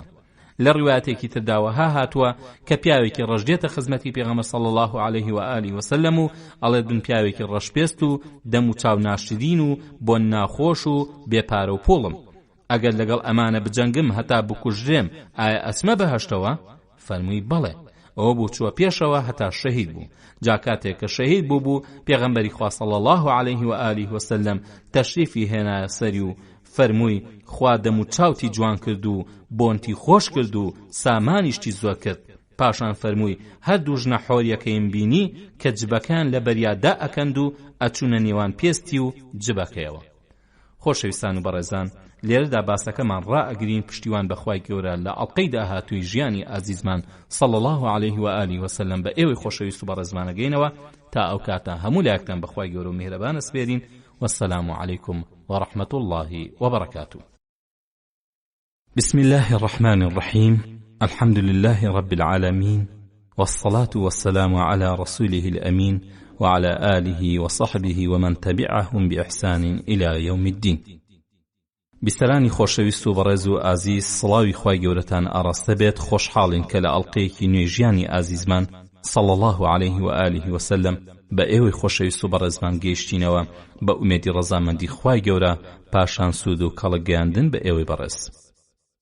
خۆشەویستانم، لە درێژەی باسەکەمان لە فەتحی خەیبەر دێنە سەر خاڵی نۆهەم سەبارەت بە سەختی قەڵای ناعیم.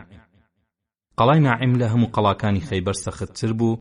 جەنگاوەرانیشی ئازاترینی جوولەکەی خەیبەر بوون، بۆیە چەندین جەنگی سەخت لە بەردەمیان ڕوویاندا.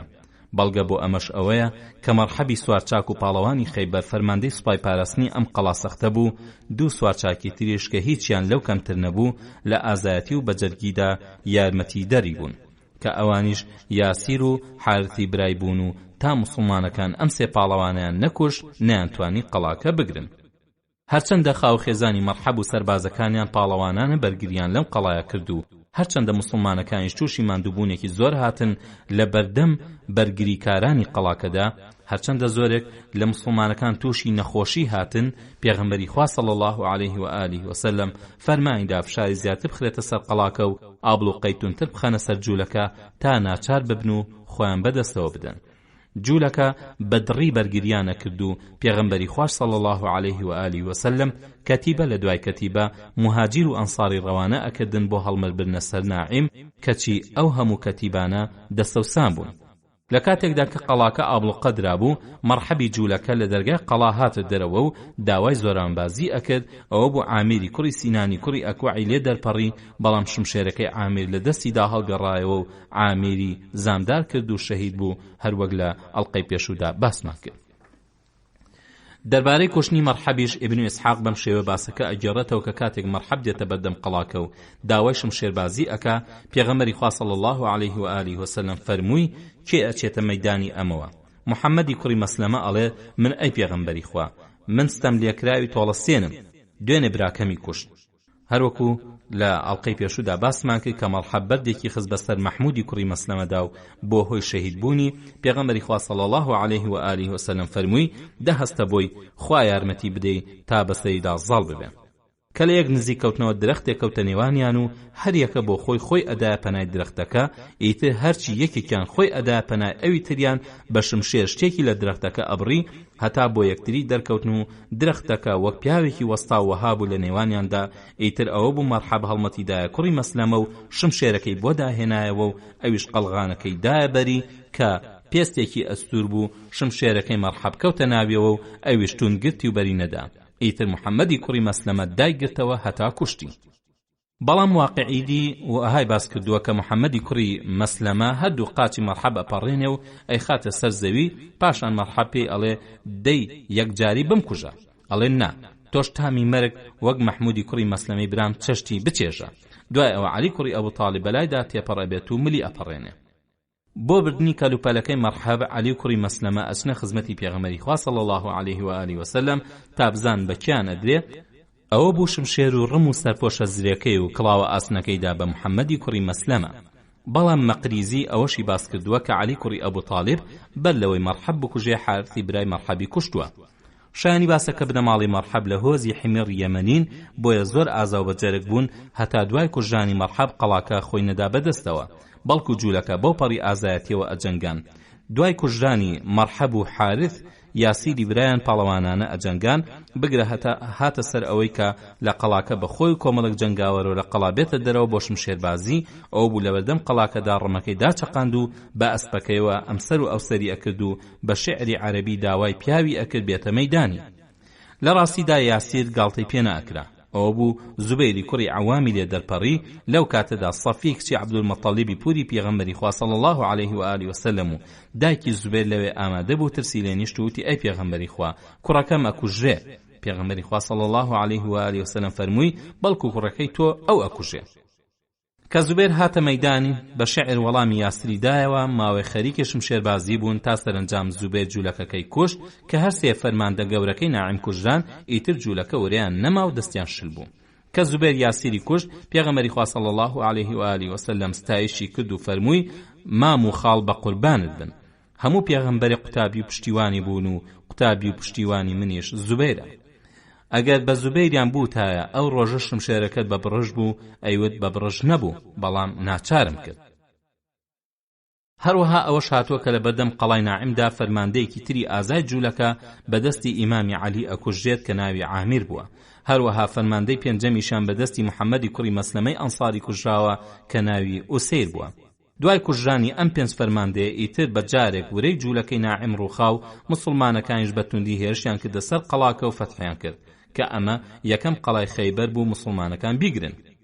لە ڕیوایەتێکی تردا هاتووە کە ئەبوو دوجانە حارثی باوکی زەینەبی برای مەرحەبی کوشتووە نەک عەلی کوڕی ئەبوو تاڵیب. واقیدی ئەڵەیە کوڕی ئەبوو سەبرا لە عەمری کوڕی ئەبوو عەمرۆ بۆی باسکردم کەوتوێتی لە سەردەمی سولەیمانی کوڕی عەبدولمەلیکدا چوومە شاری ئەریحا. ئەبینم گەڕەکێکی جوولەکە نشینە و پیاوێکی لێیە کە لە پیریدا لارە لارە ڕوا. وتی ئێوە خەڵکی کوێن؟ وتمان خەڵکی حیجازین. جوولەکەکە وتی ئای کە بۆ حیجاز بەتاسەوم، من کوڕی حارثی جوولەکەم سوارچاکی خەیبەر. لە ڕۆژی جەنگی خەیبەردا پیاوێک لە هاوڵانی محەممەد کوشتی کە پێی ئەوترا ئەبوو دوجانە. ئێمە عومەری کوڕی خەتاب باری پێکردوین بۆ شام.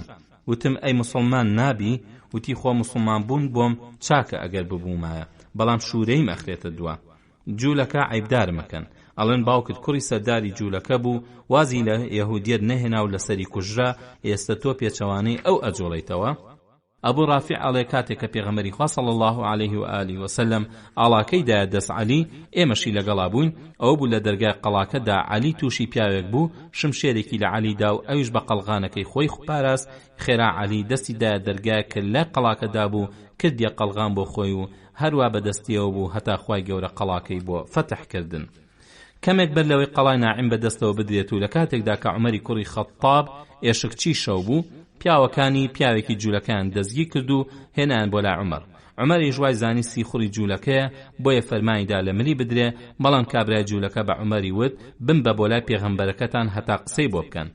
عومەر گرتی و هێنایە بەردەرگای چادرەکەی پێغەمبەری خوا صلی الله علیه و آله وسلم و ئەبینێ وان نوێژەکە بردێ ژوورەوە لای ئەویش بە جوولەکەکەی فەرموو تۆ کێیت و دەنگ و باست چییە؟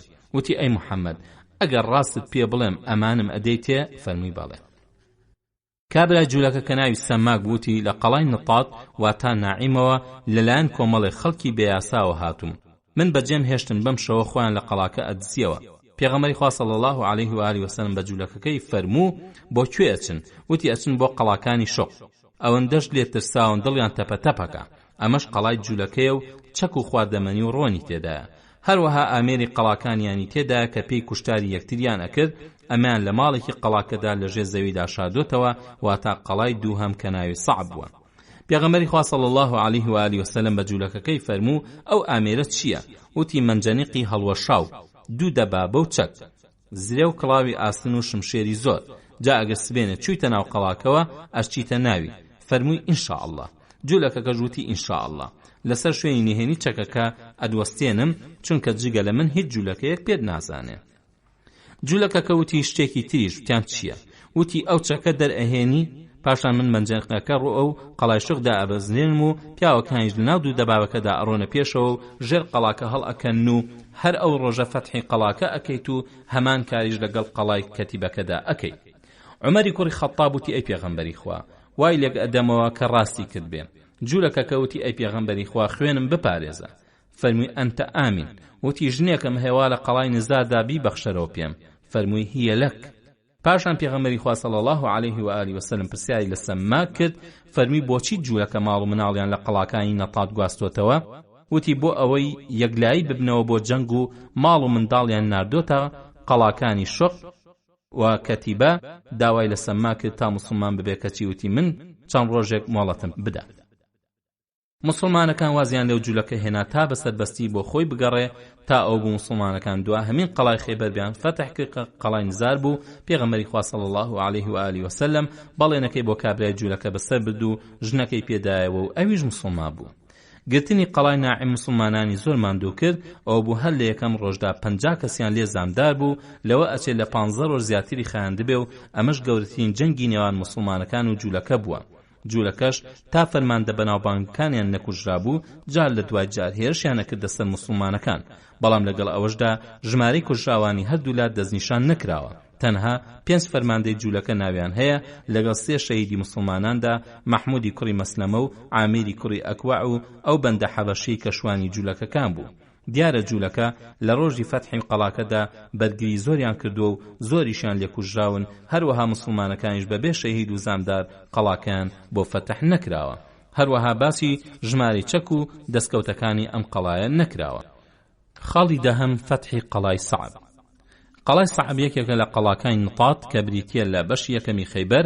ئەو قەڵایە لە مەحکەمی و سەختیدا بە دووهەم قەڵا ئەژمێدرێ، دوای قەڵاکەی مەرحەب. جا لەبەر ئەوەی جوولەکە لە قەڵای یەکەمدا ژن و منداڵ و کەل و پەل و پەلیان نەهێشت بوو گواستبیانە بۆ قەڵای نزار، ئەوە بوو کە لە قەڵای یەکەمدا وریان ڕووخا بە ئاسانی توانیان بکشێنەوە بۆ قەڵای دووهەم، واتە قەڵای سەعب، هەتا کە قەڵای ناعیم گیرە لە هیچ سەرچاوەیەکدا باسی بە دیرگیرانی جوولەکە نەکراوە. مسلمانەکان ئابڵوقیان خستە سەر قەڵای دووهەم تا ناچاری خۆ بەدەستەوەدانی بکەن. جاوەک بۆ فەتحی قەڵای یەکەم پێغەمبەری خوا صلی الله علیه و آله و سلم قەڵاکەی دایە دەست عەلی کوڕی ئەبوو طالب، بۆ فەتحی قەڵای دووهەمیش ئاڵاکەی دایە دەست پاڵەوانێکی ئەنساری کە حوبابی کوڕی مندیر بوو، تا هەڵمت بەرێتە سەر قەڵای سەعب. ئەویش مەردانە هێرشی ئەکرد تا قەڵاکەی فەتح کرد. جا لەبەر ئەوەی مسلمانەکان زۆر مانەوە، هەندێک لە کەتیبەکانی سوپای ئیسلام خۆراکیان تەواو بوو، برسێتی تەنگی پێ هەڵچنی بوون. معتیبی ئەسلەمی ئەڵێ ئێمەینەوەی ئەسلەم تووشی دەستکورتی و برسێتی بوون لە خەیبەردا. ئەوە بوو چەند ڕۆژێک لە دەوری قەڵای نەتات واتە ناعیم ماینەوە کە فەتحمانەکرد، خۆراکی تێدا نەبوو. بۆ ئەمە ئەسلەم هاتنە سەر ئەو ڕایە کە ئەسمای کوڕی حارثە بنێرنە خزمەتی پێغەمبەری خوا صلی الله علیه و آله و سلم. وتیان بڕۆ لە خزمەتی محەممەدی پێغەمبەری خوا و پێی بڵێ ئێمە بەدەست برسێتی و لاوازیەوە تەواو بەگیر هاتوین. ئەسمای کوڕی حارث هاتووتی ئەی پێغەمبەری خوا، ئەسلەم ئەڵێ ئێمە لەبەر برسێتی و لاوازی یەکجار بەگیر هاتوین، لەخوا بۆمان پاڕێرەوە.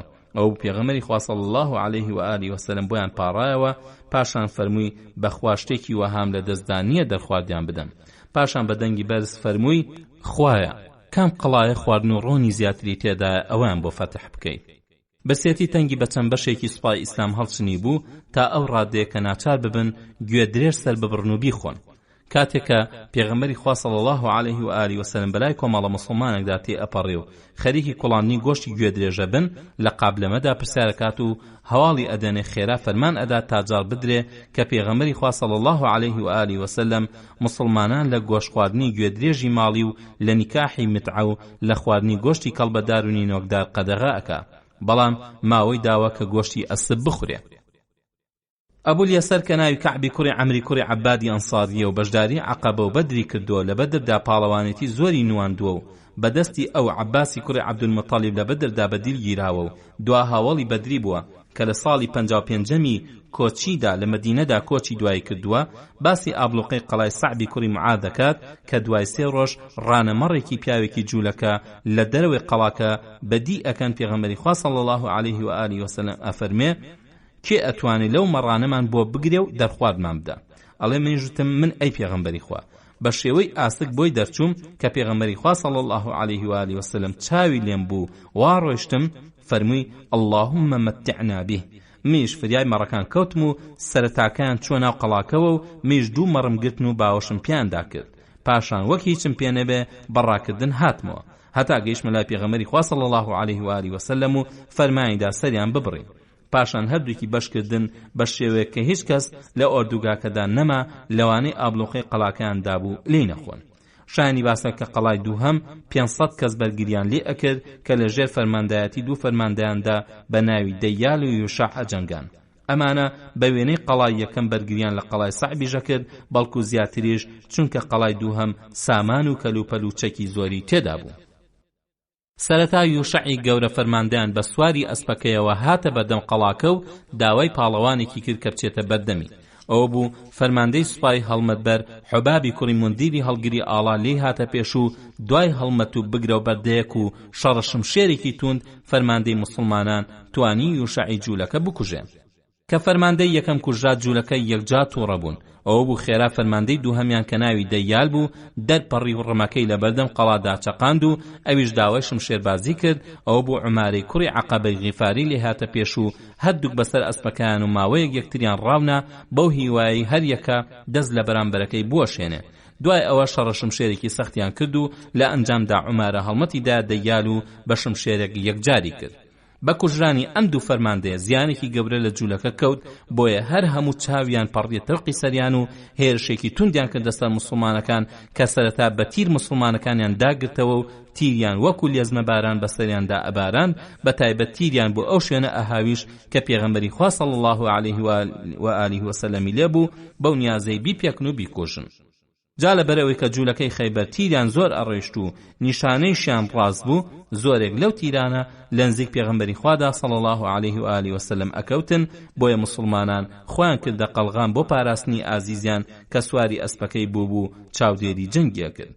مسلمانانش بە تیر وەڵامی جوولەکەکانیان ئەدایەوە، بەڵام وەک مسلمانەکان لە دەشتێکی ڕوودابوون جوولەکە بەسەر قەڵاکانیانەوە لە پشتی قولەکانەوە خۆیان حەشارەدا.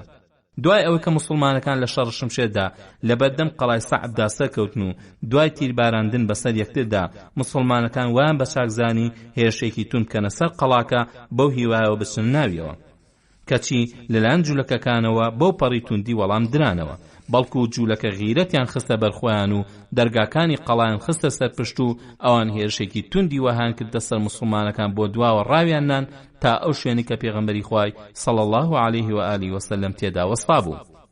هەتا خەریب و بگەنە لای ئەویش، بەڵام ئەو خۆی ئاسا وەک لە هەموو هەڵوێستێکی سەختدا دامەزراو ئەبوو لە شوێنی خۆی نەبزوا و دەستی دایە هەڵنانی مسلمانەکان تا لەبەر هێرشی سەختی جوولەکەدا خۆیان بگرن، هەتا کە پێغەمبەری خوا صلی الله علیه و آله وسلم تێکشکان و کشانەوەی مسلمانەکانی جگە لە حوبابی کوڕی مندیری فەرماندەی بینی لەسەر ئەسپەکەی دابەزی تا غیرە بداتە بەر مسلمانەکان، تا ئەو بوو بە بانگەوازی پێغەمبەری خوا صلی الله علیه و آله وسلم بۆ مسلمانەکان تا بە غیرەتەوە دامەزراو بن، هاوەڵان هۆشیان بەخۆیان داهاتەوە و گەڕانەوە مەیدان و دەوریان لە ئازیزیاندا تا بە جوانی دەرسی دامەزراوی لە کاتی تنگانەدا بەلایەوە بخوێنن.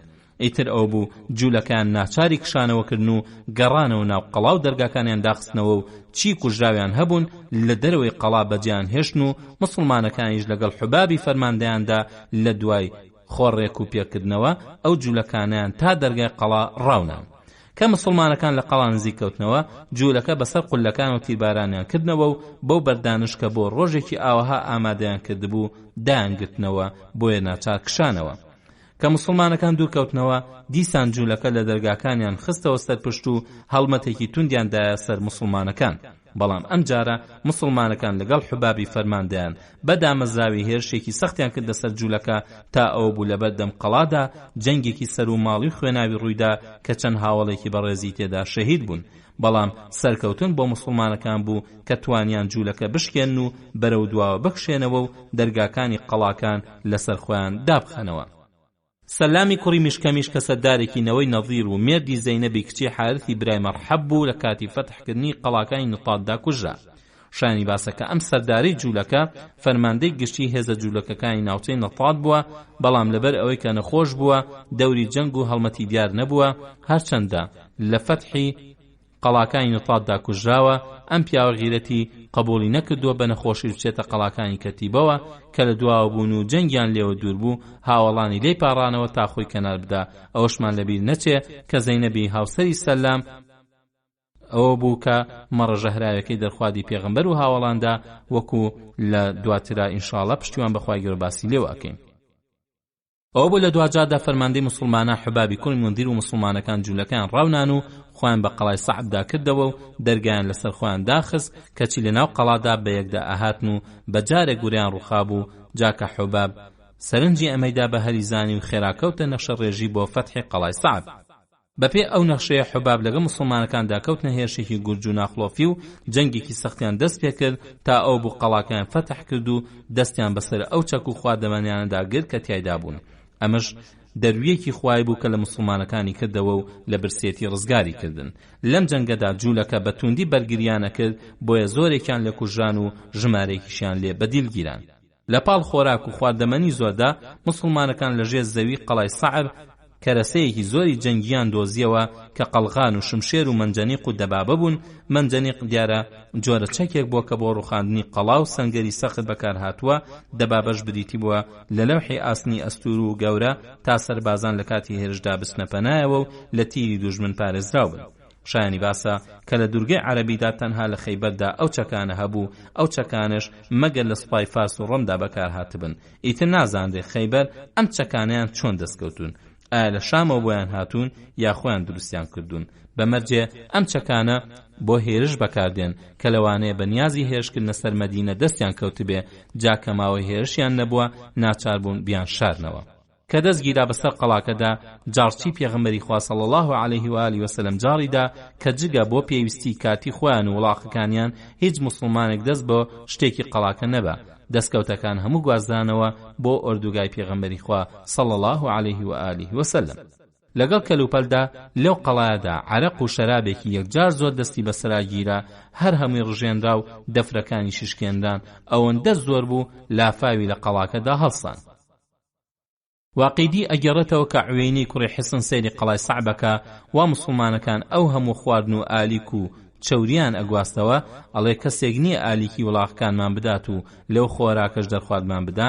شایانی باسە کە پێش دەستپێکردنی جەنگ عوێنە خۆی ئامادەکرد تا بە 4000 جەنگاوەرەوە بچێتە کۆمەکی جوولەکەی خەیبەر و پێغەمبەری خواژویستی عوێنە یارمەتی خەیبەر نەدا بۆ ئەمە بەڵێنیدا کە ئەگە عوێنە واز لە کۆمەکی خەیبەر بێنێ کە مسلمانەکان خەیبەریان گرت، نیوەی دەستهات و بەرهەمی خەیبەر بدرێ بە عوێنە، کەچی عوێنە ئەمەیدا دواوە و بڕیایدا بچێتە کۆمەکی خەیبەر. ئەو بوو بەخۆی جەنگاوەرەکانیەوە لە حەیفا ئەوە بەرەو خەیبەر کەوتەڕێ، بەڵام کە گەیشت قەڵای سەعب فەتح کرابوو بۆیە خەریک بوو عوێنە لە داخدا بتەقێ. بە فەتحکردنی قەڵای ناعیم و سەعب بە یەکجاری وەرەی جوولەکە ڕووخا. لەوە پێش ئەوان بەبیردا نەئەهات کە 10,000 جەنگاوەری جوولەکە لە پشت قەڵا و سەنگەری مەحکەمەوە و بەچەکی چاک و خواردەمەنی چاکەوە بەرگەی 1400 مسلمانی کەم تفاقی بێسەنگەر نەگرن. خۆشەویستان، لە ئەڵقەی داهاتوودا پشتیوان بەخوای گەورە درێژە بەم باسە ئەدەین تا ئەو کاتە هەموو لایەکتان بەخوای گەورە ئەسپێرم. خواتان لەگەڵ. بسم الله الرحمن الرحيم. الحمد لله رب العالمين، والصلاة والسلام على خير خلقه محمد وعلى آله وصحبه أجمعين. بسرانی خۆشەویست و بەڕێز، سڵاوی خوای گەورەتان ئاڕاستە بێت. خۆشحاڵین کە لە ئەڵقەیەکی نوێی ژیانی ئازیزمان صلی الله عليه و آله وسلم بە ئێوەی خۆشەویست و بەڕێزمان گەیشتینەوە. خۆشەویستان و ئازیزانم، لە بەرنامەی ئەمڕۆماندا هەر تایبەت بە فەتحی خەیبەر دێینە سەر خاڵی 11 فەتحی قەڵای زوبەیر. دوای فەتحی قەڵای یەکەم و دووهەم جوولەکە خۆیان گەیاندە قەڵای سێهەم کە قەڵای زوبەیر بوو. ئەم قەڵایە ئەکەوتە سەر لوتکەی چیایەکی سەخت و ڕێگایەکی پێچاو پێچ کە قەڵایەکی یەکجار سەخت بوو. جوولەکە چوونە قەڵاکەوە و مسلمانەکانیش ئابڵقیاندان. مسلمانەکان بۆ فەتحی ئەم قەڵایە چەند هەوڵێکیاندا کەچی بێهودە بوو، چونکە ڕێگاکانی قەڵاکە سەخت بوون و لە بەردەم تیری جوولەکەدا بوون. جوولەکە بە بۆنەی تفاق و ئاوی زۆرە و باکیان لە گەمارودان نەبوو، بەڵام مسلمانەکان حەزیان لەوە بوو خێرا کۆتایی بە جەنگ بێ، چونکە مانەوەیان بۆیان خراپ بوو. ئەو بخوای گەورە بە دەسەڵاتی خۆی یارمەتی بۆ ناردن یەکێک لە جوولەکەکان بەنیهێنی خۆی گەیاندە سەربازگەی مسلمانان و داوای بە خزمەتگەیشتنی پێغەمبەری خوای کە صلی الله عليه و آله وسلم. ئەم جوولەکە ناوی غەزال بوو کە پێکەوە دانیشتن هەواڵی بۆ پێغەمبەری خوا صلی الله عليه و آله وسلم هێنا کە ئەسوای ئیسلام بە هێزی سەربازی قەڵای زوبەیری بۆ ناگیرێ و هەرچەندە بۆ ماوەیەکی دوو درێژیش گەمارویان بدەن بێهودەیە، چونکە قەڵاکەیان سەختە و ئاویان زۆرە و خۆراک و پێویستیشان بۆ ماوەیەکی زۆر لەلایە. غەزال ئامادەی خۆی دەربڕی تا ڕێگای فەتحکردنی قەڵاکان نیشان بدە بەوەی کە جوولەکە ناچاری جەنگ بکەن بەو مەرجەی موسڵمانەکان بەڵێنی پاراستنی سامان و ماڵ و مناڵەکەی بدەن. پێغەمبەری خوا صلی الله علیه و آله وسلم بەڵێنی پێدا. غەزال ئەوەی ئاشکرا کرد کە جوولەکەی قەڵای زوبێر کانیاوی نهێنیان هەیە و قازانی گەوریان دروست کردووە بۆ ڕۆژانی جەنگ و تەنگانە کە بەڕێ ژێرزەمینیەوە بە شەودادا ئەبەزنە خوارەوە و بەشی خۆیان ئاوسەرەخەن. بەڵام سەرچاوەی ئەم ئاوانە لە دەرەوەی قەڵاوە هاتوون، بۆیە ئەگەر مسلمانەکان کانیاوەکان بگرن جوولەکە ناچار ئەبن بێنە دەرەوە بۆ جەنگ. کەم مسلمانەکان دەستیان بەسەر ئاوەکەدا گرت جوولەکەش ناچار بوون دەرگاکانی قەڵا بکەنەوە و هێرشێکی توندکەنە سەر مسلمانەکان. بەمە جەنگێکی سەخت لە نێوانیاندا ڕوویدا و مسلمانەکان دانیان بەخۆیاندا گرت تا ئەو بوو لە بەرگریەوە هاتنە دۆخی هێرش و بە یەک دەنگ هێرشیان کردە سەر جوولەکە و هەڵیان بڕین. جوولەکە بە پەلە بەرەو قەڵاکەوتنە ڕێ بەو هیوای کە بچنە ژوورەوە و دەرگاکان دابخەنەوە. بەڵام مسلمانەکان ماوەی ئەوان پێنەدان و دەرگای قەڵاکەیان گرت و هەڵمەتیاندایە ژوورەوە و قەڵاکەیان ڕزگار کرد. لەم جەنگەدا مسلمانەکان چەند شەهیدێکیان هەبوون، هەروەها جوولەکەش دە کەسیان لێکوژان، بەڵام دەرنەکەوتووە دەستکەوتی مسلمانەکان لەم قەڵایەدا چەند بووە. خاڵی 12 فەتحی قەڵای ئوبەی.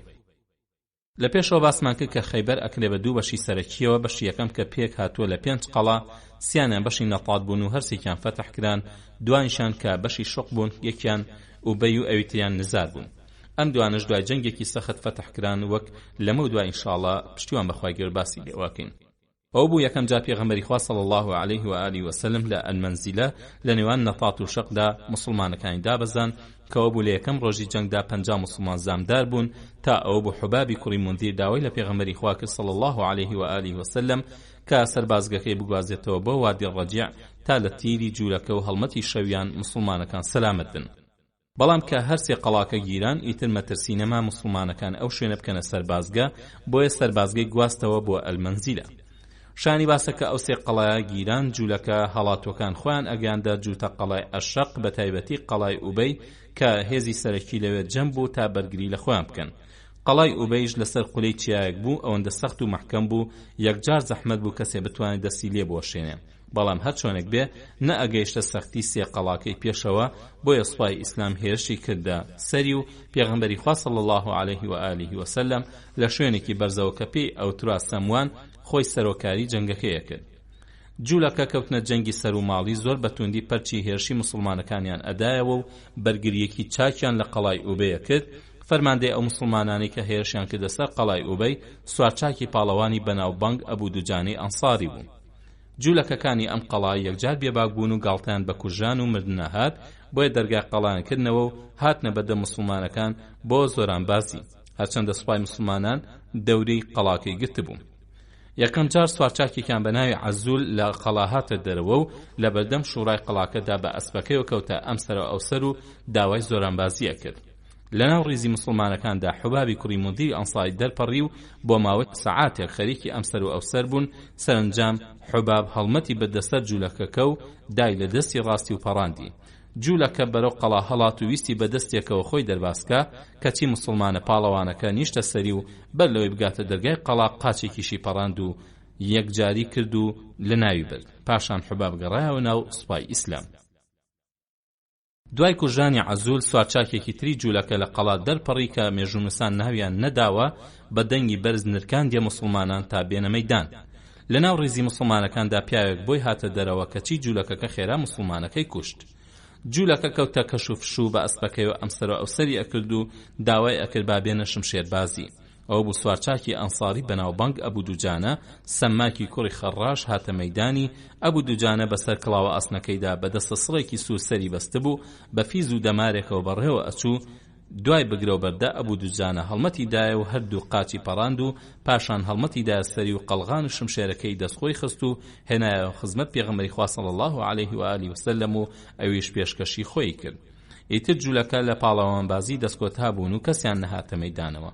مسلمانەکان بەوتنی ئەڵڵاهو ئەکبەر دەنگیان بەرز کردەوە و هەڵمەتیان بردە سەر قەڵاکە و چوونە ناویەوە. ئەبوو دوجانەش لە پێشیانەوە بوو، ئەبینن ئەو قەڵایە کەلوپەل و خۆراکێکی زۆری تێدایە.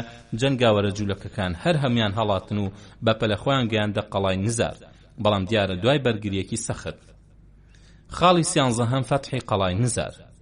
قەڵای نزار پێنجەم قەڵای جوولەکە بوو کە موسڵمانەکان هێرشیان کردە سەری کە بەڕاستی جوولەکەی تێدا کۆبوونەوە بەرگریەکی بەهێزیان تێدا کرد چونکە ئەمە دوا هیوای جوولەکەی خەیبەر بوو لەبەر ئەوەی زۆر مەحکەم و سەخت بوو بۆیە بەتەمان نەبوون بە هیچ شێوەیەک ئەم قەڵایە خۆی بەدەستەوە بدا. لە چوار قەڵاکەی پێشەوەدا جوولەکە نیان ئەهێژن و مناڵیان تیایدا بمێننەوە بۆ ئەوەی پیاوەکان ماوەیان هەبێ بجەنگێن و باوانەوە نەپۆشۆکێن و کاتێکیش کە قەڵاکان گیران ژن و مناڵەکانیان نەکەونە دەست موسڵمانەکان. بەڵام جوولەکە متمانیان بە سەختی و محکەمی قەڵای نزار زۆر بوو بۆیە هەموو ژن و منداڵیان لەوێ جەم کرد کە 2000 ئەبوون و لە هەمان کاتدا قەڵایان لە جوولەکەی جەنگاوەر پڕ کرد کردیانە سەنگەرێکی وەها سەخت کە هیچ هێزێک نەتوانێت فەتحی بکە چونکە دوا هیوای جوولەکە ئەم قەڵایە بوو ئەیانزانی کە ئەم قەڵایە بگیرێ ئیتر هەموو خەیبەر گیراوە و بە تەواوی تیا ئەچن.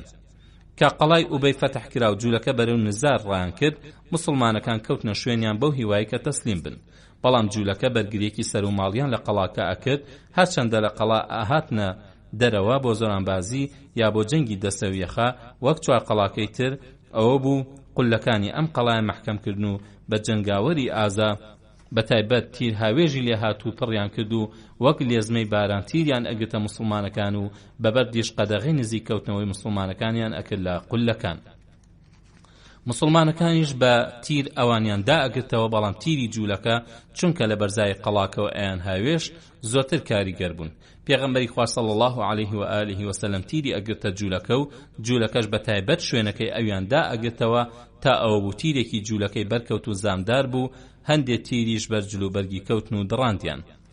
لەوە ئەچێت جەنگاوەرانی نزار ماوەیەکی زیاتر دانیان بەخۆیان داگرت بێ و هەر هێرشێک لەلایەن موسڵمانەکانەوە کرابێتە سەریان پەرچیان دابێتەوە چونکە قەڵاکە سەخت و محکەم بوو. ئەمەش بۆ هۆی بێزاری موسڵمانەکان و کەوتنە تەکبیری ئەوەی کە منجەنیق بەکاربهێنن بۆ وێرانکردنی بورج و قەڵاکان. ئەوە بوو موسڵمانەکان لە قەڵای دووهەمدا منجەنیقیان دەستکەوت بەڵام جوولەکە جەنگێکی ناهەمواریان کرد سەرنجام تێشکان و هەڵاتن و 2000 ژن و منداڵیان بەجێهێشت و بوونە دیلی دەستی موسڵمانەکان. محەممەدی کوڕی مەسلەمە ئەیوت پێغەمبەری خوا صلی الله عليه و آله و سلم سەیری قەڵای نزاری کرد و فەرمووی ئەمە دوا قەڵای خەیبەرە کە جەنگی تێدا ڕووبدا. خاڵی چواردەهەم مارەکردنی سەفیەی دایکی ئیمانداران. سەفیەی کچی حوێی کوڕی ئەختەب بووە کە زنجیرەی پشتیان ئەگەڕێتەوە سەر هاڕون پێغەمبەری برای موسا پێغەمبەر سەلامی خوایان لەسەر بێ هەروەها ئەچنەوە سەر لاوی کوڕی یعقوب کاتێک کە پێغەمبەری خوا صلی الله عليه و آله و سلم تاوانباری جوولەکەی نەوەی نەظیری بۆ دەرکەوت و فەرمانیدا مەدینە بەجێ بهێڵن زۆربەیان ڕویان لە خەیبەر نا کە لەوانە حوێی سەرداری نەوەی نەظیر لەگەڵ نەوەی ئەبولحوقیق. ئەو کاتە هێشتا سەفیە باڵغ نەبوو بوو کە گەورە بوو سەلامی کوڕی میشکەم خواستی بەڵام بەر لەوە بیگوازێتەوە تەلاقیدا. پاشان کینانەی کوڕی ڕەبیعی کوڕی ئەبولحوقیق کە سەرداری خەیبەر بوو مارێ کرد. مێژوونەسان لەسەر ئەوە یەکدەنگن کە سەفیەش بەدیلی کەوتوتە دەست موسڵمانەکان بەڵام بۆ چۆنیەتی بەدیلگیرانی جیاوازیان هەیە. ئیبن هیشام وهای باس کردووە کە سەفیە لە قەڵای قموزدا بەدیلگیراوە کە قەڵای مێردەکەی بووە لە بەشی دووهەمی خەیبەر. بەڵام واقیدی وهای باس کردووە کە لە قەڵای نزاردا بەدیل گیراوە هەرچەندە مێردەکەی لەوێ نەبووە. واقیدی ئەڵێ عەبدوڕەحمانی کوڕی محەممەدی کوڕی ئەبوبەکر بۆی باس کردم کە لە جەعفەری کوڕی مەحموودی پرسیوە سەفیە چۆن گەیشتە قەڵای نزار لە شق قەڵای ئالی ئەبولحوقیقی ژوا لە سولالیم واتە لە بەشی دووهەمی خەیبەردا نە لە قەڵاکانی نەطات و نە لە ئەشەق جگە لە قەڵای نزار هیچ ژن و مناڵێک بەدیل نەگیراون. وتی جوولەکەی خەیبەر ژن و منداڵیان ناردن بۆ کەتیبە و قەڵای نەطاتیان چۆڵ کرد بۆ جەنگاوەران بەمە هیچ کەسیان لێ بەدیل نەگیرە جگە لەوانەی کە لە قەڵای نزاردا بوون. سەفیە و کچە ئامۆزایەکی چەند ژنێک لەگەڵیا ئەوە بوو کینانەی کوڕی ئەبولحوقیق وای ئەبینی کە قەڵای نزار محکەمترین قەڵایە بۆیە ئەو شەوی کە بۆ بەیانیەکەی پێغەمبەری خوا صلی الله عليه و آله و سلم ڕووی بەرەو شەق وەرگێڕا کینانە سەفیە هێنایە ئەو قەڵایە هەتا ئەو بوو خۆی و کچە مامەکەی و ئەو منداڵە جوولەکانەی کە لەگەڵ یابوون بەدیل گیران. لە شوێنێکی تردا واقیدی لە سەفی دایکی ئیمانداران خۆیەوە ڕیوایەت ئەکا کە وتوێتی جوولەکە منداڵەکانیان لە کەتیبە دانان و قەڵای نەطاتیان بۆ جەنگاوەران چۆڵ کرد.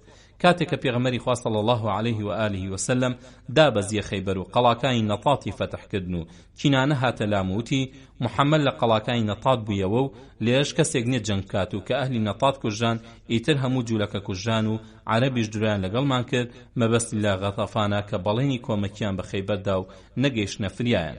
ئیتر منی هێنایە قەڵای نزار لە ئەشق و وتیشی لە هەموو قەڵاکانمان سەختترە، ئەوە بوو من و کچە ئامۆزایەکم و چەند ژنێکی تر لەگەڵمانە بوون، هێنانی بۆ ئەوێ ئیتر من لە نزاردا بەدیگیران بەر لەوەی پێغەمبەر صلی الله عليه و آله وسلم ڕوو بکاتە کەتیبە. لە صحیحی بوخاریدا هاتووە سەفیە ئەبێتە بەشی یەکێک لە هاوڵان بە ناوی دیحیەی کەلبی. لەو کاتەدا پیاوێک دێتە خزمەتی پێغەمبەر صلی الله عليه و آله وسلم و ئەڵێ ئەی پێغەمبەری خوا، سەفیەی کچی حوێی داوە بە دیحیە کە خانمی قەومەکەیەتی و تەنها بۆ تۆ چاکە، واتە پلەی کۆمەڵاتی ئەو ئافرەتە بەرزە و ئەو کچی پادشا و هاوسەری پادشا بووە، مافی خۆیەتی ڕێزی لێ بگیرێ و دڵی بدرێتەوە. پێغەمبەری خوا صلی الله عليه و آله وسلم ئاماژەی ئەو پیاوەی بە چاکزانی بۆیە فەرمانی بە دیحیەدا تا لە بری سەفیە ئافرەتێکی تر هەڵبگرێ، ئەمەش تا ڕێزێکی تایبەتی لە ئافرەتێکی نازدار پەروەردەی لێ قەوماو بگرێ، هەرچەندە باوکی دوژمنێکی سەرسەختی پێغەمبەری خوا بووە صلی الله عليه و آله وسلم و بەڵام ڕەوشتی ئیسلامی دوورە لە تۆڵە نور قەبەراتیەوە. پێغەمبەری خوا صلی الله عليه و آله وسلم وەک دەستورێک بۆ مسلمانان نەخشە بکێشێ، ئەی فەرموو ئەوەی کە دەسەڵاتداری کۆمەڵێک بوو زەلیلی و بێدەستی هات بەسەریدا، ئێوە ڕێزی لێ بگرن. پێش هەموو شتێک ئازادی کرد تا لە داوی کۆیلایەتی ڕزگاری بێ، پاشان دوو ڕێگەی بۆ دانا تا بەدڵی خۆی یەکێکیان هەڵبژێرێ، یەکەم بەسەری بەرز و بەو پەڕی ئازادیەوە بگەڕێتەوە ناو خزمەت جوولەکەکانی و سەربەست بێ. دووهەم مسلمان ببێ بەویستی خۆی بێتە هاوسەری پێغەمبەری خوا صلی الله عليه و آله وسلم، ئەو کاتە بێتە هاوشانی عائیشەی کچی ئەبوبەکر و حەفسەی کچی عومەر کە کچی جوتە وەزیرەکەی بوون. سەفیە چونکە خوا پێدا بوو، خۆشویستنی ئیسلام چووە دڵیەوە و هەستی کرد ئەم ڕەوشتە بەرزە و ئەم معاملە مرۆڤانەیە کاری پێغەمبەرانە. ئەویش بە فیترەتە پاکەکەی کە لە زنجیرەی پێغەمبەرانەوە بۆی هاتبوو، هەستی بە نور و ڕۆشنایی ئەکرد، بۆیە هاتە سەر ئەو بڕیارە کە واز لە جوولەکایەتی بهێنێ، تۆ بڵێ واز لە ناز و نیعمەتی دنیا بێنێ و ئیسلام و پێغەمبەری خوا صلی الله عليه و آله وسلم هەڵببژێرێ، هەرچەندە برسێتی و دەستکوتی وا بەدواوە، بەڵام ڕەزامەندی خوای دەستگیرە بێ. سەفیە ئەڵێ پێغەمبەری خوا صلی الله عليه و آله وسلم نرمی بۆ لای کەلوپەلەکەی، پاشان لای ئێوارەوە هاتەوە لامان و بانگی کردم، منیش هاتم دەموچاوم بە پەچە داپۆشی بوو، شەرمم ئەکرد و لەبەر دەستیدا دانیشتم. فەرمووی ئەگەر لەسەر دینەکەی خۆت ئەمێنیتەوە بمێنێتەوە و ناچاری مسلمان بوونن ناکەم، ئەگەر خوا و پێغەمبەریش هەڵ ئابژێری ئەوە چاکترە بۆن. ئەڵێ منیش خوا و پێغەمبەر و ئیسلامم هەڵبژاردن، ئیتر پێغەمبەری خوا صلی الله عليه و آله وسلم ئازادی کردم و مارەشی کردم.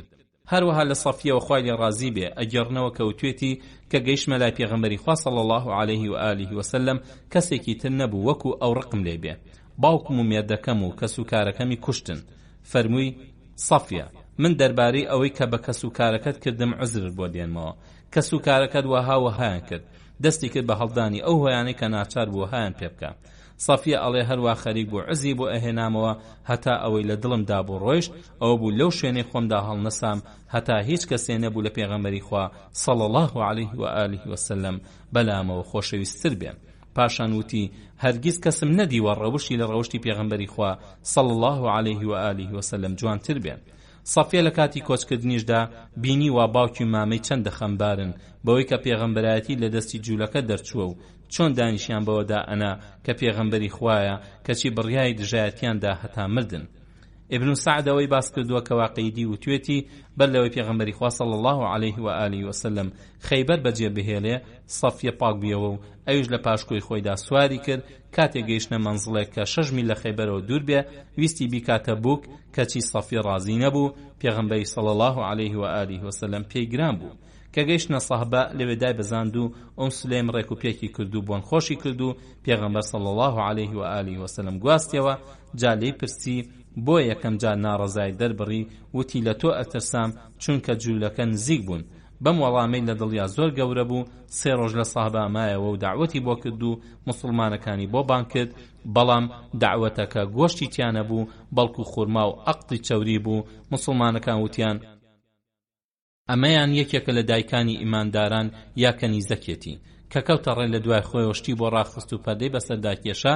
ئیتر بەلای مسلمانەکانەوە یەقین بوو کە یەکێکە لە دایکانی ئیمانداران. ئەوەندە ڕێزی لەم ئافرەتە لێ قەوماوە ئەگەر لە لای وشترەکەیدا دائنیشت و ئەژنۆی بۆ دائەنا تا سەفیە قاچ خاتە سەر ئەژنۆی و سواری وشترەکە ببێ. سەفیەش ئەوەندە خاوەنی ئەدەب بوو پێی نەئەخستە سەر ئەژنۆی بەڵکو ئەژنۆی ئەخستە سەر ئەژنۆی و سوار ئەبوو.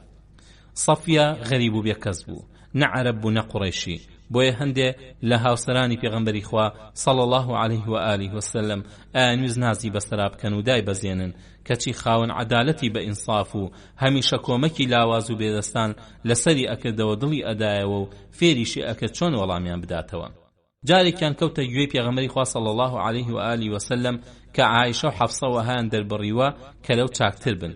ئەیش پێی فەرموو ئەی بۆچ پێ نەوت ئێوە چۆن لە من چاکتر ئەبن کە من محەممەد مێردمە و هاڕون پێغەمبەر و موسا پێغەمبەر باوکو مامە من.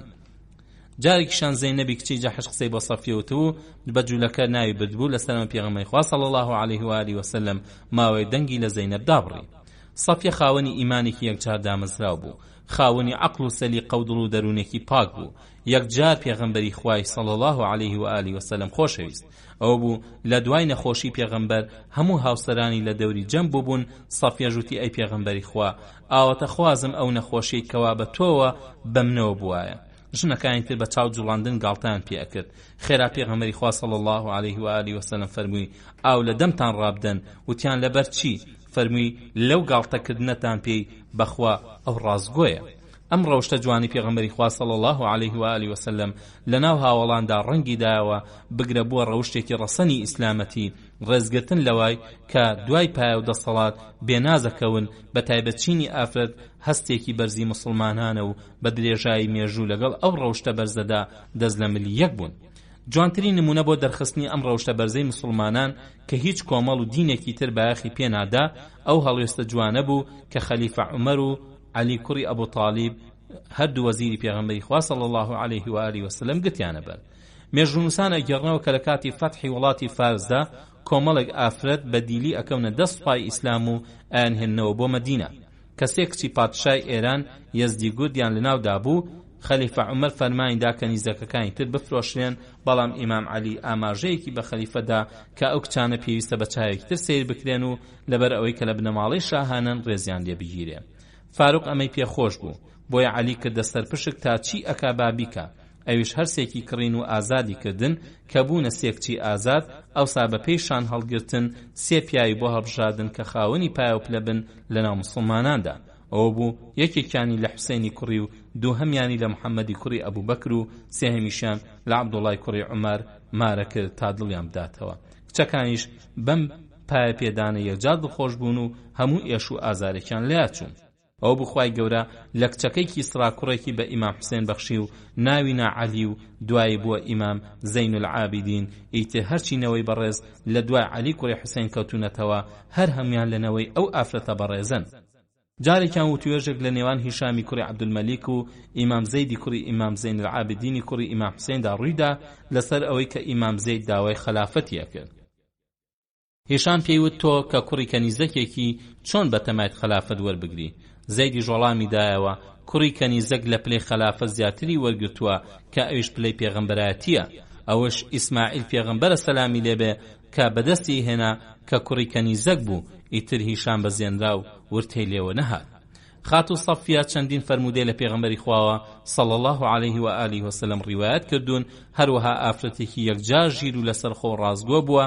ئەگەرنەوە کە کەنیزەکێکی سەفیە دێتە لای خەلیفە عومەر خوای لێ ڕازی بێ و ئەڵێت سەفیە شەممەی خۆشەوێ و سیلە ڕەحم لەگەڵ جوولەکەدا بەجێ ئەهێنێ.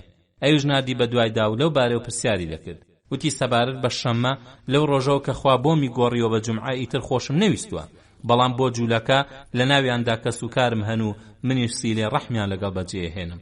عومەر ئەمەی لێوەگرت. پاشان سەفیە بە کەنیزەکەکەی وت چی پاڵی پێوە نای ئەم کارە بکەی؟ وتی شەیتان.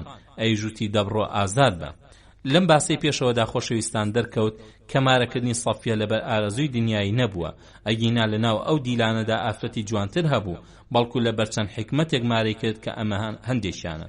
یەکەم بۆ ڕێزلێنانی کە کچی پادشا و هاوسەری پادشا بوو و ئەو پەڕی سەربەستی پێدا تا یەکێ لە دوو ڕێگاکە هەڵبژێرێ یا لەسەر دینی خۆی بمێنێتەوە و بگەڕێتەوە ناو کەس و کاری یا موسڵمان ببێ و ببێتە هاوسەری پێغەمبەری خوا صلی الله عليه و آله وسلم هاوشانی عایشە و حەفسە. دووهەم بۆ دڵدانەوەی چونکە زووتر باوکی کوژرا بوو لە جەنگی خەیبەرشدا مێردەکەی و زۆرێک لە خزمانی کوژرا بوون. سێهەم ئەم ئافرەتە لەنەوەی پێغەمبەرانی بەنی ئیسرائیل بوو بۆیە شایانی ئەوە بوو بە پێغەمبەری خوا بکات صلی الله عليه و آله وسلم دوایش بە ڕەوشتی بەرزی خواپەرستی ڕێک و پێکی ئەوەی سەلمان. کاتێکیش کە سەرنجی دادەم و چاوی پەڵەیەکی مۆری پێوەیە پرسی ئەمە چییە؟ وتی ئەی پێغەمبەری خوا بەر لەوەی بیتە سەرمان لە خەومدا مانگم بینی کە لە شوێنی خۆی جوڵاو کەوتە کۆشی منەوە دابەخوا هیچ باسێکی تۆم لە یاد نەبوو کە گێڕامەوە بۆ مێردەکەم زلێکی لە دەم و چاوم داوتی ئاوا دەخوازی ئەو پادشایی مەدینە بێتە مێردت. کاتێک کە سەفیە کرایە بووک و برایە چادرێکی پێغەمبەرەوە ئەو شەوە هاوڵی پایدار ئەبوو ئەیوبی ئەنساری بەبێ ئاگاداری پێغەمبەری خوا صلی الله عليه و آله وسلم خۆی کردە پاسەوانی و بە دەوری چادرەکەدا ئەسوڕایەوە. کە ڕۆژ بوویەوە پێغەمبەری خوا صلی الله عليه و آله وسلم شوێنەکەی ئەبوو ئەیوبی بینی پرسی و فەرمووی ئەبوو ئەیوب ئەوە چیتە؟ وتی ئەی پێغەمبەری خوا لە تۆ ترسام لە دەست ئەم ئافرەتە کە باوکو مێرد و کەس و کارەکەی کوژراون و ماوەیەکی کەمە وازی لە کوفر هێناوە. بەم کارە پێغەمبەری خوا صلی الله عليه و آله وسلم زۆر دڵخۆش بوو چونکە ئەو پەڕی خۆشەویستی و ئیمانداری ئەسەلمان بۆیە دوعای بۆ کرد تا خوا بیپارێزێ.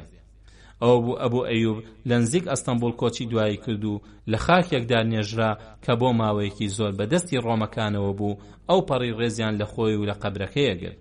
سەفیە خوای لێ ڕازی بێ لە مانگی ڕەمەزانی ساڵی 50 کۆچیدا و لە سەردەمی خەلیفە معاویەدا خوای لێ ڕازی بێ کۆچی دوایی کردووە. بەڕێزان و خۆشەویستانم لێرەدا باسەکەمان ڕائەگرین پشتیوان بەخوای گەورە پاشماوەی ئەم باسە لە فەتحی خەیبەر لە ئەڵقەیدا هەتوودا پێشکەشتانیەکەین تا ئەو کاتە هەموو لایەکتان بەخوای گەورە میهرەبانە سپێرین. خواتان لەگەڵ.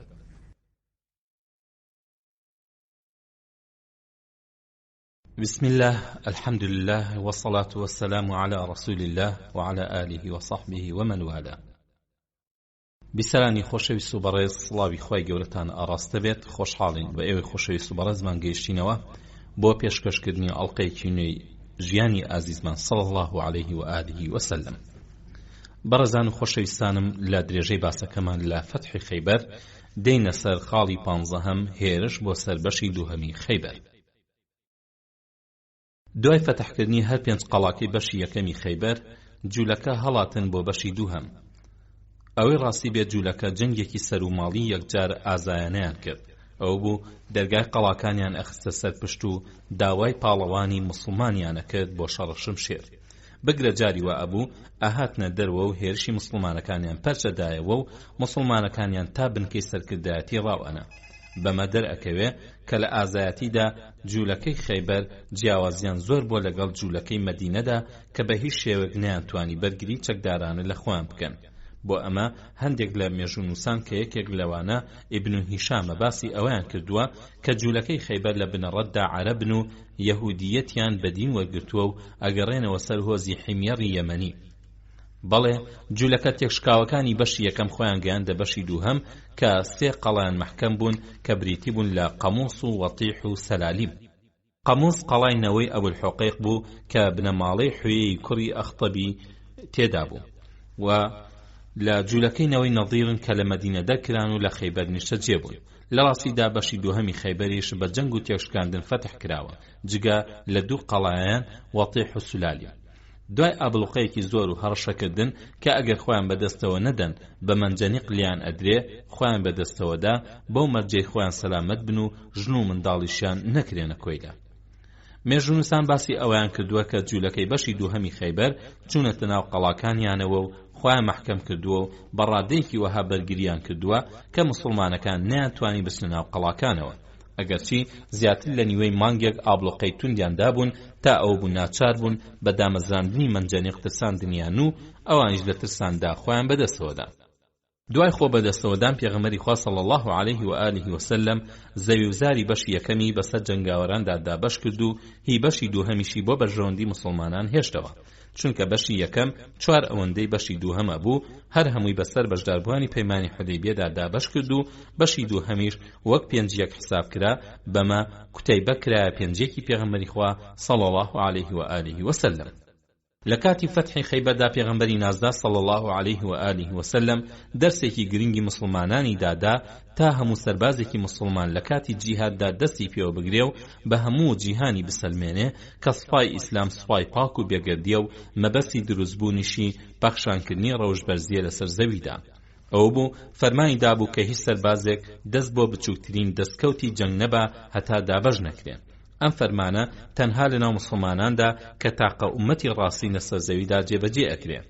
جارچی پێغەمبەری خوا صلی الله عليه و آله وسلم جاریدا کە غلول واتە ئەو شمەکەی لە دەستکەوتی جەنگدا ببرێت پێش دابەشکردنی شوورەی و ئابڕوچوونی قیامەتە، دەرزی و دەزویەکیش بگێڕنەوە. واقیدی ئەڵێ لەو ڕۆژەدا فەروەی کوڕی عەمر کە فرۆشتنی دەستکەوتەکانی پێسپێدرا بوو کەلوپەلەکەی فرۆشت و دەستە سڕێکی هەڵگرت و لەسەر خۆی بەست تا لەبەر خۆیدا سێبەری بۆ بکە. پاشان گەڕایە شوێنەکەی خۆی و هەر بەسەریەوە بوو کە هاتەوە یادی هاتە دەرەوە فڕیدا و هەواڵیشی بە پێغەمبەری خوادا صلی الله عليه و آله وسلم ئەویش فەرمووی دەستە سڕێکی ئاگر بووە بەستوتە لەسرت. لەو ڕۆژەدا داوایکی تا پێغەمبەری خوا صلی الله عليه و آله وسلم لە دەستکەوتەکان شتێکی بداتێ، ئەویش فەرمووی دەزویەک و دەرزیەک دەستکەوتم بۆ حەڵاڵ نییە، نە ئەتوانم بۆ خۆمی وەرگرم نە بە خەڵکیشی بدەم. پیاوێکیش داوای ڕەشویەکی لێکرد، ئەویش فەرمووی مەگەر دەستکەوتەکان دابەش بکرێن پاشان ڕەشویەک و گەربش بتەوێ چەند گوریسێکیشت پێ ئەدەم. ئەوانەی کە ئیسلام ئەکەنە دینی خۆیان ئەبنە سەربازی ئیسلام، ئەبنە سەربازی شێردەستی پێغەمبەری خوا صلی الله عليه و آله وسلم. لەبەر ئەوە پێویستە هەموو گیانیان هەر ئیخلاص و نیەتی چاک بێ. جا مێژووی ئیسلام هەر هەمووی بەو پاڵەوانە خۆنەویستانە دروست بووە. با لەم دەرفەتەشدا نمونەیەک بخەینە بەگوێی ئێوەی خۆشەویست. بەیهەقی و نەسائی ڕیواتیان کردووە کە پیاوێکی ئەعراب دێتە خزمەتی پێغەمبەر صلی الله عليه و آله وسلم و ئیمان تێنێ. ئەڵێت لەگەڵدا کۆچەکەم. ئەویش دا دەستێکێک لە هاوڵان کە غەزای خەیبەر هاتە بەرەوە و پێغەمبەری خوا صلی الله عليه و آله وسلم شتێکی دەستکەوتە بوو، دا بەشی کرد و بەشی کابرا ئەعرابیشی دا و بەشەکەی دا دەست هاوڵەکانی، چونکە ئەو خەریکی لە وەڕاندنی وشترەکانیان بوو. کە ئەعرابیەکە گەڕایەوە بەشەکەیان پێدا. ئەیژوتی ئەمە چییە؟ وتیان بەشی خۆتە. پێغەمبەری خوا صلی الله عليه و آله وسلم بۆتی داناوە. بەشەکەی هەڵگرت و هێنایە خزمەتی پێغەمبەر و صلی الله عليه و آله وسلم وتی ئەمە چی ئەی پێغەمبەری خوا؟ فەرمی بەشی خۆتە بۆم داناوی. وتی من بۆ ئەمە شوێنی تۆ نەکەوتوم، بەڵکو بۆ ئەوە شوێنت کەوتوم کە تیرێک بێت و بدا لە گەردنم، کە ئاماژەی بۆ قورگی کرد و وتی بمرم و لێڕێی ئەوە بچمە بەهەشتەوە. فەرمووی ئەگەر لەگەڵ خوادا ڕاست بکەیت خوش ڕاستت بۆ دێنێتە پێش. پاشان هەستان بۆ جەنگی دوژمن ئەوەندەی پێنەچوو بە شەهیدی هێنایانەوە خزمەتی پێغەمبەری خوا صلی الله عليه و آله وسلم. فەرمووی ئەمە خۆیەتی؟ وتیان بەڵێ. فەرمووی لەگەڵ خوادا ڕاستی کرد و خواش ڕاستی بۆ هێنایە پێش. پێغەمبەری خوا صلی الله عليه و آله وسلم بەجبەکەی خۆی کفنی بۆ کرد، پاشان هێنایە بەردەمی و نوێژی لەسەری کرد و یەکێک لە دوعاکانیشی بۆی ئەمە بوو. فەرمی خوایە ئەمە بەندەی خۆتە و لە پێناوی تۆدا کۆچی کردووە و بە شەهیدی سەری ناوەتەوە و منیش لەسەری شاهێدم. پێغەمبەری خوا صلی الله عليه و آله وسلم عادەتی وەها بوو دەستکەوتەکانی جەنگی تەنها بەسەر ئەوانەدا دابەشە کرد کە بەشداری جەنگیان کردبوو. ئیتر هەر کەس ئامادە نەبووە بەشی نەبوو. بەڵام ئەوە بوو لە بەدردا 8 کەسی بەشدار کرد، وەک لە باسەکانی بەدردا باسمان کرد. هەروەها لە خەیبەریشدا چەند پیاوێکی ئامادە نەبووی پەیمانی حودەیبیە بەشدار کرد، چونکە بڕیار وابوو تەنها بەشداربووانی حودەیبیە لە دەستکەوتەکانی خەیبەردا بەشیان هەبێ. ئەوە بوو ئەم پیاوانە مڕی کوڕی سینان، ئەیمەنی کوڕی عوبەید، سەباعی کوڕی عەرفەتەی غیفاری، جابیری کوڕی عەبدوڵڵا دواکەوتن و دوو پیاویش دوای حودەیبیە مردبوون و پێغەمبەری خوا صلی الله عليه و آله وسلم بەشی بۆ دواکەوتوەکان و بۆ کەسوکاری مردوەکان دانا و چەند نێرداوێکیش وەک مەحیسەی کوڕی مەسعود و غەیری ئەویش نێردابوون بۆ لای دانیشتوانی فەدەک و 3 موسڵمانیش کە سوەیدی کوڕی نوعمان و عەبدوڵای کوڕی سەعدی کوڕی خەیتەمە و پیاوێکی نەوەی خوتامە بوون لەبەر نەخۆشی بەشداری جەنگیان نەکرد و بەشیان بۆ دانرا و ئەوانش کە شەهید بوون بەشیان بۆ دیاری کرا. هەروەها دە پیاوی جوولەکەی مەدینە لەگەڵ سوپای ئیسلامدا هاتن بۆ جەنگی خەیبەر و پێغەمبەری خوا صلی الله علیه و آله وسلم وەک مسلمانان بەشی بۆ دانان. شایانی باسە وەکو لە پێشەوە باسمان کرد، عوێنەی کوڕی حەسنی فەزاری فەرماندەی غەتەفان بە گوێی حارثی کوڕی عەوفی مڕی نەکرد و بڕیایدا بە دژایەتی مسلمانان ببێتە کۆمەکی خەیبەر. ئەو بوو بە 4000 جنگاوەرەوە بەرەو خەیبەر کەوتە ڕێ، دوای ئەوەی کە بەرەو ناوچەکەی خۆی گەڕایەوە و وای زانی مسلمانەکان هێرشیان کردوتە سەر غەتەفان کە عوێنە گەیشتەوە خەیبەر کار لە کارترازا بوو، چونکە خەیبەر هەر هەمووی خۆی بەدەستەوەدا بوو تاکە جوولەکەیەک چەکی لە دەست نەمابوو. کەعوەی نەگەیشت و ئەم بارودۆخەی بینی خێراکەوتە تەماعی ئەوەی کە داوای بەشی خۆی لەو دەستکەوتانە بکە بەو بیانوەی کە ئەو یارمەتی مسلمانەکانی داوە، چونکە وازی لە جەنگ و کۆمەکی جوولەکە هێناوە و بە 4000 جنگاوەرەوە کشاوەتەوە. پێغەمبەری خوا صلی الله علیه و آله وسلم ڕووی لە عوێنەی مناڵۆچکە کرد و فەرمووی درۆت کرد، بەڵکو بەدەم ئەم هاوارەوە کە بەگوێت کەوت بە خۆت و سوپاکەتەوە گەڕایتەوە ناوچەکەی خۆتان. عوێنە خۆی گیاندە لای جوولەکەی خەیبەر و ئەیوت کاری وەک ئەمڕۆم نەدیوە، بەخواوە هەم نەئەبینی کە غەیری ئەوە هیچ کەسێک دەست لە محەممەد بوەشێنێ. وتم ئەوانە خاوەن قەڵاو چەک و سامانن، ئێوە لەم قەڵاسەختانەدا و ئەو هەموو خۆراکە کە کەس نییە بیخوات و ئەم ئاوە سەرمڕە بەدەستی خۆتان بەدەستەوەدا. وتیان ویستمان لە قەڵای زوبەیردا دان بە خۆماندا بگرین کەچی کارێزی ئاوەکانمان لێ بڕا و دنیاشگەرم بوو بەرگەی تینوێتیمان نەگرت. وتی لە قەڵای ناعم هەڵاتون و بەشکاوی خۆتان گەیاندۆتە قەڵای زوبەیر. پاشان پرسیاری کوژراوانی کرد کە هەواڵیان داوتی بەخوا هەرچی خاوەنی غیرەت و ئازایەتی کوژراوە، ئیتر هەرگیز جوولەکە لە حیجازدا هەڵناسنەوە. جوولەکە هەموو وڕ بوون و نیان ئەتوانی وەڵامی کابرا بدەنەوە، کەچی جوولەکەیەک بە ناوی ثەعلەبەی کوڕی سەلامی کوڕی ئەبوالحوقەیق کە خۆیان بە ژیریان دانە ئەناو بیریان بەلایەوە لاواز بوو، لە عوێنە هاتە وەڵام وتی عوێنە تۆ هەڵنان و دوایش پشتت بەردان و وازت لێهێنان بۆ جەنگی محەممەد، پێشتری ئەوەت بە نەوەی قوڕێزە کردووە. مەبەستی لەوەی کە عوێنە یەکێ بووە لە 4 فەرماندەکەی غەتەفان کە فەرماندەی سوپای ئەحزاب بوون و جوولەکەی نەوەی قوڕێزەیان هەڵنا بە زمانی لوسی حوێیەی کوڕی ئەخطەب تا پەیمانی نێوان خۆیان و مسلمانەکان هەڵبۆشێننەوە و بەشداری جەنگ بکەن و سەرنجام بەدەستی مسلمانەکان تیا بچن. عوێنە بۆ خۆ دەرباسکردن وتی محەممەد ئێمە خستە دواوە و وامانزانی هەڵمەتی بدۆتە سەر ناوچەکەمان، بۆیە کە هاوارەکەمان بیست ئێمەش گەڕاینەوە لای کەس و کارمان کەچی هیچمان نەدی و دیسان گەڕاینەوە دوا بۆلاتان بۆ کۆمەکیتان. ثەعلەبە وتی جا کێ ماوە کۆمەکی بکەی؟ ئەوەی کوژراوە و ئەوەش کە ماوە بۆتە بەندەی محەممەد و هەر هەمومانی دیل کرد و ماڵ و سامانی بردین. عوێنەی ئەحمەق نە ئەوە بوو کۆمەکی جوولەکە بکاو بگاتە فریان تا شتێکی دەستکەوێ، نە ئەوەش بوو پێشنیارەکەی پێغەمبەری خوا صلی الله علیه و آله وسلم وەربگرێ بەوەی کە دەستبەرداری جوولەکە ببێ و بەری ساڵێکی دارخورماکانی خەیبەر لە مسلمانەکان وەربگرێ. بۆ کوردی لە هەردوو جەژنە بوو. کە گەڕایەوە ماڵەوە حارثی کوڕی عەوفی مڕی هاتە لای پێیوت من پێم نەوتی هیچ کارێک لە شوێنی خۆیدا دانانەی، بەخوا محەممەد بەسەر نێوانی خۆر هەڵات و خۆر ئاوادا زاڵ ئەبێ، جوولەکە ئەم هەواڵەیان پێمانەدا. شاهدی ئەدەم کە گوێم لە ئەبوو ڕافع سەلامی کوڕی ئەبوالحوقەیق بۆ ئەیوت ئێمە لەسەر پێغەمبەرایەتی حەسادەت بە محەممەد دەبین بەوەی کە لە دەستی نەوەی هاڕون دەرچووە، ئەو واتە محەممەد پێغەمبەرە و جوولەکە بە گوێم ناکەن، ئێمە دوو جار بەدەستی ئەو سەر ئەبڕێین، جارێک لە یەثریب و جارێکیش لە خەیبەر. حارث دەڵێ بە سەلامم وت ئەبێتە خاوەنی هەموو زەوی؟ وتی بەڵێ، بەو تەوڕاتی هاتۆتە سەر موسا، پێشم خۆش نییە جوولەکە بەم وتەیەم بزانن کە دەربارەی ئەو کردومە. بەڕێزان، بەشی دووهەمی خەیبەریش بریتی بوو لە چەند قەڵایەک کە گرنگەکانیان ئەم سیانە بوون، یەکەم قەموس، دووهەم سولالیم، سێهەم وەتیح.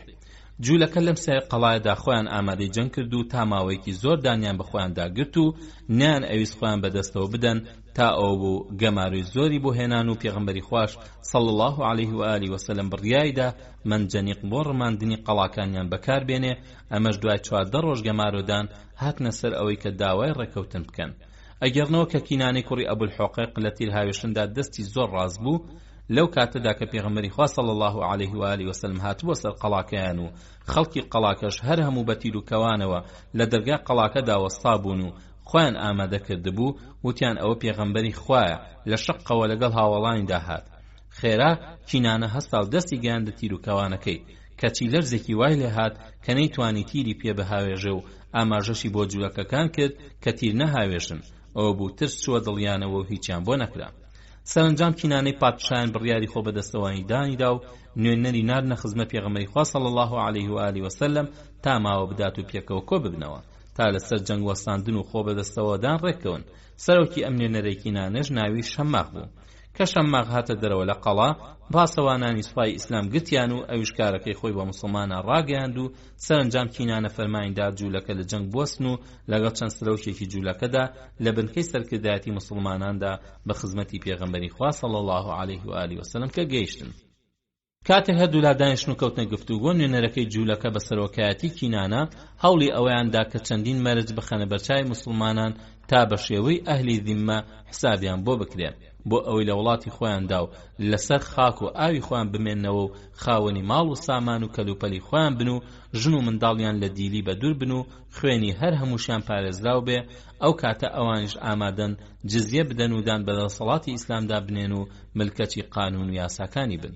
بەڵام هەڵەیە کە جوولەکە کەوتە ناویەوە ئەوە بوو درەنگ داوای ئەو ڕێکەوتنیان کرد. سەرەتا ئامادەی جەنگ بوون نەک ڕێکەوتن. ئەو پەڕی بەرگریان کرد و بە توندی لەگەڵ سوپای ئیسلامدا جەنگان بەڕادەیەک کە سوپای ئیسلام نەیتوانی بە شمشێر هیچێک لەو قەڵایانە فەتح بکە تا سوپای ئیسلام ناچار بوو بیر لە بەکارهێنانی منجەنیق بکاتەوە کە جوولەکەش ئەویان بینی زانیان بەرگریان بۆ ناکرێ و وا چاکە زوو فریای خۆیان بکەون. جا هەرچەندە پێغەمبەری خوا صلی الله علیه و آله وسلم ئەیزانی کە جوولەکە لە جەنگ درێغی ناکەن ئەگەر لە توانایاندا هەبێ و کە ئێستاش داوای ڕێکەوتن ئەکەن ئەوە توانای جەنگیان نەماوە، کەواتە وەک ئەوە وهایە کە بە زۆری شمشێر قەڵاکانیان فەتح کرابن. بە مەمافی مسلمانەکانە کە جەنگاوەرانیان بەدیل بگیرێن و ژن و منداڵیشان بکرێنە کۆیلە و ماڵ و سامانیشان بکرێتە غەنیمەتی جەنگ. لەگەڵ ئەمەشدا پێغەمبەری خوا صلی الله علیه و آله وسلم چاوپۆشی لەگەڵ جوولەکەدا بەکارهێنا. ئەو بوو پەیمانێکی لەگەڵیان ئامۆر کرد تا چاکترین مەرجیان دەستگیر ببێ کە بریتی بوو لە پاراستنی خوێنیان و وازهێنان لە بەکۆیلەکردنی ژن و منداڵیان کە ئەمەش تەنها لە سایە شەریعەتدا دەستیان نەکەوت. ئەمانش خاڵی ڕێکەوتنەکە بوون. یەکەم، جوولەکەی خەیبەر هەموو قەڵاکان بۆ مسلمانەکان چۆن بکەن و چیچەک و کەرەسەی جەنگیشیان تێدا وازی لێ بهێنن بۆ سوپای سەرکەوتووی ئیسلام. دوو، جوولەکە چیچەکیان لایە هەر هەمووی تەسلیم بکەن. سێ، پێغەمبەری خوا صلی الله علیه و آله وسلم پەیمانی ئەوە بدا کە خوێنی جوولەکە پارێزراو بێت و ژن و منداڵیشان نەکرێنە کۆیلە. چوارهەم، جوولەکەی خەیبەر چۆڵ بکەن و بار بکەن بۆ شام. پێنجەم، مسلمانەکان ڕێ بە جوولەکە بدەن چی کەلوپەلێک بۆیان ئەڕوا لەگەڵ خۆیان بیبن. شەشەم، جوولەکە پەیمانی ئەوە بدەن بە تایبەت کینانەی سەرداریان چی سامان و گەنجینەی شاراوایان هەیە بۆ مسلمانەکانی ئاشکرا بکەن. حوتەم، ئەگەر جوولەکە پێچەوانی ئەم ڕێکەوتنە بجوڵێنەوە ئەوە هیچ پەیمان و بەڵێنێک لە ئەسپی مسلماناندا نامێنێ، ئەو کاتە خوێن و سامان و ژن و منداڵی جوولەکە بۆ مسلمانان حەڵاڵ ئەبێت و هیچ کار لە پەنای مسلماناندا نابن، چونکە ئەمە یەکەم پەیمانی نێوان مسلمانان و جوولەکە نەبوو. لە بنکەی سەرکردایەتی پێغەمبەری خوادا ئەم ڕێکەوتنە ئیمزا کرا و لەلایەن مسلمانانەوە ئەبوبەکر و عومەر و عەلی و زوبەیر بوونە شاهد و لەلایەن جوولەکەشەوە دەپیاوێن بە شاهدگیرە. دوای بڕینەوەی ئەم ڕێکەوتنە جوولەکە قەڵاکانیان تەسلیمی مسلمانەکان کرد و پێغەمبەری صلی الله علیه و آله وسلم پیاوی تەرخانکردن بۆ وەرگرتنی سامان و چەک و کێڵگە و باخ و باخاتەکان. بەمە جەنگ لە خەیبەردا کۆتایی هات، ئەویش بە سەرکەوتنی یەکجاری مسلمانان کە ئەو بوو نزیکەی 2 مانگی خان کە ئەمە یەکەم جەنگێکە ئەوەندەی پێچوو بێ لە سەردەمی پێغەمبەری خوادا صلی الله علیه و آله وسلم. بەم شێوەیە دوا قەڵای دەسەڵاتی جوولەکە ڕووخا کە ئەوە بوو 2000 ساڵ بوو هاتبوونە دوورگەی عەرەبی بۆ پاراستنی بەرژەوەندی خۆیان، هەمیشە خەریکی ئاشوب و ئاژاوەنانەوە بوون. هەمیشە هەوڵیانەدا عەرەبەکانی دوورگە خوێنی یەکتر بڕێژن تا خۆیان سامان کۆبکەنەوە و هەمیشە خاوەنی دەسەڵات بن. خاڵی 16هەم، دەستکەوتەکانی خەیبەر. دوای خۆ بەدەستەوەدانی بەشی دووهەمی خەیبەر، مسلمانەکان دەستیان دایە کۆکردنەوە و هەژمارکردنی دەستکەوتەکان کە ئەوەندە زۆر بوون تا ئەو ڕۆژە سوپای ئیسلام دەستکەوتی وەهای لە هیچ جەنگێکدا دەست نەکەوت بوو. جا سەرڕای ئەو هەموو چەک و تفاقەی کە لە بەشی یەکەمدا وەک دەبابە و منجەنیق دەستیان کەوت، لە بەشی دووهەمیشدا کەرەسەیەکی زۆری جەنگیان دەستکەوت، وەک 1000 ڕم، 400 شمشێر، 500 تیرروکەوانی عەرەبی بە کیسەکەیانەوە.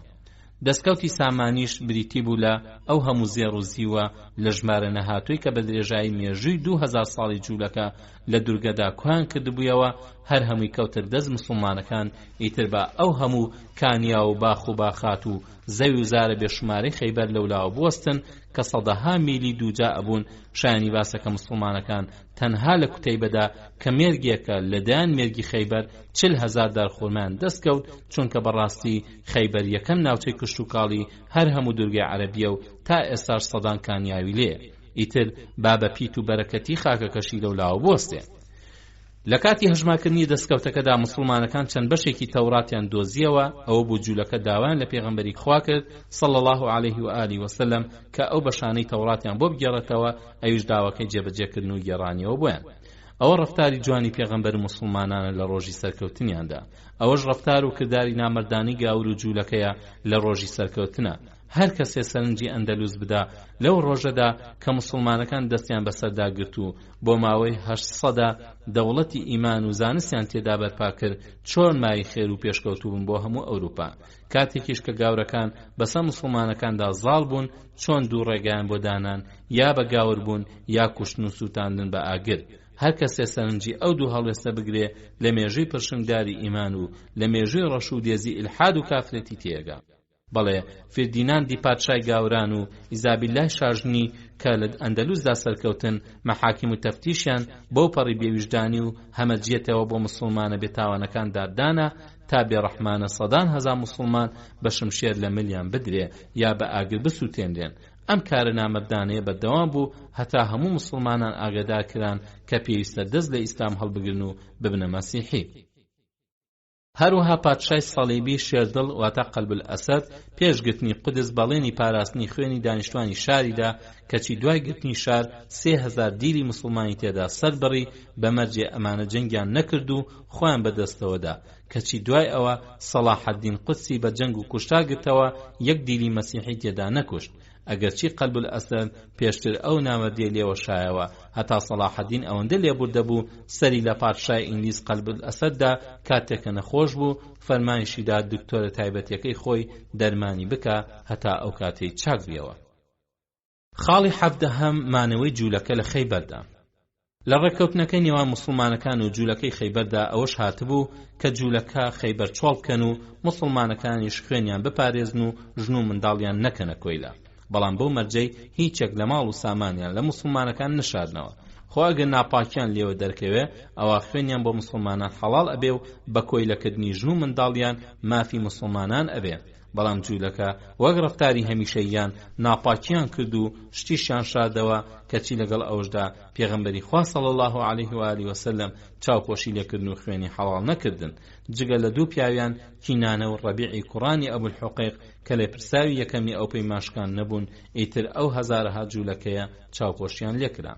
بۆ چاڵکردنی خەیبەر لەلایەن جوولەکەوە ناڕەزاییەک نەبوو، بەڵام پێشنیازێکیان خستە بەردەمی پێغەمبەری خوا صلی الله عليه و آله وسلم تا لەوێ بیان هێڵێتەوە و وەک کرێگرتە لەسەر خاک و ئاوی خەیبەر کشت و کاڵ بکەن بەرامبەر بە نیوەی دەسهاتی باخ و زەویەکان، چونکە ئەوان شارەزاییان زیاتر بوو. پێغەمبەری خوا صلی الله عليه و آله وسلم بەمە ڕازی بوو بۆ مەرجەی هەر کاتێ مسلمانەکان ویستیان دەرچن ئەوان دەربچن.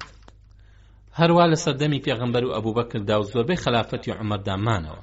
لەو ماوەیەدا جوولەکەی خەیبەر سەر و ماڵ و ناموسیان لە ئەستۆی مسلماناندا بوو، کەسێک بۆی نەبوو دەستیان بە ناڕەوا بۆ درێژکا.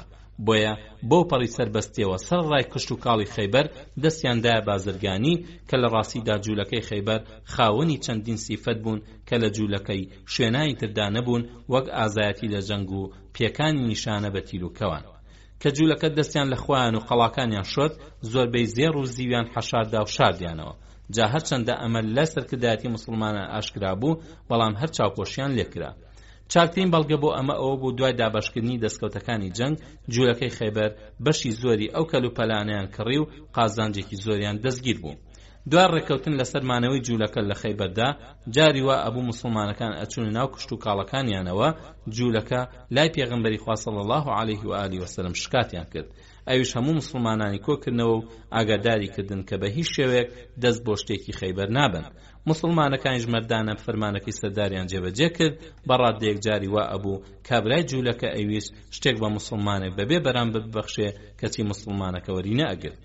جوولەکەی خەیبەر هەروە لەوێمانەوە، بەڵام جار لە دوای جار ناپاکیان لێ دەرکەوت کە خەلافەت کەوتە دەست عومەری کوڕی خەتاب خوای لێ ڕازی بێ. جوولەکە تاوانی زۆریان لەسەر کۆبوویەوە، بۆیە لەسەر ئەم هۆیانە باری پێکردن بۆ شام. یەکەم خەلیفە عومەر لە ئاخر و ئۆخری تەمەیندا ئەوەی پێگەیشت کە پێغەمبەری خوا صلی الله علیه و آله وسلم لە دوانە خۆشیدا کە پێی کۆچی دوایی کرد، فەرمانی داوە کە لە دوورگەی عەرەبدا دوو دین نەمێنن، بۆیە فەرمانی هاتە سەر دەرکردنیان. دووهەم ڕێکەوتنی پێغەمبەری خوا صلی الله علیه و آله وسلم لەگەڵ جوولەکەی خەیبەردا تا ببنە کرێکاری سەر خاک و ئاوی خەیبەر، ئەو دەقەشی لەگەڵدایە کە موسڵمانان هەرکەی بیانەوێ خەیبەر لەوان وەرئەگرنەوە و تیایە دەریانەکەن. سێهەم هەرچەندە جوولەکە ئەو پەڕی سەربەستیان هەبوو، ماوەنە ئەدرا هیچ موسڵمانی خراپەیان بەرامبەر بکە، ئەوان هەر ناپاکیان لێ دەرئەکەوت و هەر خەریکی پیلان و ئاژاوە بوون، لەبەر ئەوە ئەو پەیمانەیان شکان کە بەپێی ئەوێ لەوێ مابوونەوە.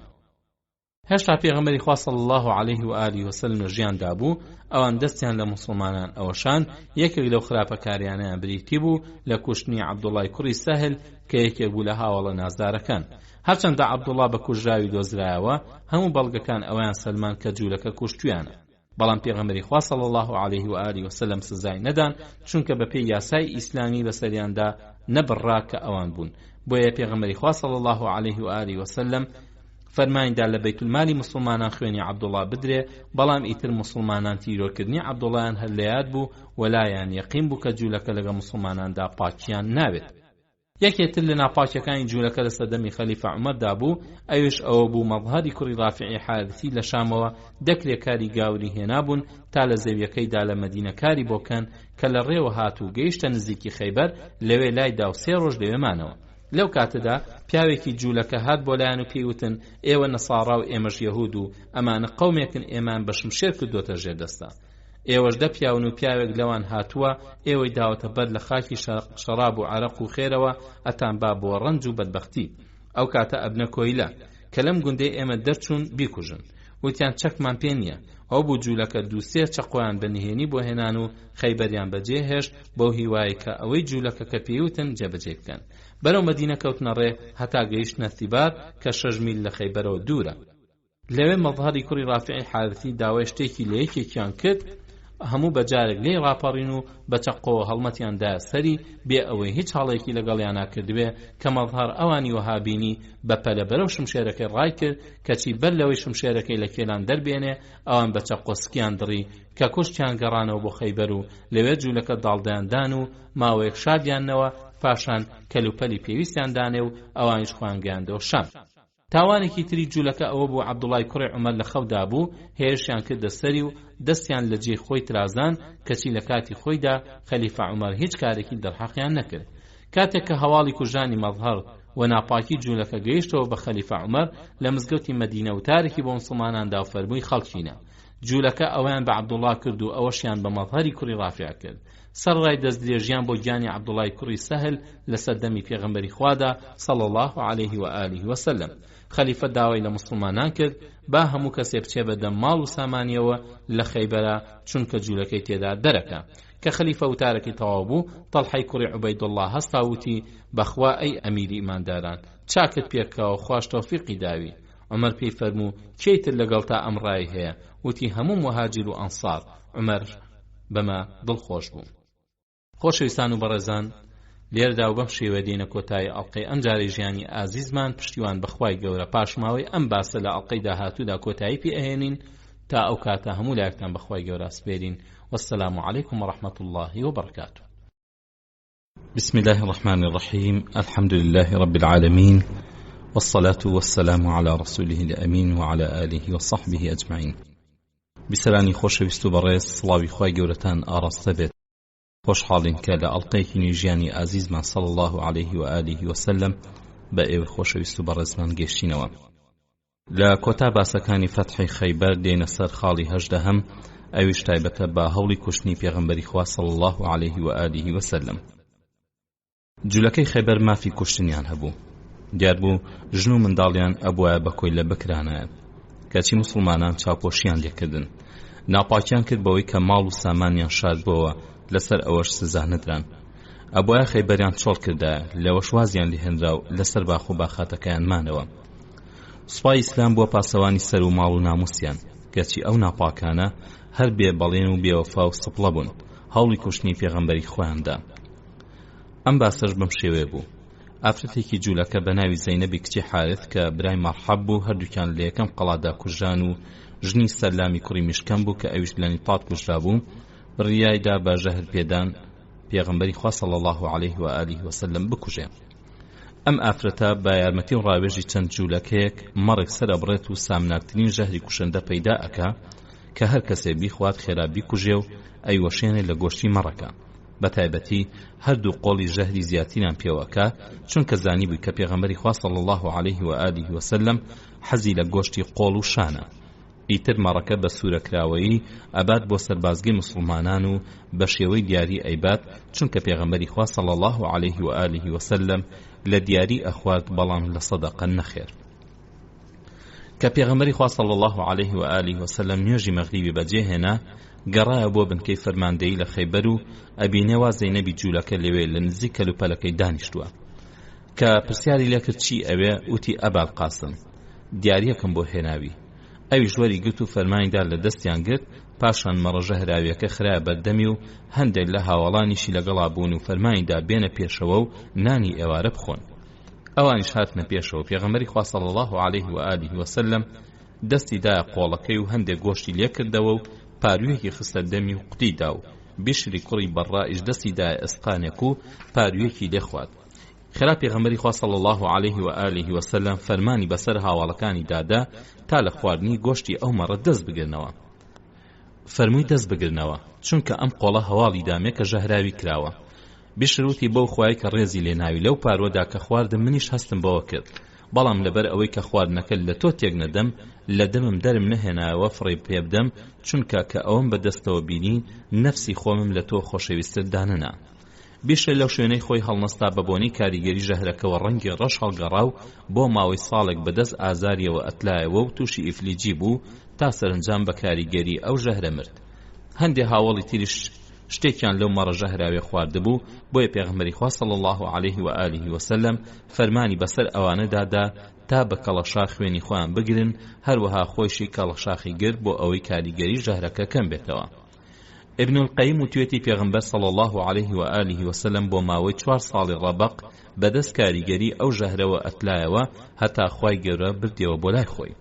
ئەگەرنەوە کە لەو نەخۆشیەدا کە کۆچی دوایی کرد، فەرموویەتی لەو کاتەوە کە لە خەیبەر لەو مەڕەم خوار هەتا ئێستا هەر ئازاری ئەچێژم، ئیتر کاتی پچڕانی دەماری شاخوێن بەرمە. زوهری وتوێتی پێغەمبەری خوا صلی الله علیه و آله وسلم بە شەهیدی کۆچی دوایی کردووە کە دەستیان لە خواردنی گۆشتە مەڕە ژەهراوەکە کێشا. پێغەمبەری خوا صلی الله علیه و آله وسلم فەرمانیدا زەینەبی جوولەکە بام بکەن بۆ لێپرسینەوە، کە پرسیاری لێکرا دانی بۆ دانا کە بە مەبەستی کوشتنی پێغەمبەری خوا و ژەهری پێوە کردووە. کاتێکیش کە پێغەمبەری خوا صلی الله علیه و آله وسلم پرسیاری هۆی ئەو کاری لێکرد، بە ئاشکراوتی ئەوەی کە بە قەومەکەی منت کرد شتێکی شاراوە نییە. مێردەکەم و باوکم و مامەمت کوشتون، منی ژوتم ئەگەر پێغەمبەر بێت خوا ئاگاداری ئەکات و ئەگەر پادشایش بێ ئەوە لە دەستی ڕزگارمانە بێ. پێغەمبەر صلی الله علیه و آله وسلم لێی خۆش بوو، بەڵام ئەم لێ خۆشبوونە لەسەر مافی خۆی بوو. بەڵام کە دوای ساڵێک بشری کوڕی بەڕا بە کاریگەری ئەو ژەهرە کۆچی دوایی کرد، ئەوە لە خوێنی بشردا فەرمانی کوشتنەوەی زەینەبیدا، چونکە وەرگرتنەوەی خوێنی مسلمان بێ یا کافر لە شەریعەتی ئیسلامدا هەرگیز پشتگوێ ناخرێت. دەربارەی بەشداری ئافرەتان لە جەنگی خەیبەردا ئیمام ئەحمەد ڕیواەتی کردووە لە حەشڕەجی کوڕی زیادەوە کە لە دایکی باوکیەوە وتوێتی من یەکێ بووم لەو 6 ئافرەتەی کە لەگەڵ پێغەمبەری خوادا صلی الله علیه و آله وسلم بۆ غەزای خەیبەر کەوتینە ڕێ، ئەڵێت هەواڵ گەیشتە لای پێغەمبەر صلی الله علیه و آله وسلم کە ئافرەت لەگەڵیا هاتوون، ئەڵێ نادی بە دوامانە و بانگی کردین ئەبینین تووڕەی لە دەموچاویا دەرەکەوێت. فەرمووی بۆچی کەوتونەتە ڕێ و بە فەرمانی کێش کەوتونەتە ڕێ؟ وتمان بۆ ئەوە بەڕێکەوتین تیر بدەین دەست جەنگاوەران و سەویقیان دەرخوا بدەین و دەرمانیشمان پێ بۆ زامداران و خوری ئەڕێستین، بەمە کۆمەکی دینی خواکەین. ئەویش ڕازی بوو. ئەڵە کە خوای گەورە خەیبەری بۆ فەتح کرد، وەک بەشی پیاوان بەشی بۆ ئافرەتەکانیش دانا. خاڵی 19 کوژراوانی جەنگی خەیبەر. لە غەزای خەیبەردا لە سوپای مسلمانان ئەمانەی خوارە و شەهید بوون، لە قوڕیش 4 کەس سیانیان لەنەوەی ئومەیەی کوڕی عەبدولمەناف بوون بەناوەکانی ڕەبیعەی کوڕی ئەکتەمی کوڕی سەحبەری ئەسەدی کە هاوپەیمانی نەوەی عەبدولشەمس بووە بەشداری بەدر و ئوحودی کردو لە تەمەنی 30 ساڵیدا لە خەیبەردا بە دەستی حارثی جوولەکە شەهید بووە. ثەقیفیان ثەقافی کوڕی عەمر کە ئەویش هاوپەیمانیان بوو و بەشداری بەدری کردووە بەخۆی و هەردوو براکەی و میدلاج و مالیک لە خەیبەر بە دەستی ئوسەیری جوولەکە شەهید بووە. و ڕیفاعی کوڕی مەسروح لە هۆزی ئەسەد کە ئەویش هاوپەیمانیان بۆ حارثی جوولەکە لە خەیبەر شەهیدی کردووە. یەکێکیشان لەنەوەی ئەسەدی کوڕی عەبدولعوزایە کە عەبدوڵای کوڕی ئەبوو ئومەیەی کوڕی وەهب بووە و هاوپەیمانیان بووە لە خەیبەر شەهید بووە. لەنەوەی غیفار یەک کەس بە ناوی عیمارەی کوڕی عوقبە بە تیر شەهید بووە. لەنەوەی ئەسلەم یەک کەس بە ناوی عامیری کوڕی سینانی کوڕی ئەکوع شمشێرەکەی خۆی بۆی هەڵگەڕایەوە و شەهیدی کرد. وەلە دانیشتوانی خەیبەر یەک کەس ئەسوەدی شوان یاخو شوانە ڕەشەکە ناوی نەزانراوە لەو ڕۆژەدا کە موسڵمان بووە شەهید بووە. لەنەوەی ئەشجاع یەک کەس بە ناوی پیاوێکە کە ناوی نەهاتووە و لەنەوەی زوهرە یەک کەس بە ناوی مەسعودی کوڕی ڕەبیعە کە هاوپەیمانیان بووە. و شەهیدەکانی ئەنساریش ئەمانە بوون لە هۆزی خەزرەج 3 کەس بشری کوڕی بەڕای کوڕی معڕوور کە بە ژەهر بە دەستی زەینەبی جوولەکە شەهید بوو، فضەیلی کوڕی نوعمانی ئەنساری سولمی و مەسعودی کوڕی سعدی کوڕی قەیس و لە هۆزی ئەوسیش 8 کەس بەناوەکانی محمودی کوڕی مەسلەمە کە بە دەستی مەرحەبی جوولەکە شەهید بوو بەوەی کە بەرداشتێکی بەسەر قەڵای ناعیمەوەدا بەسەریدا و دوای 3 ڕۆژ گیانی لەدەستدا. ئەبوو ضەیاحی کوڕی ثابتی کوڕی نوعمان کە ناوی عومەیرە و بەشداری بەدر و ئوحود یاخود خەندەق و حودەیبیە کردووە. حارثی کوڕی حاطبی ئەنساری کە لەگەڵ سوپای بەدردا بوو لە ڕەوحا پێغەمبەری خوا صلی الله عليه و آله وسلم گێڕایەوە بۆ مەدینە و وەک بەشداربوویەکی بەدریش لە دەستکەوتەکانی جەنگ بەشی بۆ دانا. حارث بەشداری ئوحود و خەندەقیشی کردووە. عروەی کوڕی مڕەی کوڕی سوراقی ئەنساری و ئەوسی کوڕی قائل لە ئیصابەدا بە ئەوسی کوڕی عابد هاتووە. ونيفي كوري حبيب لنوي عمري كوري عوف، ثابتي كوري أثلال لنوي عمري كوري عوف، طلحي كوري يحيى كوري موليل لا جولكي خبريش برزان نود سيكس كجان كزوربان لقلاكاني نطات وشقبون لا بشي كمي خيبر كجاون كيانزكسيان لسركردو فرمان ناو داركان جولكبون كأمانة. مرحب كلا بدم قلانا عمدا بشمشير بازي وبدستي علي كوري أبو طالب يا محمد كوري مسلمي أنصاري كجاوا. حارثی برای مرحب و باوکی زینب کە مەڕەکەی ژەهراوی کرد ئەویش لە بەردەم نائیم بە شمشێربازی علی کوڕی ئەبوو طالب کوشتوێتی. یاسیر کە ئەویش لە بەردەم قەڵای نائیمدا بە شمشێربازی بە دەستی زوبەیری کوڕی عەوام کوژراوە. ئوسێر کە ئەویش محەممەدی کوڕی مەسلەمە لە بەردەم قەڵای نائیمدا کوشتوێتی. عامیر کە علی کوڕی ئەبوو طالب لە بەردەم نائیمدا بە شمشێربازی کوشتوێتی. یوشع کە حوبابی کوڕی مندیر لە بەردەم قەڵای سەعددا بە شمشێربازی کوشتوێتی. دەیال کە عومارەی کوڕی عوقبەی غیفاری کوشتوێتی. سەلامی کوڕی مشکەم کە مێردی زەینەب بووە لە جەنگەکانی تاڵدا کوژراوە. و عەزول کە حوبابی کوڕی مندیر شێربازی لە بەردەم قەڵای ئوبەی کوشتوێتی. هەروەها کینانی کوڕی ئەبولحوقەیق پادشای خەیبەر لەسەر ناپاکی و پەیمانشکاندن لە بەشی دووهەمی خەیبەردا ئیعدام کرا و ڕەبیعی کوڕی ئەبولحوقەیق ئەمیش برای پادشا بوو بە هەمان تاوان ئیعدام کرا. ئیتر خۆشەویستان کوژراوانیتری جوولەکەی خەیبەر ناوی هیچ کامێکیان نهاتووە. دێنە سەر خاڵی بیستەم فەتحی فەدەک و تەیما و وادی القوڕا.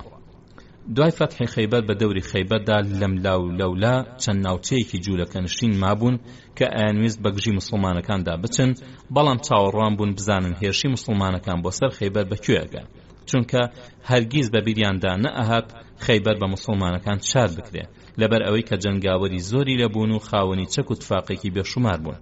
جاکە قەڵاکانی خەیبەر خۆیان بەدەستەوەدا بە تایبەت قەڵای یەکەمیان قەڵای نائیم کە ئەویان دی هەندێک خۆیان بەدەستەوەدا و هەندێکیش بە جیزیەدان ڕازی بوون و هەندێکیش کەوتنە بەرگری و دوای جەنگ ئەوسا خۆیان بەدەستەوەدا. کاتێک کە پێغەمبەری خوا صلی الله عليه و آله وسلم بەسپاوە هێرشی کردە سەر خەیبەر، یەکێک لە هاوڵانی کە ناوی محەیصەی کوڕی مەسعود بوو نادی بۆ لای جوولەکەی فەدەک تا بانگیاکە بۆ سەر ئیسلام. بەڵام جوولەکەی فەدەک بەلایەنەوە یەقین بوو کە خەیبەر بە موسڵمانەکان ناگیرێ، بۆیە هەندێک هەڵیان بەرامبەر بە بانگەوازەکەی پێغەمبەری خوا صلی الله عليه و آله وسلم کرد و بە جوانی وەڵامی محەیصەیان نەئەدایەوە. محەیصە ئەڵێ هاتمە ناویان و دوو ڕۆژ لەلایەن مامەوە خۆیان بۆ هەلێک ئامادە کرد بوو ئەیان و نطات عامیر و یاسیر و ئوسەیر و حارث و مەرحەبی سەرداری جوولەکەی بێ و نابینین کە محەممەد بتوانێت لەوانە نزیک بکەوێتەوە و خەیبەر 10,000 جەنگاوەری تێدایە. کە محەیصە هەز بە فێڵ و لاریانەکە ئێوە بگەڕێتەوە، ئەوانیش ئەڵێن چەند پیاوێکی لەگەڵا ئەنهێرین تا ڕێکەوین بەو هیوایەوە کە خەیبەر خۆ بگرێ. بەڵام کە هەواڵی کوژانی پاڵەوانەکانیان بۆ هات پشتیان شکا و کەوتنە پاڕانەوە لە محەیسە تا قسەکانیان نەگەڕێتەوە و ئاڵتون و پارێکی زۆریان بۆ کۆکردەوە کەچی مەردانە دەنگ و باسەکەی هەر هەموو بۆ پێغەمبەری خوا صلی الله عليه و آله وسلم گەڕایەوە. ئەوانیش چەند کەسێکی بەسەرکردایەتی نونی کوڕی یوشع لەگەڵدا ئەنهێرن بۆ ڕێکەوتن. سەرنجام ویستیان دەستکەنەوە. محەیسە پێوتن کە ئەوان ئەو هێزیان نییە بەرگری بکەن، خۆ ئەگەر پێغەمبەری خوا صلی الله عليه و آله وسلم تەنها 100 پیاویان بۆ بنێرێ هەمان ئەدەنە بەر. ئەوانیش هاتنە سەر ڕێکەوتن، ئەو بوو لەسەر نیوەی زەوی و زاریان ڕێکەوتن.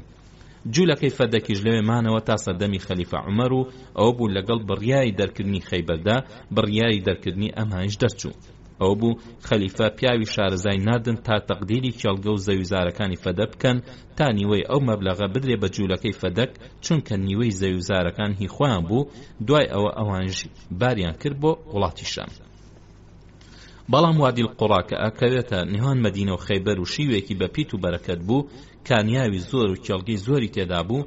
دانیشتوانی کۆمەڵە جوولەکەیەکی بەهێز بوون کە دوای فەتحی خەیبەر ئەوان یەکەم کۆمەڵی جوولەکە بوون کە خۆیان نەدا بەدەست موسڵمانەکانەوە و بڕیاریاندا لەگەڵیان بجەنگێن، چونکە ئەوانیش وەک خەیبەر خاوەنی قەڵای سەخت بوون. هەروەها داوای کۆمەکیان لە عەرەبە بتپەرستەکانی ئەو ناوچەیە کرد و ئەوانیش هاتن بەهانایانەوە خۆیان ئامادەی جەنگ کرد. سوپای ئیسلام لیان نزیکەوتەوە، بەڵام هەرگیز پێغەمبەری خوا صلی الله عليه و آله وسلم دەستی بە کوشتاری هیچ کۆمەڵێک نەکردووە هەتا بانگیان نەکا و ئاگاداریان نەکا، خۆ ئەگەر مسلمان ببوونایە ئەوە ئەبوونە بەشێکی کۆمەڵگەی ئیسلامی. بەڵام جوولەکەی وادی القوڕا ماوەی مسلمانەکانیان نەدا بانگیان بکەن، بەڵکو بەگەیشتنی سوپا هەتا بەر لەوەی بار بخەن جوولەکە هێرشیان کردە سەر مسلمانەکان و پیاوێکی مسلمانیان کوشت کە خزمەتگوزاری پێغەمبەری خوا بوو، ناویشی مدعم بوو و کەلوپەلەکەی ئەوی دائەگرت. خێرا پێغەمبەری خوا صلی الله عليه و آله وسلم هاوڵانی ڕێک و پێکردن و کەتیبەکانی دابەشکردن و ئاڵایدا دەست فەرماندە هەڵبژێرداوەکان. ئەو بوو ئاڵاکەی خۆی دا دەست سەرداری خەزرەج سعدی کوڕی عوبادە و هەریەکە لە حوبابی کوڕی منذیر و عەبادی کوڕی بشر و سەهلی کوڕی حونێف ئاڵایدا دەستیان. هەرچەندە جوولەکە دەستیان وەشان، بەڵام ئەمە کاری نەکردە سەر هێمنی پێغەمبەری خوا صلی الله عليه و آله وسلم و پێی خۆش بخوێن نەڕژێ و خوا هیدایەتی ئەوان بدا. بۆیە بانگی کردن بۆ سەری ئیسلام و پێشی ڕاگەاندن کە ئەگەر بێت و مسلمان ببن سەر و ماڵیان پارێزراو ئەبێ و حسابیشیان لای خوا ئەبێ.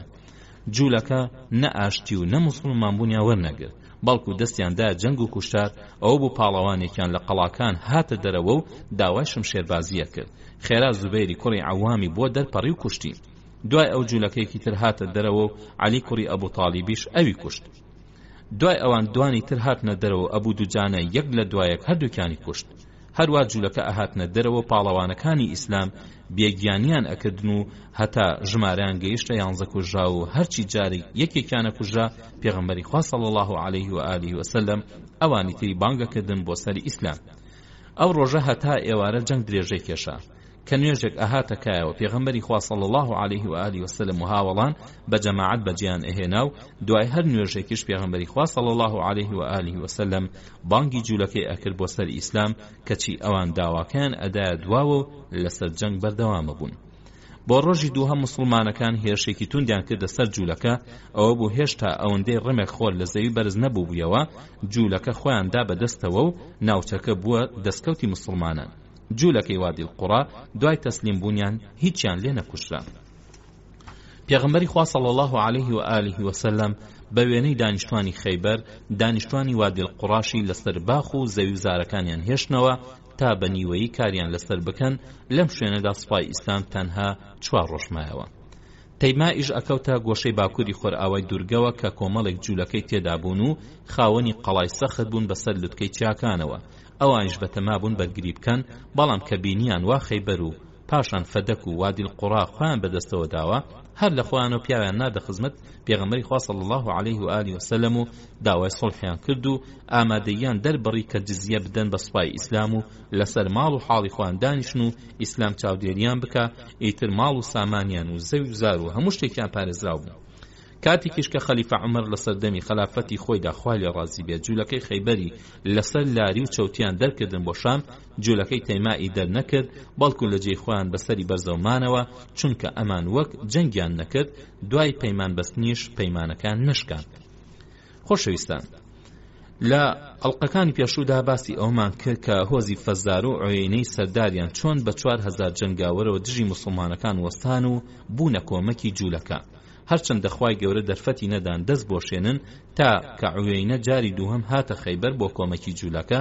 موسڵمانەکان جوولەکەی خەیبەریان کەوڵ کردبوون، جا هەرچەندە هۆزی فەزارە بە چاوی خۆیان تێشکانی جوولەکەیان بینی بە ئاوات بوون دەستێک لە موسڵمانەکان بوەشێنن.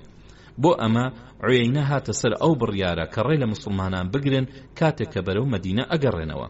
بۆ ئەمە هێزێکی زۆری لە جەنگاوەران کۆ کردەوە کە پێغەمبەری خوا صلی الله عليه و آله وسلم ئەم هەواڵی بیست، خێرا هەواڵی بۆ فەزارە نات کەوا موسڵمانەکان بە تەحەداوە لە فڵانە شوێندا چاوەڕوانی ئەوان ئەکەن تا لەوێت دەست بدەنە یەخەی یەکتر و بزانن کێ سەرەکەوێ.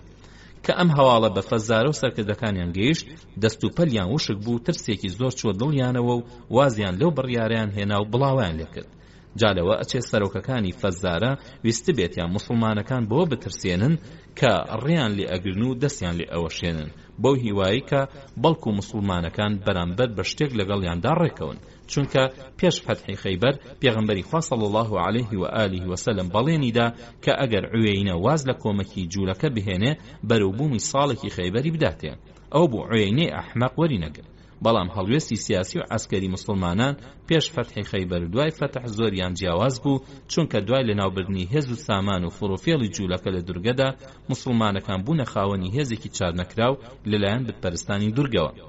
شایانی باس لەو کاتەدا کە موسڵمانەکان سەرگەرمی پاکردنەوەی خەیبەر و دەوروبەری بوون و سپاسی خۆیانە کرد لەسەر ئەو سەرکەوتنەی کە بەخشین، ئەو موسڵمانانی کە بۆ حەبەشە کۆچیان کردبوو بە سواری 2 کەشتی گەڕانەوە. جا موسڵمانان ئەمەشیان بە سەرکەوتنیەک وەک سەرکەوتنەکەی خەیبەر لە قەڵەم ئەدا، خوا کۆمەک بێ دواتر بە شێوەیەکی سەربەخۆ ئەم باسە بە ئێوەی خۆشەویست پێشکەشەکەین. خاڵی 21ەم گرەوی قوڕەیشیەکان.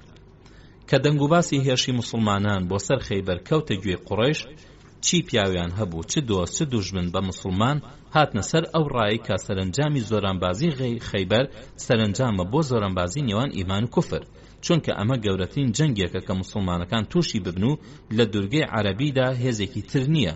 ئەوەندەی جوولەکەی خەیبەر و غەتەفانە بتپەرستەکان کە یەکیان گرتبوو لە دژی موسڵمانەکان بەدەسەڵات بێ، چ لەبارەی ژمارەی چەکدار و چ لەبارەی سامان و چەک و تفاق و مەحکەمی قەڵاو سەنگەرەوە، و چ لەبارەی ئازایەتی و بەجەرگی جوولەکەی خەیبەرەوە لە چاو جوولەکەکانی تری دورگەدا.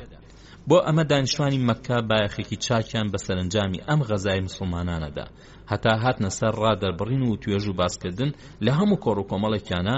کۆمەڵێک لە بتپەرستانی مەککە لە سەرویانەوە حوێتەبی کوڕی عەبدولعوزا پیان ئەکوتا بە زەویدا کە موسڵمانەکان ئەم جەنگە ئەبەنەوە. کۆمەڵێکیش لە سەرویانەوە سەفوانی کوڕی ئومەیە لەسەر ئەوە سوور بوون کە جوولەکەی خەیبەر سەرەکەون. سەرنجام ئەوەندە مشت و مڕیان کرد گاندیانە گرەوکردن کە هەر کەسێ قسەکەی ڕاست دەرچوو 100 وشتر بباتەوە. بۆ ئەوەش کە هەواڵ بزانن گەورە پیاوانی قوڕەیش ڕۆژانە چەند میلێک لە مەککە دەرئەچوون تا هەواڵ لە ڕێبواران وەربگرن. ئیمام واقیدی ئەوەی گەڕاوەتەوە کە حوێتەب و توێتی کە لە ڕێکەوتنامەکەی حودەیبیە گەڕامەوە بەلام و یەقین بوو کە محەممەد بەسەر ئەو خەڵکەدا سەر ئەکەوێ کەچی حەمیەی شەیطان ئەیویست دەست بە دینەکەمەوە بگرم. ئەوە بوو عەباسی کوڕی مەرداسی سولەمی هات بۆ لامان و هەواڵی پێماندا کە محەممەد بەرەو جوولەکەی خەیبەر ڕۆیشتووە و ئەوانش سوپایان بۆ کۆ کردوتەوە و ئەم جارە محەممەد دەرباز نابێ.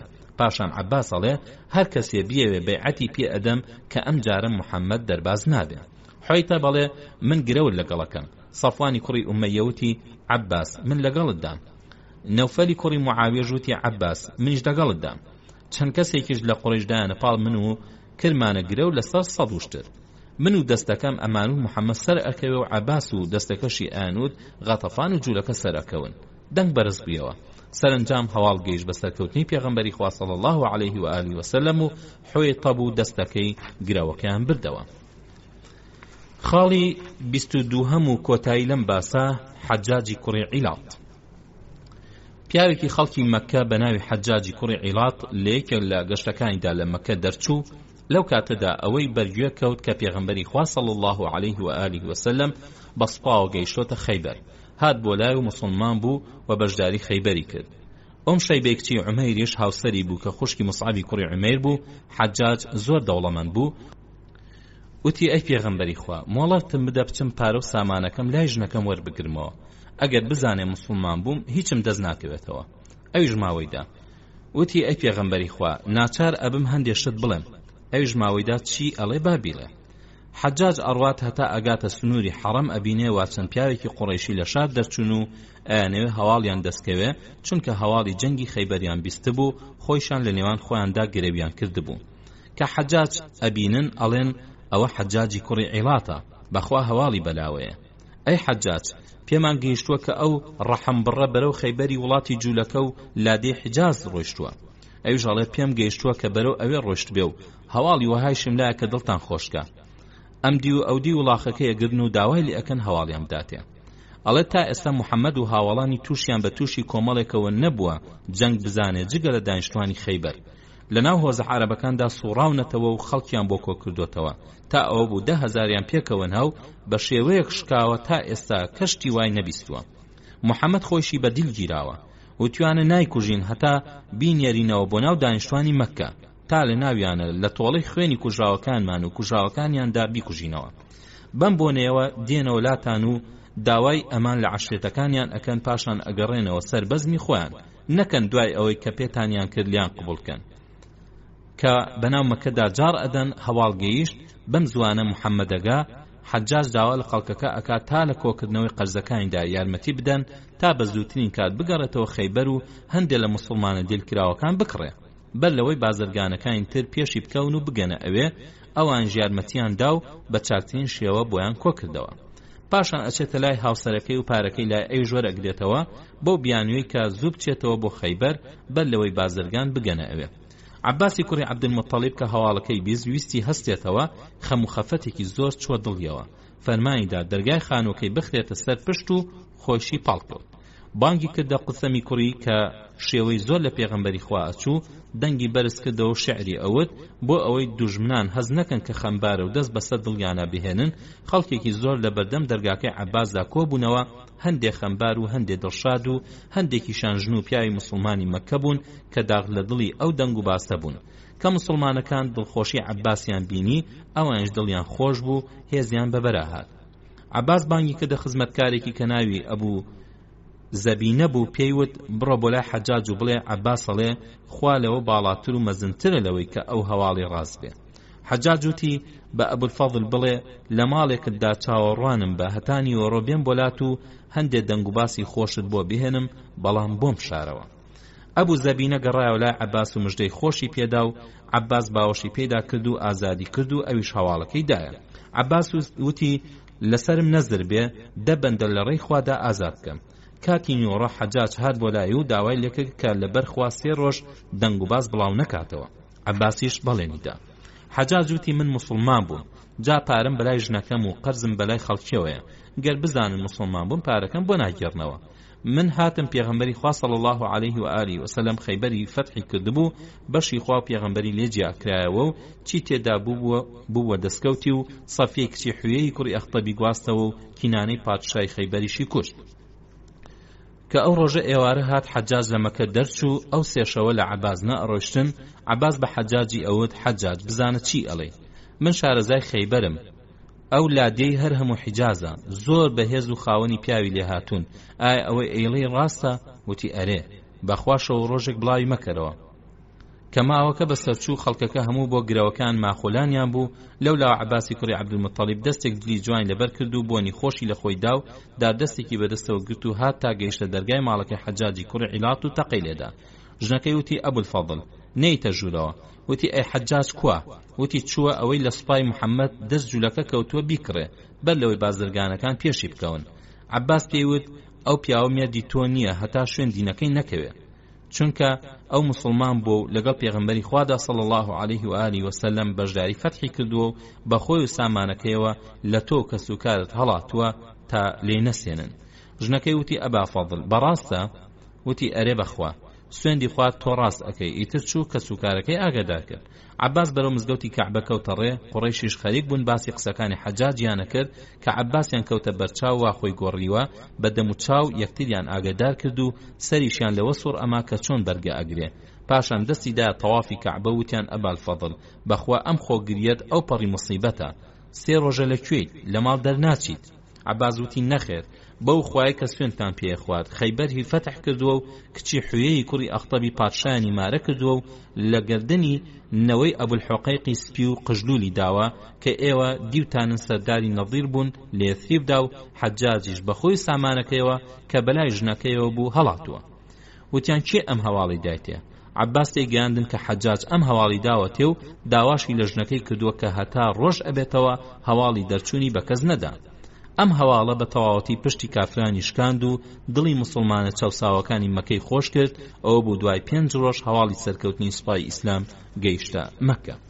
خۆشەویستان و بەڕێزان، بەم شێوە هاتینە کۆتایی ئەڵقەی ئەم جاریشمان تا ئەڵقەی داهاتوی ژیانی عەزیزمان صلی الله عليه و آله وسلم.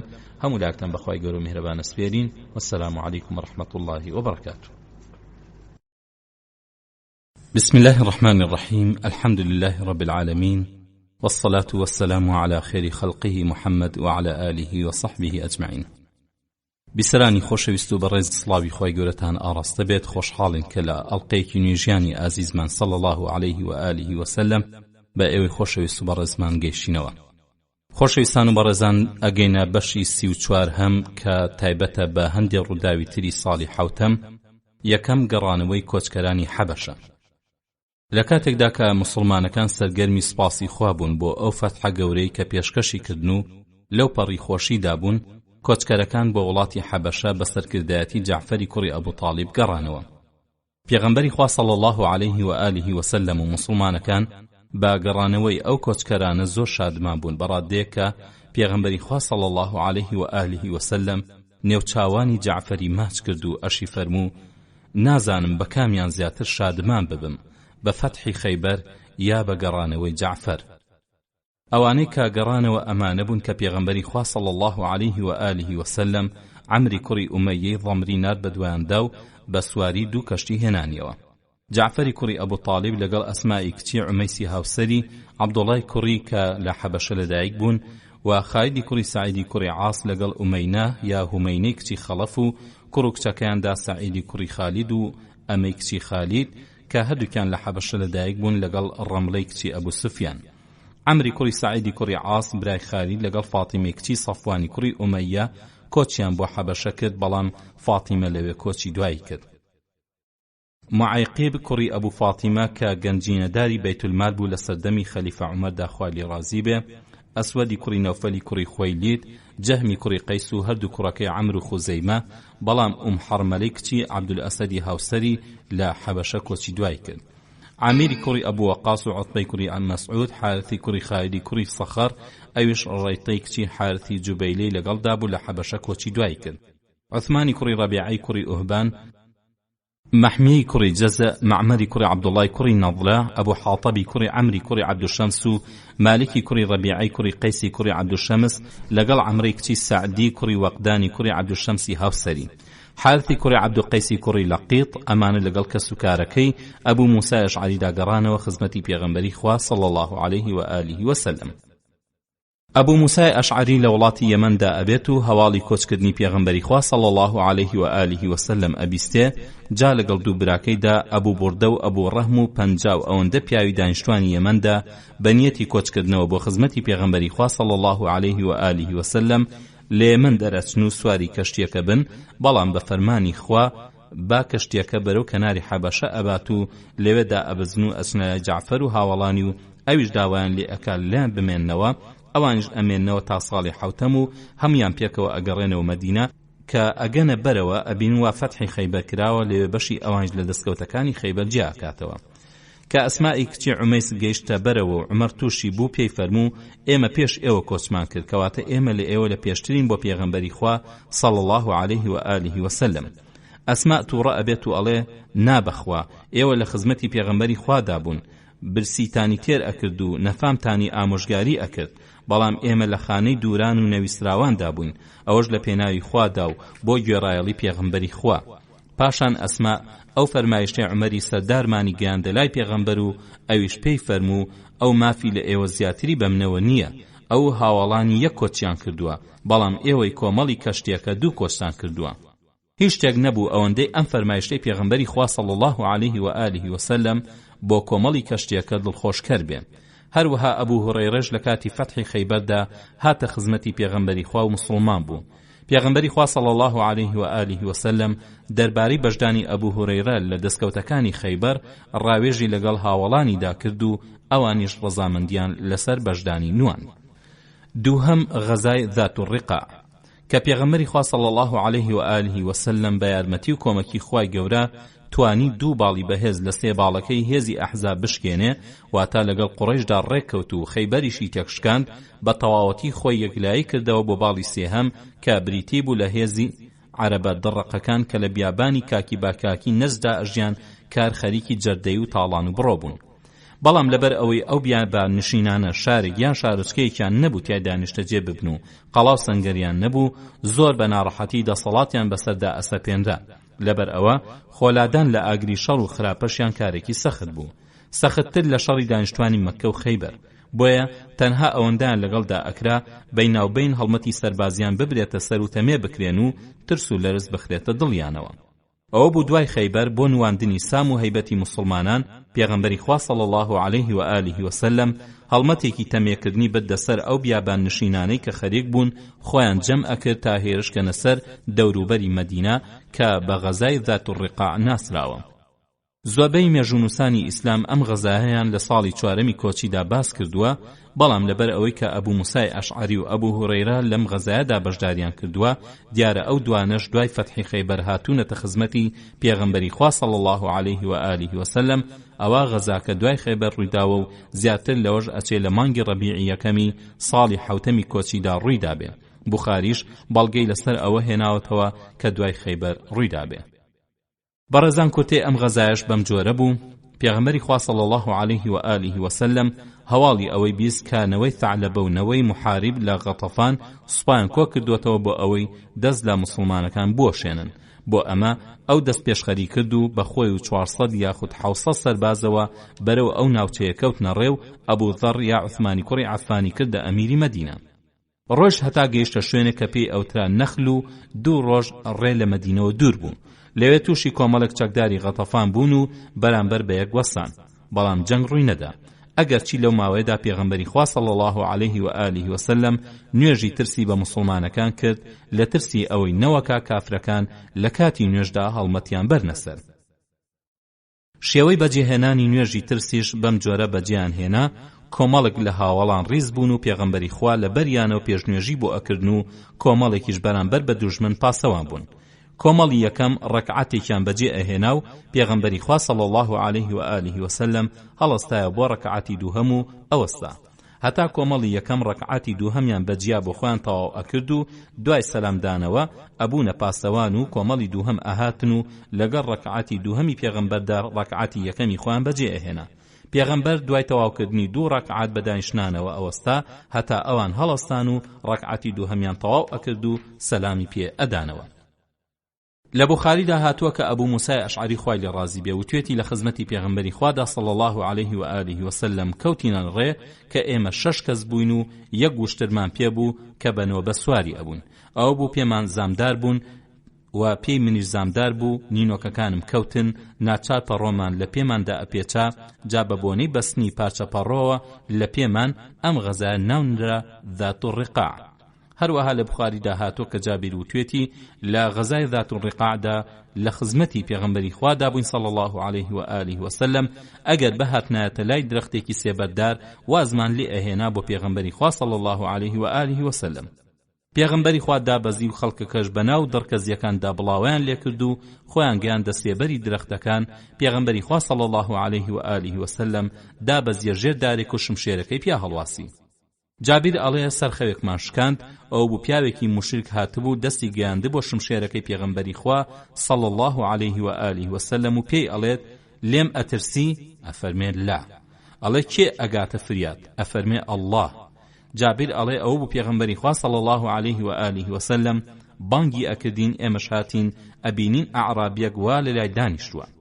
فەرمووی کە من خەوت بووم ئەمە دەستی گەیاندە بۆ شمشێرەکەم کە لە خەو هەستام شمشێرەکە بەڕووتی لە دەستی دابوو. پێمی وت کێ ئەگاتە فریاد؟ منی ژوتم ئەڵڵاه. ئەوە تا ئێستا دانیشتووە. پاشان پێغەمبەری خوا صلی الله عليه و آله وسلم عیتابی لەو ئەعرابیە نەگرت. لە ڕیواتەکەی ئەبوو عەوانەدا هاتووە ئەوە بوو شمشێرەکە لە دەستی کەوتە خوارەوە و پێغەمبەری خوار صلی الله عليه و آله وسلم هەڵی گرت و فەرمووی تۆ کێ ئەگاتە فریاد؟ وتی پیاوی چاک بە. فەرمووی تەشهد ئەن لا إله إلا الله وأني رسول الله. فەرمووی شاهدی ئەدەی کە جگە لە ذاتی ئەڵڵا هیچ خوایەکی تر نییە و منیش پێغەمبەری خوام؟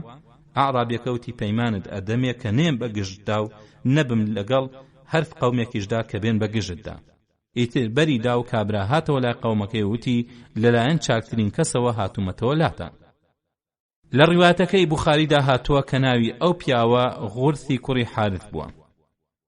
کاتێک کە سوپای ئیسلام لەم غەزا گەڕایەوە ئافرەتێکی بتپەرستیان بەدیل کەوتە دەست کە پیاوەکەی ئەوەی 20 ڕقی هەستا و نەزری کرد دوای سوپای ئیسلام بکەوێ و نەگەڕێتەوە هەتا خوێن لە هاوڵانی محەممەد صلی الله عليه و آله وسلم بڕشێنێ. ئەوە بوو بە شەودا هات بە دوایانە پێغەمبەری خوار صلی الله عليه و آله وسلم دوو پیاوی کردبوونە پاسەوانی مسلمانان کە عەبادی کوڕی بشر و عەماری کوڕی یاسیر بوون و فەرمانیدا لە دەمی شیوەکەدا پاسەوان بن. کە چوونە دەمی شیوەکە ئەنساریەکەوە تا عەباد بە مهاجیریەکەی وت کە عەمار بوو حەز ئەکەی کام بەشی شەو من پاسەوانی بگرم سەرەتا یاخود کۆتایی. وتی سەرەتاکەیم بۆ بگرە. بەمە عەمار ڕاکشاو خەوت و عەبادیش بووە پاسەوان و دەستی بەنوێش کرد. پیاوە بتپەرستەکە هات و تارمایی عەبادی بەرچاو کەوت زانی چاودێری سوپای مسلمانەکانە تیرێکی بۆ هاویشت و پێکای. ئەویش تیرەکەی لە لاشەیدا دەرهێنا و خستی ئەو لاوە و بە پێوە لەسەر نوێژەکەی بەردەوام بوو. تیری دووهەمی بۆ هاویشت و ئەویشی پێکا. ئەویش تیرەکەی دەرهێنایە و خستی ئەو لاوە و بە پێوە لەسەر نوێژەکەی بەردەوام بوو. تیری سێهەمی تێگرت و ئەویشی پێکا. ئەویشی دەرهێنایە و خستی ئەو لاوە. پاشان ڕکوع و سوجودی برد و هاوڵەکەی بەخەبەر هێناوتی هەستە من پێکراوم بەڵام بە شێوەیە کە جوڵم بۆ ناکرێ. کە عەمار بینی وا لاشەی عەباد خەڵتانی خوێنە وتی سوبحان الله ئەی بۆچ هەر یەکەم جا تیری تێگرتی ئاگادارن نەکردم. وتی لە نوێژەکەمدا لە سوورەتێکدا بووم و ئەم خوێن نەمیز بێبڕم هەتا تەواوی بکەم. جا کە تیر تێگرتنەکەی دووبارە کردەوە چون بە ڕکوعدا و ئاگادارم کردی. سوێندیشم بەخوا ئەگەر لەبەر ئەوە نەبووە کە لێنێک لە دەست بدەم کە پێغەمبەری خوا صلی الله عليه و آله وسلم فەرمانی بەسەرمدا داوە چاودێری بکەم ئەبووە یا هەناسەم لێ ببڕایە ئەوسا سوورەتەکەم ببڕیایە یا تەواوم بکردایە. بەم غەزایە مسلمانەکان توانیان ترس و لەرزخەنە دڵی ئەو عەرەبە دڵڕەقانەوە بەڕادێک ئیتر نەتوانن لە بەردەم هێزی ئیسلامدا سەر بەرزکەنەوە بگرە بەرە شل بوون و خۆیان بەدەستەوەدا بەڵکو مسلمانیش بوون بەڕادێک کە چەند هۆزێکیان لەگە مسلماناندا بەشداری فەتحی مەکەیان کرد و چوون بۆ غەزای حونەین و لە دەستکەوتەکانیش بەشیان درا. ڕووداوی سێهەم سریەی تووڕەبە. لە مانگی شعبانی ساڵی حوتەمدا مسلمانەکان بە سەرکردایەتی عومەری کوڕی خەتاب سریەیەکیان بەرەو ناوچەی هەوازین بۆ تووڕەبە خستە ڕێ. ئەم دەورەیە بریتی بوو لە 30 پیاو بەنیازی هەواڵزانین و ئاگاداربوون لە هەڵوێستی ئەو هۆزە دوژمنانە. ئەو شوێنە لەسەر ڕێی سەنعا و نەجران بوو 4 شەو ڕێگا لە مەککەوە دوور بوو. بۆ ئەمە پیاوێکی نەوەی هیلالیان کردە دەلیل ئەویش بە شەو بەڕێوەی ئەبردن و ڕۆژ حەشاری ئەدان. جا هەرچەندە مسلمانەکان زیاتر لە 300 میل ڕێیان لە مەدینەوە بڕی بوو و هەوازینیش یەکجار زۆر بوون هەر کە هاتنی عومەریان کەوتە بەرگوێ بە جارێک هەڵهاتن کە عومەریش کەسی لە مەنزڵەکانیاندا نەبینی ئیتر دوایان نەکەوت و بەبێ جەنگ گەڕایەوە دووە. ئەم هەڵمەتا کە ئەم سریە بچکۆلەیە ئەنجامیدا بۆ شوێنێکی وەها دوور و بەناو چەندین هۆزی دڕی دوژمندا ئەو پەڕی ئازایەتی بوو. بۆیە ئەو هۆزانە حیسابی تایبەتیان بۆ هێز و توانای مسلمانان ئەکرد و پیاوێکیان بیری لەوە نەئەکردەوە ڕێ لەو سریەیە بگرێ. ئەمەش دیارە خۆشەویستان دوای فەتحی خەیبەر بوو. ڕووداوی چوارهەم سریەی بەشیری کوڕی سەعد بۆ سەر فەدەک. نەوەی موڕە یەکێک لە هۆزە نەزجەکان و دوژمنی داغ لە دڵی مسلمانەکان بووە. لە جەنگی ئەحزابدا سوپای غەتەفان بریتی بوو لە 4 باڵ کە یەکێکیان نەوەی موڕە بوو بە فەرماندایەتی حارثی کوڕی عەوفی موڕی. لە جەنگی خەیبەردا جوولەکە داوای یارمەتیان لە هۆزە عەرەبەکان کرد بەڵام حارث نەچوو بەهانایانەوە بگرە ئامۆژگاری عوێینەی کوڕی حسنی سەردارینەوە فەزارەی کرد تا خۆی بە جەنگی جوولەکەوە خەریک نەکا چونکە جوولەکە ئەم جەنگە ئەدۆڕێنن. ئەو بۆ عوێینە کۆمەکی کردن و جگە لە سەرشۆڕی هیچی بۆ نەمایەوە. نەوەی موڕا زۆر داغ لە دڵی مسلمانەکان بوون بۆیە هەردەم بۆ هەلێک ئەگەڕان تا مسلمانەکان لە ناو بەرن. بۆیە ئەوانی ژێکێ بوون لەو هۆزانەی کە پێغەمبەری خوا صلی الله عليه و آله وسلم بەتەما بوو دوای تێکشکاندنی خەیبەر تەمیان بکە تا تێبگەن دژایەتی ئیسلام و مسلمانەکان کارێکی بێهودەیە و خۆیان ماندووەکەن. ئەو بوو لە مانگی شعبانی ساڵی حوتەمدا واتە 5 مانگ دوای خەیبەر پێغەمبەری خوا صلی الله علیه و آله و سلم 30 پیاوی هەڵبژارد و سریەیەکی لێ پێکێنان و فەرماندایەتی ئەم سریەی بە بەشیری کوڕی سعدی ئەنساری سپارد و فەرمانی بەسەردادا بگاتە مەئوە و منزڵی هۆزینەوەی موڕە لە فەدەک کە چەند میلێک لە خەیبەرەوە دوور بوو. کە بەشیر گەیشتە ئەو ناوچەیە هیچ پیاوێکی جەنگاوەری نەدی، بەڵکو تەنها مەڕووماڵات و شوان لە ناوچەکەدا بوون. ئەو بوو چی ئاژەڵ لەو ناوەدا بوو دایانە بەر و گەڕانەوە دووە. بەرحاڵە بوو شوانێکیان خۆی دەرباز دەکات و بە پەلە هەواڵی مەڕووماڵاتەکە بە پیاوانی هۆزەکە ئەگەیەنێ. نەوەی موڕەش ئازا و جەنگاوەر بوون و لە هەموو هۆزەکان دڕتر بوون کە هەواڵەکان بیست بە پەلەکەوتنە دوای مسلمانەکان و تەنها چەند میلێکی کەم لە فەدەک دوور کەوتبوونەوە گەیشتنە لایەن. لەولاوە بەشیریش هەواڵی ئەوەی بیست کەنەوەی موڕە دوان کەوتون، بۆیە ئەمانیش خۆیان مەحکەم کرد، هەردوو لا دەستیان دایە شەڕەتیر هەتا شەویان بەسەرداهات. سەرنجام سریە مسلمانەکە تیریان تەواو بوو و کەوتنە هەڵوێستێکی سەختەوە. خەڵکێکی زۆرینەوەی موڕە خۆیان گەیاندە شوێنی جەنگەکە. کە ڕۆژیان لێبوویەوە بەشی سەرنجیدا هەر چوار دەوریان بە دوژمنی چەکدار گیراوە. ناچار دەستیان دایە بەرگری لە گیانی خۆیان. جەنگێکی خوێناوی ڕوویدا، بەڵام هاوڵان هەرچەندە ئازا و بەجەرگ بوون بەڵام ژمارەیان کەم بوو. دوژمن لە هەر چوار لاوە هێرشی ئەکردە سەریان و توانی سریەکە هەر هەمووی بکوژێت و تەنها تاقە پیاوێکیان کە ئەویش عولبەی کوڕی زەید بوو توانی خۆی دەرباز بکە. بەڵام بەشیری فەرماندا جەنگێکی یەکجار سەختی کرد تا ئەو بوو لە چەندین لاو زامدار بوو کەوتە ناو کوژراوەکانەوە و خوێنێکی زۆری لێ ڕۆیشت. کەنەوەی موڕە بە ناو کوژراوەکان داگەڕان ویان زانی بەشیریش کوژراوە، چونکە چاک ئەمدی و ئەو دیویان کرد و ئەوی جوڵەی لە خۆی بڕی بوو. ئیتر ئەوە بوونەوەی موڕە مەڕووماڵاتەکان دایە و بەر و گەڕانەوە دووە. بەشیریش کە زانی وا دوژمن لەو ناوە نەماوە بە هەر حاڵ هەستایەوە و خۆی گەیاندە گوندی فەدەک و لەوێ جوولەکەیەکی ئەهلی ذیممە حەشاریدا هەتا زامەکانی ساڕێژ بوون. عولبەی کوڕی زەیدیش خۆی گەیاندەوە مەدینە و هەواڵەکەی گەیاند و پاشانیش بەشیر گەیشتەوە مەدینە. ڕووداوی پێنجەم هەڵمەتی ئەبوبەکر بۆ سەرنەوەی کیلاب. هەروەها لە مانگی شعبانی ساڵی حوتەمدا پێغەمبەری خوا صلی الله علیه و آله و سلم هەڵمەتێکی سەربازی بەسەرکردایەتی ئەبوبەکر خوای لێ ڕازی بێ ناردە سەر نەوەی فەزارە و نەوەی کیلاب لە ناوچەی نەجد لە شوێنێکە پێ ئەوتا ڤڕیە.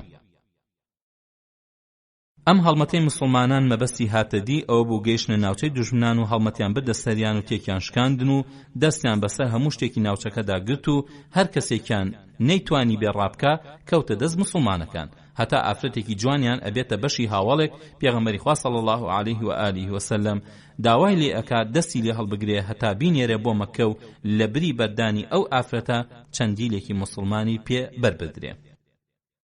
ڕووداوی شەشەم سریەی غالیبی کوڕی عەبدوڵڵاه.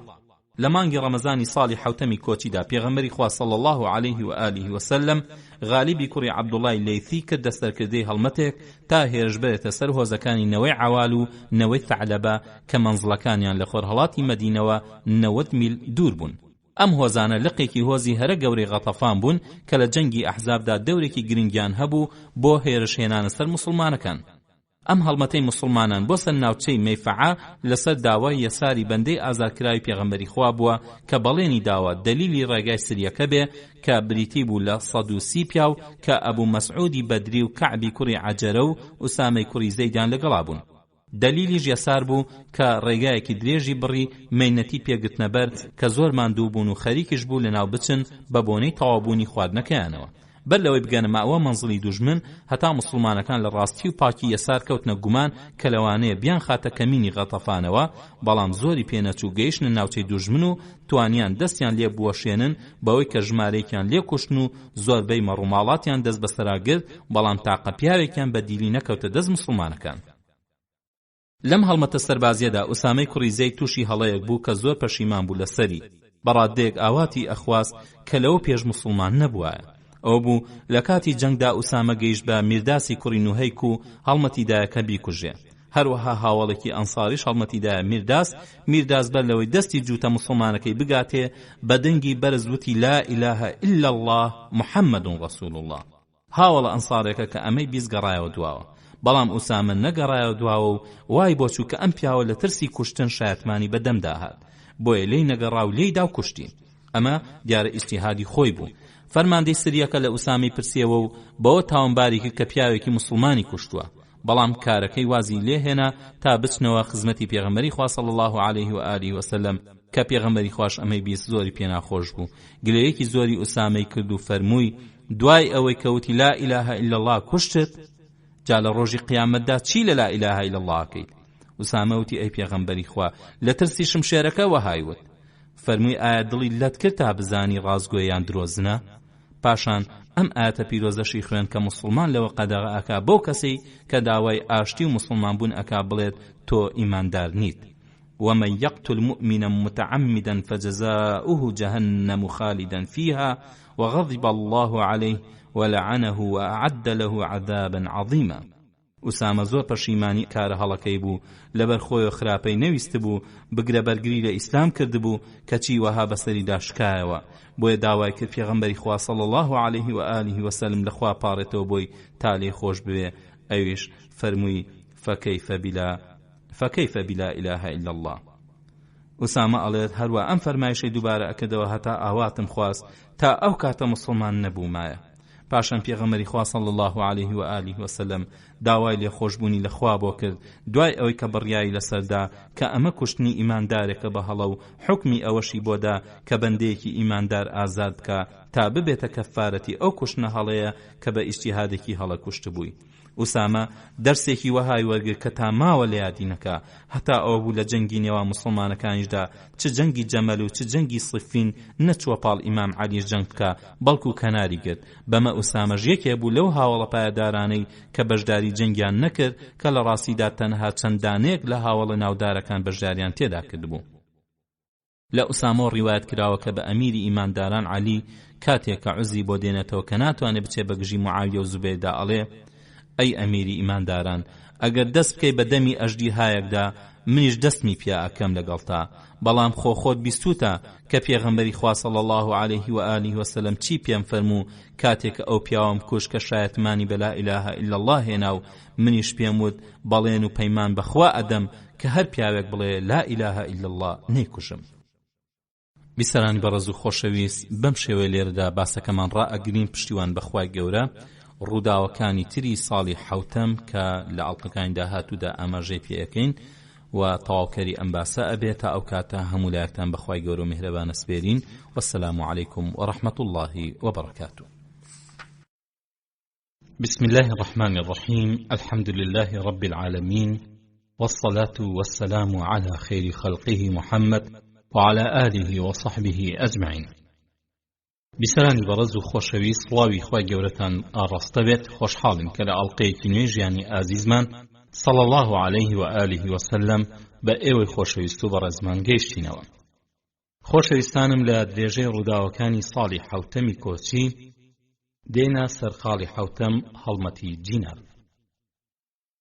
ئەم هەڵمەتە گەورەترین هەڵمەتی سەربازی بوو کە سوپای پێغەمبەر بیکاتە سەر بتپەرستەکان لە ناوچەی نەجد دوای سەرکەوتن لە خەیبەردا.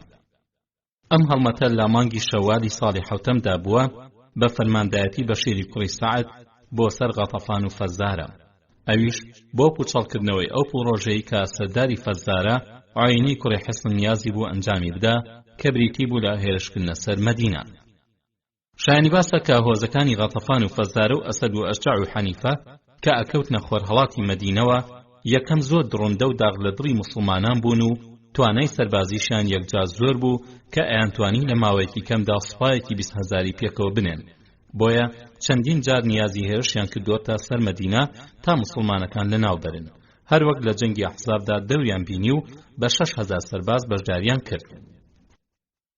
هەروەها لە جەنگی خەیبەریشدا بوونە کۆمەکی جوولەکەی خەیبەر و تەنها نەوەی فەزارە و نەوەی ئەسەد بە 5,000 سەرباز کۆمەکیان کرد کە ئەوە بوو 1,000یان چوونە ناو قەڵاکانەوە بەرگریان کرد و 4,000یشیان بەسەرکردایەتی عوینە خۆیان ئامادە کرد کە لە دواوە بدەن لە مسلمانان، بەڵام خوای گەورە دەست و پەریشکاندن. هەروەها لە مانگی شەوالی ساڵی حەوتەمدا واتە 7 مانگ دوای فەتحی خەیبەر فەرماندایەتی ئیسلامی مەدینە لە ڕێی ئەو پیاوانەوەیە کە بەناو دورگەدا بڵاویان کردبوو هەواڵی زانی کە سەرداری فەزارە عوینەی کوڕی حەسن خەریکە لەو هۆزانە لە ناوچەی یەمن و جواردا سوپاجەم کات تا لە ناکاودا بدەن بەسەر مەدینەدا. کە پێغەمبەری خوا صلی الله عليه و آله وسلم ئەو هەواڵەی بیست خێرا هەردوو وەزیرەکەی ئەبوو بەکر و عومەری بانکردن و باسەکەی لەلا دەرکاندن ئەوانیش داوایان کرد هێزێکی گەورە بە پەلە بنێرێ بۆ تەمێکردنی ئەو نەزانانە. ئەویش خێرا بەشیری کوڕی سعدی فەرماندەی بەناوبانگی بانکرد و فەرمانیدا هێشکاتە سەر ئەو ئاعرابانە بەر لەوەی ئەوان خۆیان کۆمەک بکەن. بۆ ئەمە پێغەمبەری خوا صلی الله عليه و آله وسلم لە مهاجر و ئەنسار 300 پیاوی هەڵبژارد و ئاڵاکەیانیدا دەست بەشیر ئەویش خێرا بەرەو شوێنی دیاریکراو کەوتەڕێ. جا بۆ ئەوەی کە دوژمن بەخۆی نەزانێ و سوپای ئیسلام بێدەنگ بگاتە مەنزڵ و گورزی کاریگەر بۆشێنێ فەرمانیدا بەشیر بە شەودا ڕێ ببڕێت و بە ڕۆژدا خۆی حەشا بدا. دلیلی ئەمجارەش حوسەیلی کوڕی نوەیر بوو هەروەک بۆ ڕۆژی خەیبەر دلیلی موسڵمانەکان بوو. ئەوە بوو عوێنە و کۆمەڵەکەی بەخۆیان نەزانی هەتا موسڵمانەکان دایان بەسەر ناوچەی جینابدا و دەستیاندایە کۆکردنەوەی ئاژەڵ و سامانیان بەڕادەیەک کە ترس و لەرسووە دڵیانەوە و بە دەشت و دەردا ڕایان کرد و بێ ئەوەی ئاور لە هیچ شتێ بدەنەوە خۆیان گەیاندە لووتکەی چیاکان. بەمە موسڵمانەکان هەرچێکیان دەست کەوت بە غەنیمەتی جەنگیان ژمارد کە لە دوژمنێکی جەنگاوە بەجێ بمێنێ. لە هەمان کاتدا کەوتنە شوێن هەڵاتوان بە تایبەت دەستەی عوێنە کە ماوەیەک جەنگی کرد و پاشان هەڵات و موسڵمانەکانیش توانیان سیخوڕێکی بکوژن و دوو پیاویش بەدیل بگرن کە گەیشتنەوە مەدینە دوو دیلەکە موسڵمان بوون و پێغەمبەری خوا صلی الله عليه و آله وسلم بەریدان. بەمە دوانەخشەی هەڵمەتی هۆزەکانی نەجد بۆ سەر مەدینە تێکشکێنرا و موسڵمانەکان لەو مەترسیە ڕزگار بوون. شایانی باسە کاتێک عوێنە لە هۆزەکانی غەتەفان سوپای دژی مەدینە کۆ ئەکردەوە سەرداری هۆزی مڕە کە حارثی کوڕی عەوف بوو هەروەک بۆ کۆمەکی خەیبەر ڕەخنەی لە هەڵوێستی عوێنە هەبوو لەم کارێشیدا لەگەڵیان نەبوو تاقە پیاوێکینەوەی مڕە ئامادەی خۆی لەگەڵیا دەرنەبڕی. جا کاتێک کە موسڵمانەکان عوێنیان ڕاو ئەنا حارث تووشی عوێنە بوو کە سواری ئەسپێ بوو بە پڕتاو هەڵەهات. حارث داوای لێکرد تا بوەستێ عوێنەوتی ناتوان بوەستم هاوڵانی محەممەد بە دوامەوەن. حارثی کوڕی عەوفوتی ئیتر کاتی ئەوە نەهاتووە کە ببینی لە چه هەڵوێستێکدای وا محەممەد هاتوتە ناوچەکەوە و تۆش بەبێ هیچ خۆت لەناو ئەبەی. حارث ئەڵێ لەسەر ڕێی ئەسپ سوارەکانی محەممەد کشامە دواوە هەتا من ئەوان ببینم و ئەوان من نەبینن. لە دوای نیوەڕۆ هەتا شۆ بەسەردا هات من لەوێ وەستام هەر کەسم بدیایەوە ئەوان ڕاویان بنایە ترس چوو بۆ دڵیەوە. دوای ئەوە حارث تووشی عوێنە ئەبێتەوە و هەواڵی ئەداتێک کە موسڵمانان بە دواندا ناگەڕێن. جا حارث دەستیدا ئامۆژگاری عوێنە وتی کابرا تۆیش و ئێمەش کارێکی ڕوون و ئاشکرامان بینی دەربارەینەوەی نەظیر و خەندەق و قوڕەیضە و پێش ئەوەش قەینوقاع و خەیبەر. ئەمانە بەدەسەڵاتترینی جوولەکەی حیجاز هەر هەمووی بوون و هەموو کەسێدانی بە ئازایەتی و دەوڵەمەندیانانە خاوەنی قەڵای سەخت بوون خاوەنی دارخورمای زۆر بوون بەخوا ئەگەر عەرەب بچوایەتە پەنایان ئەدا. ئەو بوو حارثەی کوڕی ئەوس لەگەڵ قەومەکەیدا ناکۆکیان هەبوو چوە لایەن و پەنایاندا. پاشان بینیت ئەوەی کە بەسەریان هات چۆن دەسەڵاتی نەهێشتن و دەوڵەتیانی ڕوخان. عوێنە وتی بەخواوە هایە بەڵام دەروونم لەگەڵمدا نایەت. حارث وتی موسڵمان بە وتی ببمە شوێن کەوتە هەندێک لە خزمانم ڕۆشتن بۆ لای ئەوان هەر کەس دوای خۆیان موسڵمان ببێ بە کەمی ئەزانن ئەڵێن ئێمە جەنگی بەدر و هی تریشمان بینیوە. حارث وتی ئەوەیە کە ئەیبینی خۆ ئەگەر ئێمە لێ بچینە پێش ئەبینە یەکێک لە هاوڵە پایدارەکانی. هەردووکیان هاتنە سەر ئەوە کە کۆچکەن بۆ مەدینە و موسڵمان ببن کەچی لەو کاتەدا فەڕوەی کوڕی هوبەیرەی قوشەیری کە نیازی عەمرەی هەبوو دای بەلایاندا و ئەوانش خەریکی وتوێژ بوون باسەکان بۆ ئەویش گێڕایەوە.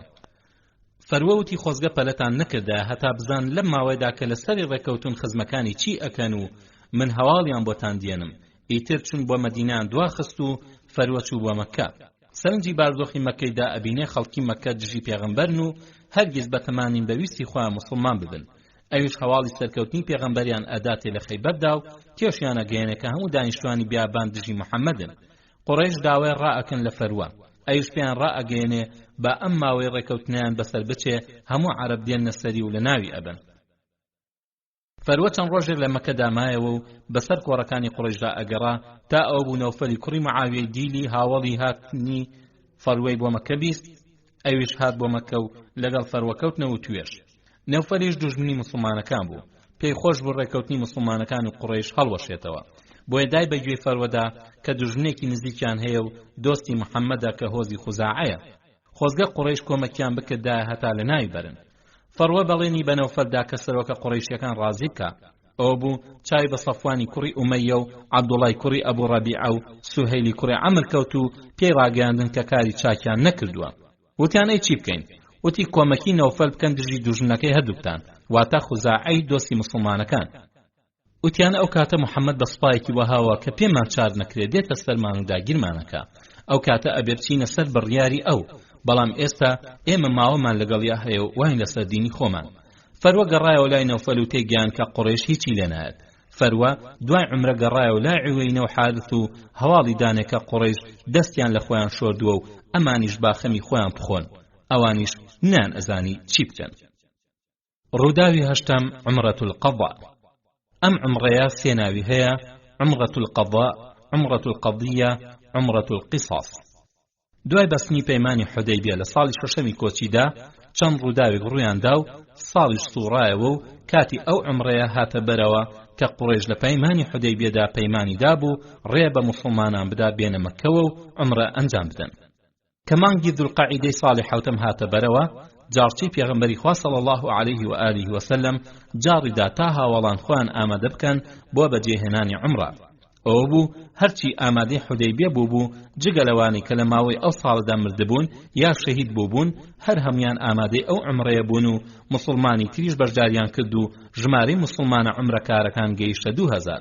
جگە لەو ژن و منداڵانەش کە لەگەڵیانە هاتبوون، ئەمیری مەدینەش بە عوەیفی کوڕی ئەڵبەت یا ئەبوو ڕەهمی غیفاری سپێدا.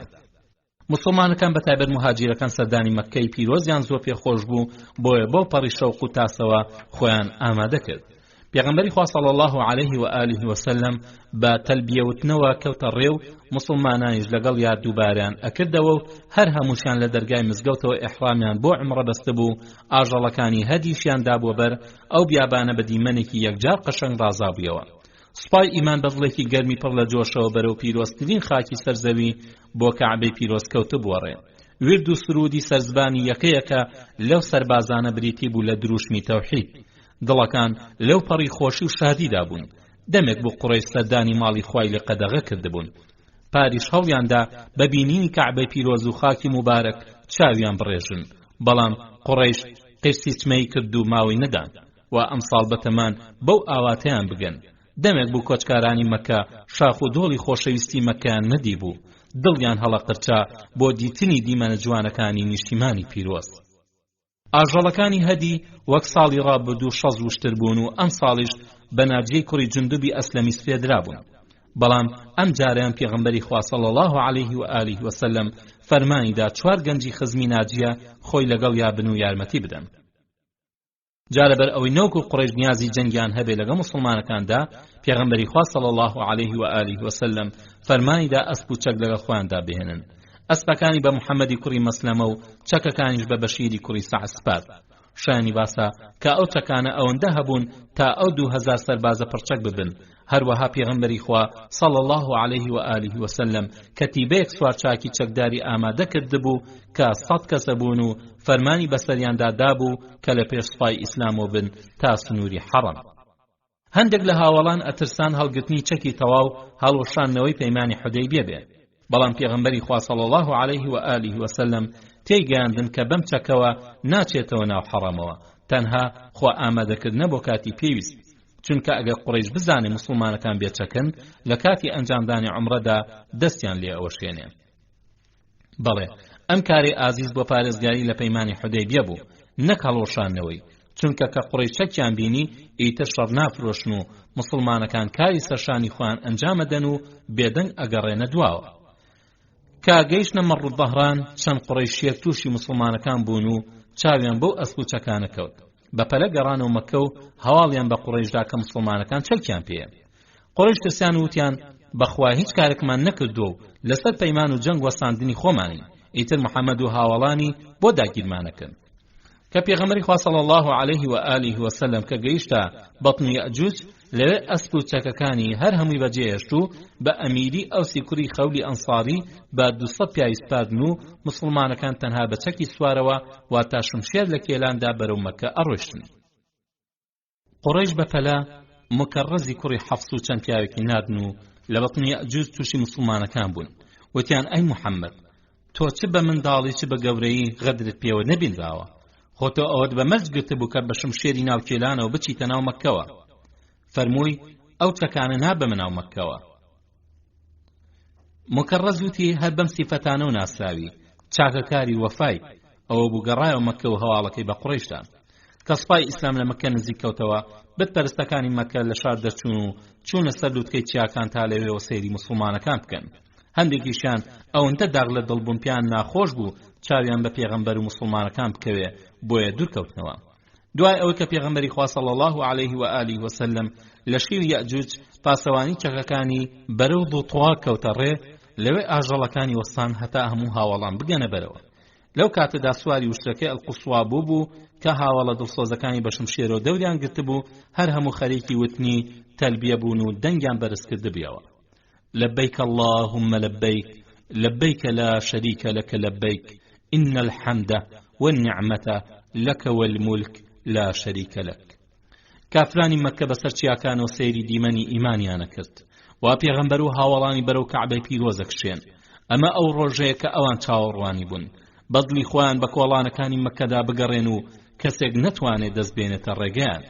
کافرەکان بیریان لەو ڕۆژە نەکردەوە کە 7 ساڵەوە بەر چۆن ئەو ئیماندارە بەستە زمانە بێتاوانانیان لەسەر ماڵ و حاڵی خۆیان دەرپەڕاند بوو. کەچی وا ئێستا دینەکان پەرەیسەندووە و قورئانەکان خەڵکێکی زۆری کەمەند کێش کردووە و بوونەتە سەربازی گیان فیداکاری ئیسلام و محەممەدی ئازیزیان لە هەموو خۆشەویستێکیان بەلاوە خۆشەویسترە. 7 ساڵ لەو پێش ستەمکارانی مەککە خەڵاتێکی 100 شتریان دانابوو بۆ هەر کەسێ بە مردووی یا بە زیندوی سەری محەممەدیان بۆ بێنێ. کەچی وا ئێستا لەگەڵ ئەو هەموو هاوڵە دڵسۆزەیدا بەسەری بەرزەوە بەرەو کەعبەی شەریفە کشێن، هاتوون ڕێز لە ماڵی خوا بگرن و بیسەلمێنن ئەم دینەیە وا خوای گەورە پێ ڕازیە و دینی قوڕیش بتپەرستیە و لە دینی ئیبراهیمەوە سەلامی لێبێ زۆر دوورە. با هەموو دنیا ببینێ وا ئاشی خوازانی مەدینە بۆ پەڕی دەسەڵاتەوە هاتوونەتە سەردانی ماڵی خوا و نیازی هیچ تەم و دەستدرێژێکیان نییە. ئەیان ئێوێ خوا ڕازی بکەن، خوایش ڕاستی و پاکی و دادی ئەوێ. بەڵێ شێر و پڵنگەکانی مەدینە هەموو دەسەڵاتێکیان هەبوو، بتپەرستانیش ئەیانزانی تازە بیر و باوەڕەکەی ئەوان خەریکە ئەچێتە زەبڵدانی مێژوەوە. مسلمانەکان لە باکوورەوە لە لای حەجون و چوونەتە ناو مەککەوە و هەتا تێکەڵ بە خانووکانی بوون، هەر خەریکی وتنی تەلبیە بوون، ئیتر لەوێ لە تەلبیە وەستان. عەبدوڵای کوڕی ڕەواحی ئەنساری جڵەوی وشترەکەی پێغەمبەری خوای صلی الله علیه و آله و سلم گرتبوو لە حجون بەرەو کەعبەی شەریفە هاتن و هاوڵە مهاجر و ئەنسارە پایدارەکانیش دەوری پێغەمبەریان دابوو. بەڵام هەر هەموو لە بەرەو دوا لە ڕاست و چەپیەوە بەڕێکی ڕیزیان بەست بوو لەو پەڕی ویقار و دامزراویدا و بە ملکەتی و خشوعەوە بۆ خوای گەورە و بە سوپاس و ستایشەوە بۆ ئەو ڕۆژە ڕووناکەی کە خوا لە خۆیان و لە دینەکەیانی کردووە ڕێیانە بڕی. لە هەموو سەیرتر لەو ڕۆژە مێژوویەدا ئەو ڕەفتار و هەڵسو کەوتە جوانە بوو کە هاوڵان ژیانی ڕۆژانەیان پێ ڕازاندبووە. ئەمە دڵ و دەروون و مێشکی پیا و ژیرەکانی قوڕیشی هەژان. ئەمانە ئەم یەکێتی و برایەتی و گوێڕایەڵیە ناوازە بێوێنەیە لەکوێ فێر بوون؟ هەر هەمووی بێدەنگ لەسەر خۆ نەرمونیان بەڕێوە ئەڕۆیشتن، لە جیاتی ڕقوقین و چاوپۆشی و برایەتی فێر بوون. ئەوانەی ئەمڕۆ بە فەرمانی قورئان پەروەردەکراون و بوونەتە سەربازی گیان فیدای ئیسلام و هەموو ڕەوشتێکی بەرزیان پێوە دیارە. تا دوێنێ بوو لە نەفامیدا ئەگەوزانەوە خەریکی دژایەتی و دەستدرێژی و حرام خواردن بوون. مسلمانەکان لەم ڕۆژە ڕووناکەدا ئەژیان، کەچی لەولاوە کافرانی مەککە کە شاریان چۆڵ کردبوو پەڕی بوونە سەر لووتکەی چیاکانی مەککە لەو پەڕی خەجاڵتدا ئەژیان. ئەو دینێ ئەوان بەرگریان لێ کرد و پیاوی پاڵەوانیان لە پێناویدا بەکوژدا خەریکە بەتاڵە بێتەوە. جا لەبەر ئەوەی کە دانیشتوانی مەکە بە ڕەوش و هەڵوێستی مسلمانەکان دڵخۆش نەبن و دڵیان نەچێتە سەر ئەو دینەی کە پەروەردەی کردوون، کافرەکان کەوتنە پاگەندە دژی مسلمانەکان کە گوایە مسلمانەکان لە ڕوولاواز بوون و تووشی تاو نەخۆشی یەثریب بوون و ئەو نەخۆشیە لە گۆی خستون.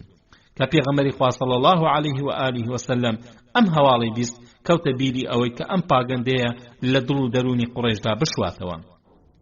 بۆ ئەمە خۆی ئیطیباعی کرد، واتە قوماشەکەی سەرشانی ڕاستی خستە ژێر باڵی ڕاستیەوە و پاشماوەکەشی خستە سەرشانی چەپی و دەستی بە هەروەلە کرد و فەرمانیدا تا مسلمانەکانی وەک ئەو بکن و فەرمووی سۆزی خوا بەزەی خوا بەسەر کەسێکدا بڕژێ کە ئەمڕۆ لەبەر چاویاندا خۆی بەهێز دەرخا.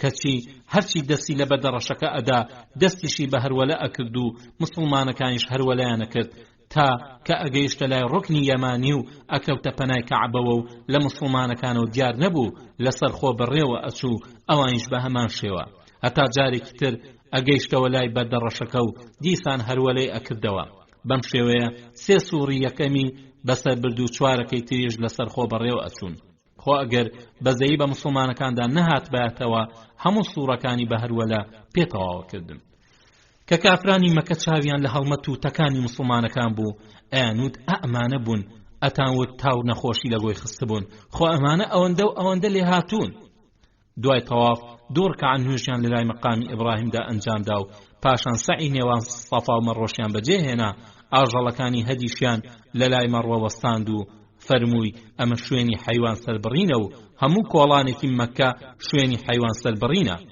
ئەو بوو پێغەمبەری خوا صلی الله علیه و آله وسلم لە نزیک مەڕوەدا حەیوانەکانی سەربڕی و هەر لەوێش سەری تاشی و مسلمانەکانیش بەدوایدا کە مسلمانەکان عمرەیان تەواو کرد پێغەمبەری خوا صلی الله علیه و آله وسلم فەرمایدا کۆمەڵێک لە مسلمانان بچن بۆ بەطنی یەئجوج تا جێی پاسەوانانی چەک و ئەسپەکان بگرنەوە و ئەوانش بێنە مەککەوە و عمرە ئەنجام بدەن دوای بەجێهێنانی کاروباری عمرە پێغەمبەری خوا صلی الله علیه و آله وسلم نردی بۆ لای قوڕیش کە پێی خۆشە بچێتە ناو کەعبەوە کەچی ڕێیان پێ نەدا بۆ بیانووی کە لە بەندەکانی پەیمانی حودەیبیەدا شتی وەها نەنووسراوە ئەویش وازی هێنا تا ئەو بوو لە ساڵی هەشتەمدا و دوای فەتحی مەککە چوە ناویەوە دوای ئەوە پێغەمبەری خوا صلی الله علیه و آله وسلم فەرمانیدا بیلال سەرکەوێتە سەر کەعبە و بانگی نیۆڕە بدا کافرانی مەککە ئەمەیان زۆر پێ ناخۆش بوو چونکە بیلال بەندەیەکی حەبەشی ڕەشپێز بوو لەلایەکی تریشەوە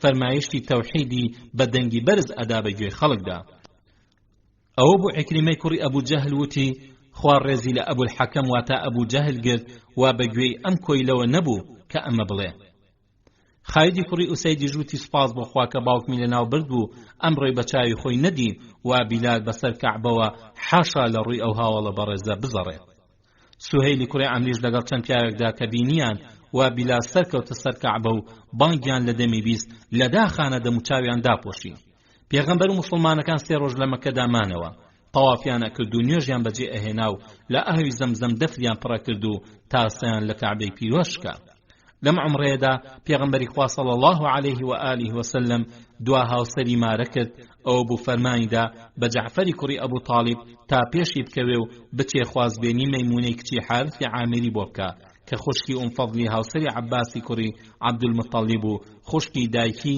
ئەسمائی کچی عومەیسی هاوسەری جەعفەر و خوشکی سەلمای کچی عومەیسی هاوسەری حەمزەی سەرداری شەهیدان بوو لەو پێشش هاوسەری ئەبوو ڕەهمی کوڕی عەبدولعوزا یا حوەیتەبی کوڕی عەبدولعوزا بووە مەیمونە کاری شوکردنی خۆی دا بۆ دەست فەضل لوبابەت الکوبڕای خوشکی و ئەویش ئەو کارەی بە عەباسی مێردی سپاردبوو کە بێوەژن کەوتبوو عەباس خستێ بەرچاوی پێغەمبەری خوا کە بیخوازێ ئەویش ڕەزامەندی نوان ئەوە بوو عەباس 400 دیرهەمی کردە مارەی لە کاتێکدا کە مەیمونە بەسەر وشترێکەوە سوار بوو ئەوەی پێگەیشت کە پێغەمبەری خوا صلی الله علیه و آله وسلم بۆ خۆی خوازبێنی کردووە ئەی ژووتی وشترەکە و ئەوەش کەوا بەسەریەوە پێشکەشی پێغەمبەری خوددا بێ پێغەمبەری خوا صلی الله علیه و آله وسلم ئەویست لە مەککەدا بمێنێتەوە هەتا هاوسەرە تازەکەی بگوازێتەوە کەچی سەر لە بەیانی ڕۆژی چوارەم سوهەیلی کوڕی عەمر و حوەیتەبی کوڕی عەبدولعوزا هاتنە خزمەتی پێغەمبەری خوا صلی الله علیه و آله وسلم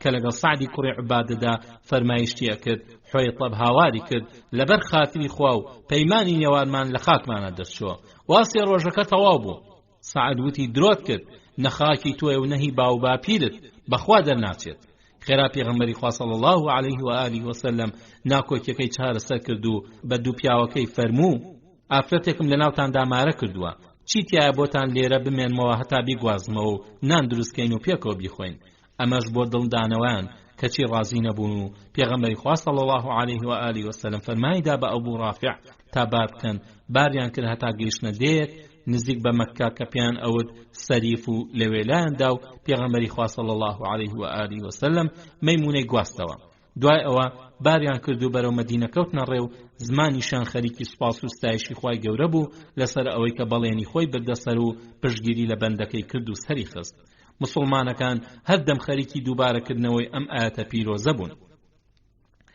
لقد صدق الله رسوله الرؤيا بالحق لتدخلن المسجد الحرام إن شاء الله آمنين محلقين رؤوسكم ومقصرين لا تخافون فعلم ما لم تعلموا فجعل من دون ذلك فتحا قريبا. ويستخوا وهابو مەیمونە لە ساڵی 51 یا 61 کۆچیدا لە گوندی سەریفدا کۆچی دوای بکات و هەر لەوێش بنێژرێ، خوای گەوری لێ ڕازی بێ. سەرڕای ئەوەی کە مەیمونە خوشکی فەضل و ئەسما و سەلما بوو خزمایەتیان پتەوتر بوو، مەیمونە خوشکی لوبابەت و سوغرای دایکی خالدی کوڕی وەلید بوو کە ئەبووە هۆی ڕاکێشانی دڵی خالد، هەروەها پەیوەندیشی لەگەڵ بەڕێزترین هۆزی عەرەبدا پتەو ئەبوو کە ئەویژنەوەی هیلال بوو. پێغەمبەری خوا صلی الله عليه و آله وسلم بە چاوێکی ڕێزەوە سەیری ئەو چوار خوشکەی ئەکرد و ناوی نابوون الأخوات المؤمنات کە پێغەمبەری خوا صلی الله عليه و آله وسلم ویستی مەککە بەجێ بێڵێ فاتیمەی کچی حەمزەی شەهیدی ئوحود کە کچۆڵێکی بچکۆلە بوو کەوتە دوای و ئەیود مامەگیان علی کوڕی ئەبوو تاڵب گرتێ لای خۆی و بە فاتیمەی هاوسەری فەرموو کچەکەی مامەت بالای تۆ بێ، ئەویش لەگەڵ خۆیدا هێنای. کە گەیشتنەوە مەدینە، علی و زەیدی کوڕی حارثە و جعفەری کوڕی ئەبوو تاڵب هەر یەکیان داوای ئەکرد کە ئەو چە بدرێتە لای ئەو. علی ئەی فەرموو خۆم هێناومەتەوە ئامۆزامە و کچەکەی پێغەمبەری خوا صلی الله عليه و آله وسلم هاوسەرمە و ئەو زیاتر مافی پێوە هەیە. جعفەریش ئەیوت ئامۆزامە و پوریشی واتە خوشکی دایکی هاوسەرمە. زەیدیش ئەیوت برازامە. مەبەستی لەوە بوو پێغەمبەر صلی الله عليه و آله وسلم زەید و حەمزەی کردبوونە برای یەک. ئەو بوو پێغەمبەری خوا صلی الله عليه و آله وسلم دا لای پوری واتە ئەسمای کچی عومەیس کە هاوسەری جعفەر بوو فەرمووی پور لە جێی دایکە، پاشان دڵی هەرسێکیانی دایەوە. ئەو بوو بە عەلی فەرموو ئەنتە منی و ئەنە منک، تۆ لە منی و منیش لە تۆم. بە جعفەریشی فەرموو بەلا شەش و بەڕەوشتیش لە خۆم ئەکەیت. هەروەها بە زەیدیشی فەرموو تۆ براو گەورەمانی. کە ئەو کچە گەورە بوو، عەلی بە پێغەمبەری فەرموو ئایا کچەکەی حەمزە مارە ناکەیت؟ فەرمووی کچی برای شیریمە. شایانی باسەکە قوڕیش بە دیتنی مسلمانەکان لە نزیکەوە هەڵوێستیان گۆڕا. جاران وایان پێگەیشت بوو کە مسلمانەکان کۆمەڵک خەڵکی ئاژاوە چین کە لە دینی خۆیان وازیان هێناوە سەرگەردان بوون، کەچی کە چاویان پێیان کەوت تێگەیشتن کە یەک بە یەکی هاوڵان ڕەوشت و هەڵسو کەوتیان گۆڕاوە. دڵ و دەرونیان ئەوەندە پاک بووتەوە هەموو ئاواتێکیان بریتێ لە خزمەتی مرۆڤەکان و بوونەتە خاوەنی بەزەی و خۆشەویستی و لێبوردنێکی کەمیێنە. ئەم سەرنجدانە کارێکی گرنگی کە دەسەر دڵ و دەرونی قوڕەیشیەکان بە شێوەیە کە هەر یەکان بگاتە ئەو قەناعەتەی کە دینی قوڕەیش هیچی تیا بەسەر نییە و دینی ئیسلام لە سەرانسەری زەویدا بڵاو ئەبێتەوە. کەواتە ئەو خۆی ماندوو ئەکا وا دژی دینەگەوەستێ کە ڕۆژێک دێ باوەشی خۆشەویستی بۆ ئەکرێتەوە، چونکە کۆمەڵە سەربازێک ئاڵای دینی تازەیان هەڵگرتووە لە کێوەکان دامەزراوترن و هیچ هێزێکی سەرزەویش ناوێرێ لە بەردەمیاندا بوەستێ. نمونەی ئەمانە خالیدی کوڕی وەلید و سەفوانی کوڕی ئومەیە و عیکریمەی کوڕی ئەبوو جەهل و خالیدی کوڕی ئوسەید و عەمری کوڕی عاص و معاویەی کوڕی ئەبوو سوفیان. لە ڕاستیدا دانیشتوانی مەککە بوونە دوو بەشەوە. دەستەیەک دڵ و دەرونی پڕبوو بوو لە ترس و لەرز لە مسلمانەکان کە بوونەتە خاوەنی سوپایەکی چاد نەکراو. دەستەیەکیش گەیشتە بوونە قەناعەت کە ئیسلام دینی حەقە و ڕاز نییە مرۆڤی ژیر لەوە زیاتر لێی دوا بکەوێ. یەکێک لەوانی کە دڵی چوو بووە سەری ئیسلام خالیدی کوڕی وەلید بوو کە پاڵەوانی لێ هاتووی قوڕەیش و فەرماندەی ئەسد سوارانی بوو. بەڕادێک کە خۆی پێنەگیرا و درکاندی و پێی ڕاگەیاندن کە لەم ڕۆ بەدواوە بۆ هیچ پیاوێکی ژیر نییە لە مسلمان بوون دوا بکەوێ، چونکە دینی ئیسلام ڕاستە و هەر کەس دژی بوەستێ خوای لێ ڕەنجێ. ئەو بوو دوای گەڕانەوەی مسلمانەکان لە بەجێهێنانی عومرەکان بە 3 مانگ خالید لە ناو کۆمەڵێکی قوڕیشدا وەستا و بەو پەڕی دەنگی بەرزیەوە وتی بۆ هەموو خاوەنشیر یەک ڕوون بۆتەوە کە محەممەد نەساحیرە نەشاعیرە، فەرمایشتەکانی فەرمایشی ڕەب العالەمینن، لەسەر هەموو ژیرە پێویستە کە شوێنی بکەوێت. عیکریمە کە خالید ئاسا پاڵەوان بوو ئەویش لە فەرماندایەتی سوار چاکاندا هاوڵی بوو ئەمەی بەدڵ نەبووتی بەڕاستی لە دین وەرگەڕایت. خالیدیش بۆ پەڕی ئازایەتی وەڵامی دایەوە لە دین وەرنەگەڕاوم بەڵکو مسلمان بووم. عیکریمە وتی ئەگەر لەناو قوڕیشدا کەسێک هەبێ لە هەمووان زیاتر مافی ئەوەی هەبێ کە ئەم قسەیە نەکات ئەوە تۆی. خالید وتی بۆ؟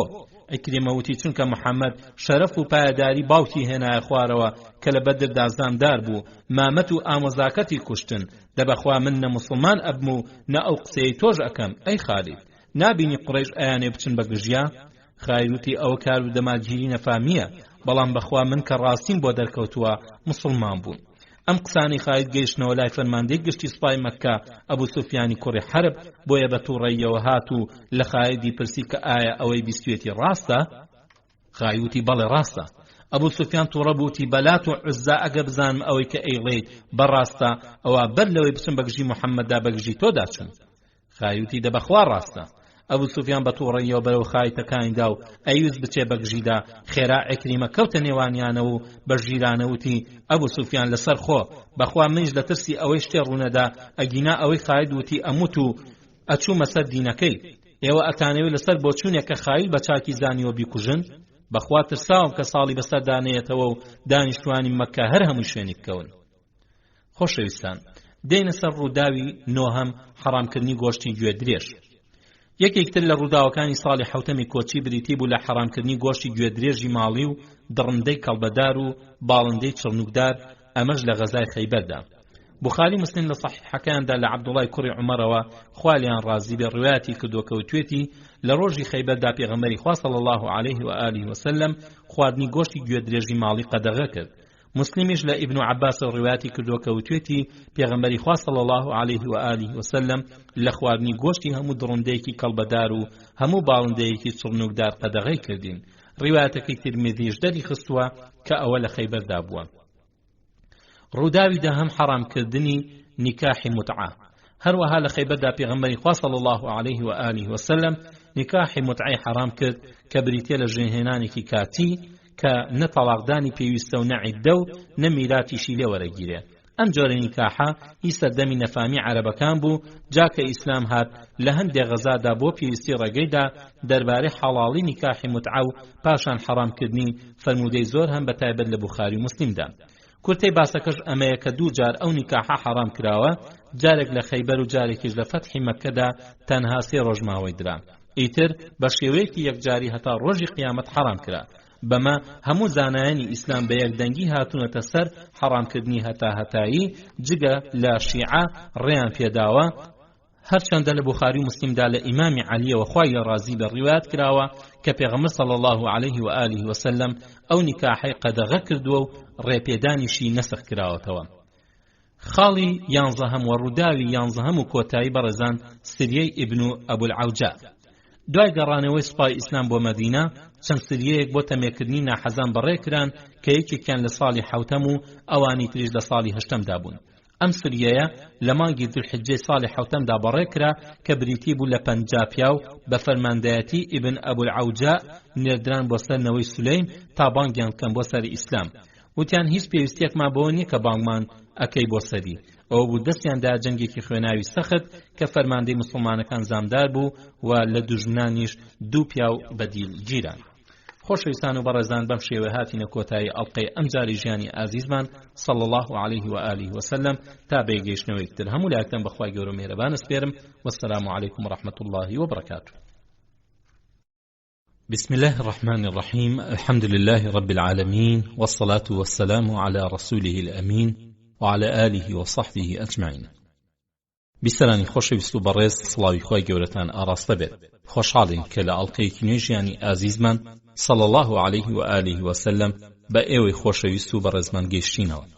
خۆشەویستانم، لە بەرنامەی ئەمڕۆماندا دێینە سەر بەشی 35 ڕووداوەکانی ساڵی هەشتەم. یەکەم ڕووداو خۆشەویستان موسڵمانبوونی خالید و عەمڕە.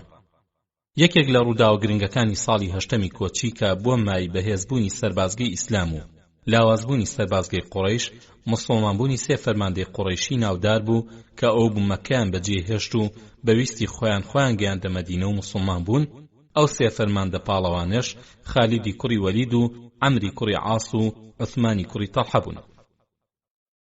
خالیدی کوڕی وەلید سوارچاکی قوڕەیش و فەرماندەی هێزی ئەسب سواران بوو.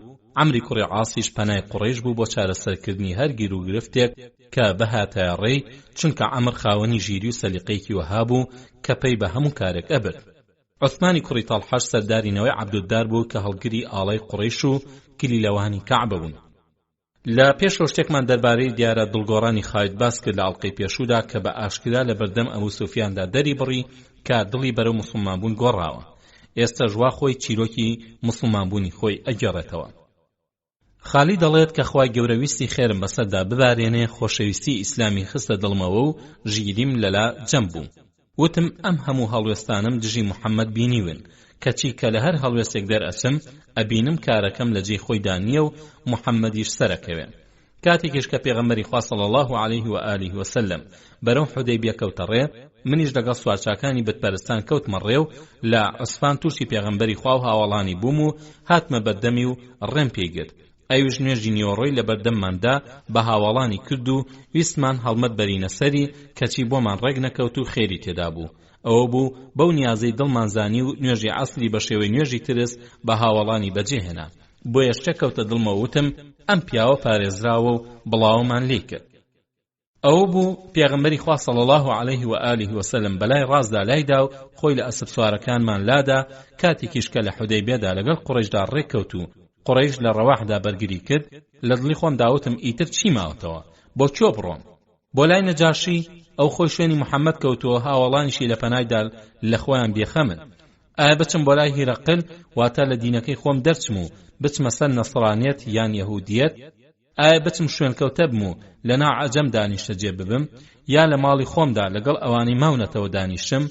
لەم بێکردنەوانەدا بووم پێغەمبەری خوا صلی الله علیه و آله وسلم بۆ عومرەة القەضیە تەشریفی هێنا، ڕۆیشتم خۆم پەنادا و چاوم لە هاتنە ناو شاری نەبوو. ئەو بوو وەلیدی کوڕی وەلیدی برام لەگەڵ پێغەمبەری خوا صلی الله علیه و آله وسلم بۆ عومرە هاتبوو، بە دوام داگەڕابوو، منی دەست نەکەوتبوو، ناچار نامەیەکی بۆ نووسیبووم کە تیایدا هاتبوو: بسم الله الرحمن الرحیم، ئەمما بعد. من لەوە سەیرترم نەدیوە کە تۆ چۆن لە ئیسلامەوە گرتن لات داوە، کە تۆ خاوەنی ئەو عەقڵەش بیت. ئایا شتێک وەکو ئیسلام کەسێک هەیە لێی شارەزانە بێ؟ پێغەمبەری خوا صلی الله علیه و آله وسلم دەربارەی تۆ پرسیاری لێم کرد و فەرمووی ئەینە خالید؟ وتم خوا ئەیهێنێ. فەرمووی ئایا ئەبێ پیاوی وەک ئەو لە ئیسلام نەشارەزا بێ؟ ئەگەر ئەو دەستوەشاندن و هەوڵ و کۆششی لەگە مسلمانەکان یەک بخستایە، بۆی چاکتر بوو، ئێمەش پێشی کەسانی ترمانە خست. جابراکەم فریای ئەوە کەوە کە لە چەندین شوێنی چاکدا لە دەستت دەرچووە. کە نامەکە گەیشتە دەست خالید، هەستی کرد کە پێغەمبەری خوا صلی الله علیه و آله وسلم ڕێزی تایبەتی بۆ داناوە، بەمە دڵی زیاتر چوە سەر موسڵمان بوون. خەوێکیشی بینی، ئەوەش زیاتر دڵی خۆش کرد. لە خەوی دابینی کە لە وڵاتێکی تەنگەبەر و ڕق و تەقدا بوو، بەرە وڵاتێکی سەوزی فراوانە ڕۆیشت. دوای خەوەکە بۆ ئەبوبەکر ئەگێڕێتەوە، ئەویش وەهای بۆ لێک ئەداتەوە کە لە نەفامی و شرک ڕزگاری ئەبێ و بەرەو جیهانی ئیسلامی فراوانی بەپیت و بەرەکەت دێ. خوای گەورە نوری خۆی ڕژاندە ناو دڵی خالیدەوە و دڵی بۆ مسلمان بوون نەرم بوو، بڕیاییدا بەرەو مەدینە بکەوێتە ڕێ. جا بۆ ئەوەی کەسانێکی لێ هاتووی لەگەڵا بن، چوو بۆ لای سەفوانی کوڕی ئومەیە و دای بە گوێی دا و وا محەممەد بەسەر عەرەب و عەجەمدا زاڵ بوو تاکەی ئەمانی شوێنی نەکەون. بەڵام لەبەر ئەوەی کە باوکی و براکەی لە بەدردا کوژرابوون، بڕیایدا کە ئەگەر لە قوڕیشدا تەنها ئەو بمێنێ شوێنی ئیسلام نەکەوێت. دوای ئەو تووشی عیکرێمە ئەبێت و بەویش ئەڵێ با بچین بۆ مەدینە و مسلمان ببین. ئەویش بە هەمان شێوەی سەفوان مل بۆ مسلمان بوون نادا. دوای ئەویش تووشی عوثمانی کوڕی تەڵحە بوو. جا هەرچەندە کە سوکاری زۆری لە حوددا کوژرابوون، خوا هیدایەتی دا و بەگوێی کرد. بگرە ئەویش خۆی ئامادە کرده بوو، بەڵێنیان بەیەکدا لە یەجوج چاوەڕوان یەکتر بن، لەگەڵ بەرە بەیاندا ئەگەنە ئەوێ و ئەڕۆن هەتا ئەگەنە هوددا. عەمری کوڕی عاسیان لەوێ تووشە بێ، لە خای دەپرسێت کە بۆ کوێ ئەڕوا، ئەویش وەڵامی ئەداتەوە کە هەموو شتێ ڕوون بۆتەوە و محەممەد پێغەمبەرە و نیازی وەهایە بچێ بۆ لای و مسلمان ببێ. ئیتر تاکەی هەرسێکیان بە کۆمەکی خوا بەرەو مەدینە ئەڕۆن. پێش خۆیان هەواڵ ئەگاتە پێغەمبەری خوا صلی الله علیه و آله وسلم و زۆر دڵخۆشە بێ کە ئەگەنە کەناری شار، چاکترین جلوبەرگیان لەبەرەکەن و بەرەو مزگەوت ئەکەونە ڕێ. لە ڕێدا وەلیدی برای خالید تووشیان بوو، بە خالدی وت خێراکە، پێغەمبەری خوا صلی الله علیه و آله وسلم بە هاتنت دڵخۆش بۆ و چاوەڕوانتە. ئەوانیش بەپەلە ڕۆیشتن هەتا گەیشتنە خزمەتی و ئەوی زەردەخەنەیە کرد. خالید لێ چووە پێشەوە و سەلامی پێغەمبەرایەتی لێ کرد و ئەویش بە ڕوویەکی گەشەوە وەڵامی دایەوە. خالید شایەتمان دێنێ و پێغەمبەری صلی الله علیه و آله وسلم ئەفەرمێ: وەرە سپاس بۆ ئەو خوای کە هیدایەتی دایت، بە خاوەنی عەقڵێکم زانیت کە هیوادار بووم بەرەو چاکەت بەرێ. خالید کە بیر لەو هەموو دژایەتی حەقەکاتەوە لە ماوەی 21 ساڵدا داوا ئەکات دوعای بۆ بکات تا خوا لێی خۆش ببێ. فەرمووی ئیسلام چاوپۆشی لەوە پێشت ئەکات. پاشان عوسمانی کوڕی تەڵحە چووە پێشەوە بەیعەتی دا و دوای ئەویش عەمری کوڕی عاص موسڵمان بوو. ئەمە لە مانگی سەفەری ساڵی هەشتەمی کۆچیدا بوو. چیرۆکی موسڵمانبوونی عەمریش خۆی ئەیگێڕێتەوە. عەمر کە لە جەنگی خەندەقدا ئەگەڕێتەوە چەند پیاوێکی قوڕەیشی کەوە خۆی بیریان ئەکردەوە و گوێشیان بۆی ئەگرت کۆی ئەکاتەوە پیانەڵێ بەخوا ئەزانن کە من وەهای بۆ ئەچم کاری محەممەد لە بەرز بوونەوەدایە و شتێکیش بە بیرم داهاتووە بزانن ئێوە چۆنی لێ تێگەن. وتیان چیت بەبیر داهاتووە؟ وتی وای ئەبینم خۆمان بگەینی لای نەجاشی و لەوێ لای بمێنینەوە. جا ئەگەر محەممەد بەسەر قوڕیشدا سەرکەوت ئەوە ئێمە لای نەجاشی ئەبین و ئەگەر خزمەکانیشمان سەرکەوتن ئەوە ئێمە ئەوانەین کە ناساوین و لەلایەن ئەوانەوە چاکەمان تووشە بێ. وتیان ئەمە ڕایەکی جوانە. ئەڵێ دەی پارە کۆکەنەوە تا دیاری بۆ پادشا بەرین. خۆشەویستترین شتیشکە لە مەکەوە بۆی بڕوا پێستە بوو. بۆیە پێستەیەکی زۆری بۆ کۆکەنەوە و ئەچن بۆ حەبەشە. لە کاتێکدا کە ئەوان لە لای نەجاشی ئەبن عەمری کوڕی ئومەیەی ضەمری کە نێردراوی پێغەمبەری خوا بوو نردبووی بۆ لای نەجاشی دێت و ئەچێتە لای نەجاشی و عەمری کوڕی عاص بیر لەوە ئەکاتەوە کە لە نەجاشی داوا بکە تا عەمری کوڕی ئومەیە بداتە دەستی تابی کوژێ. عەمری کوڕی عاص ئەچێتە ژوورە و لای پادشا و لە بەردەمیان سەجدە ئەبە. ئەویش بە خەیاتنی ئەکات و پرسیار ئەکات تا بزانی لە مەککە دیاری بۆ هێناوە. عەمریش پێ ڕائەگەیەنێت کە پێستەیەکی زۆری بۆ هێناوە. پادشا زۆر دڵخۆشە بێ. پاشان داوای تەسلیمکردنی عەمری کوڕی ئومەیە ئەکا تا لە گردنی بدە. نەجاشی تووڕە ئەبێت و بەتوندی دەستی ئەدا بە لوتی خۆیدا و عەمر ئەترسێ لوتی پادشا شکا بێ. عەمر لە شەرماندا نازانێت چی بکە. ناچار عوزر بۆ پادشا دێنێتەوە و پادشاش ئەو پەڕی ناڕزای لە عەمر دەرئەبڕێ کە چۆن ئەو داوای لێ ئەکا نێردراوی پیاوێکی تەسلیمکە کە بە وێنەی موسا لە ئاسمانەوە ناموسی ئەکبەری بۆ هاتووە. عەمرە پرسێ ئەی پادشا ئایا ئەو وەهایە؟ پادشا ئەڵێ تیاچیت عەمر بەگوێم کەو شوێنی بکەوە. بەخوا ئەو لەسەر حەقە و چۆن موسا بەسەر فیرعەون و سەربازەکانیدا سەرکەوت ئەمیش بەسەر ناحەزانیدا سەرەکەوێ. عەمر ئەڵێ دەی لەسەر موسڵمانبوون بەیعەتم لێ وەربگرە بۆی. پادشا ئەڵێ بەڵێ. دەست ئەخاتە دەستی عەمر و بەیعەتی لێ وەرئەگرێ و دێتە دەرەوە بۆ لای هاوڵانی. عەمر ئەم موسڵمانبوونی لە هاوڵەکانی ئەشارێتەوە و ئەگەڕێنەوە بۆ مەککە. دوای ماوەیەک بەرەو مەدینە ئەکەوێتە ڕێ تا لە خزمەتی پێغەمبەری خوادا صلی الله عليه و آله وسلم موسڵمانبوونی خۆی ئاشکرا بکە. ئەوە بوو لە ڕێگا تووشی خالید و عوسمانی کوڕی تەڵحە بوون کە ئەگەنە مەدینە. عەمریش دوای خالید و تەڵحە دێتە بەردەمی پێغەمبەری خوا صلی الله عليه و آله وسلم تا بەیعەت بدە. عەمر ئەڵێ دەبەخوا هەر ئەوەندە بوو کە لە بەردەستیدا دانیشتم ئیتر شەرمم ئەکرد لێی کە چاوی بۆ بەرزکەمەوە. جا لەسەر ئەوەی کە لە گوناهە ڕابردووەکانم خوا لێم خۆش ببێ بەیعەتم پێدا. ئەویش فەرمووی بە موسڵمان بوون چاوپۆشی لە گوناهی لەوە پێشەکرێت و بە کۆچکردنیش چاوپۆشی لە گوناهی لەوە پێشەکرێت. دەبەخوا لەو کاتەوە کە موسڵمان بووین پێغەمبەری خوا صلی الله عليه و آله وسلم لە هەر کارێکدا کە ناڕەحاتی هاتبێتە بەردەمی هیچ هاوڵێکی بە هاوتای من و خایدی کوڕی وەلید نەزانیوە. لەلای ئەبوو بەکریش هەمان پایە و پلەمان هەبوو، من لەلای عومەریش هەمان پایە و پلەم هەبوو، بەڵام عومەر گلەیی لە خالید هەبوو. خاڵی دووهەم سریەی غالیبی کوڕی عەبدوڵڵا بۆ کودەیت. ئەم سوریەیە لە دەو ئەوەندە پیاو پێکاتبوو، بەڵام لە ئەڕەحیقدا لە لاپەڕە 397 وەها هاتووە کە 200 پیاو بوون و بۆ سەرنەوەی مولەوەح کە تیرەیەکی نەوەی لێیت بوون. ئەمانە خاوەنی هێزێکی گەورە بوون کە مەترسی ئەوان لێ ئەکرا هێشکەنە سەر مەدینە. بۆیە پێغەمبەری خوا صلی الله عليه و آله وسلم وای بە چاکزانی هەڵمەتێک بنێرێتە سەریان و تەمەیان بکە. لە مانگی سەفەری ساڵی هەشتەمی کۆچیدا لە مەدینە دەرچوون و ڕۆیشتن هەتا گەیشتنە قودەیت. لەسەر ڕۆخی دەریای سوور لەوێ تووشی پیاوێک بوون بە ناوی حارثی کوڕی مالکی کوڕی بورسا و لە ترسی ئەوەی کەسی خوڕی بۆ دوژمن بکە گرتیان، هەرچەندە ئەو بۆ مسلمان بوون هاتبوو. کە ئێوارەیان لێدێ لە قودەیت یەکێک لە مسلمانەکان ئەنێرن بۆ هەواڵزانین. مسلمانەکە سەر ئەکەوێتە سەر گردێک و بەسەریەوە پاڵ ئەکەوێ. پیاوێک لە خێوەتەکەی دێتە دەرەوە و بەژنەکەی ئەڵێ بەخوا ڕەشایەک بەسەر ئەو گردەوە ئەبینم کە ئەمڕۆ نەمدیوە. بزانە سەگەکان جەوەندە و مەشکیان نەبردوویت؟ ژنەکەوتی نەخێر. کابرا تیرێک ئەگرێتە ڕەشایەکە و لە مسلمانەکە ئەدا و ئەویش خێرات تیرەکە دەرئەکات و جوڵە لە خۆی ئەبڕێ. تیری دووهەمی تێ ئەگرێت و ئەویش لێ ئەدات و بەژنەکەی ڕائەگەێنێ کە ئەگەر گیاندار بووایە ئەجوڵا، چونکە هەردووکی لێداوە.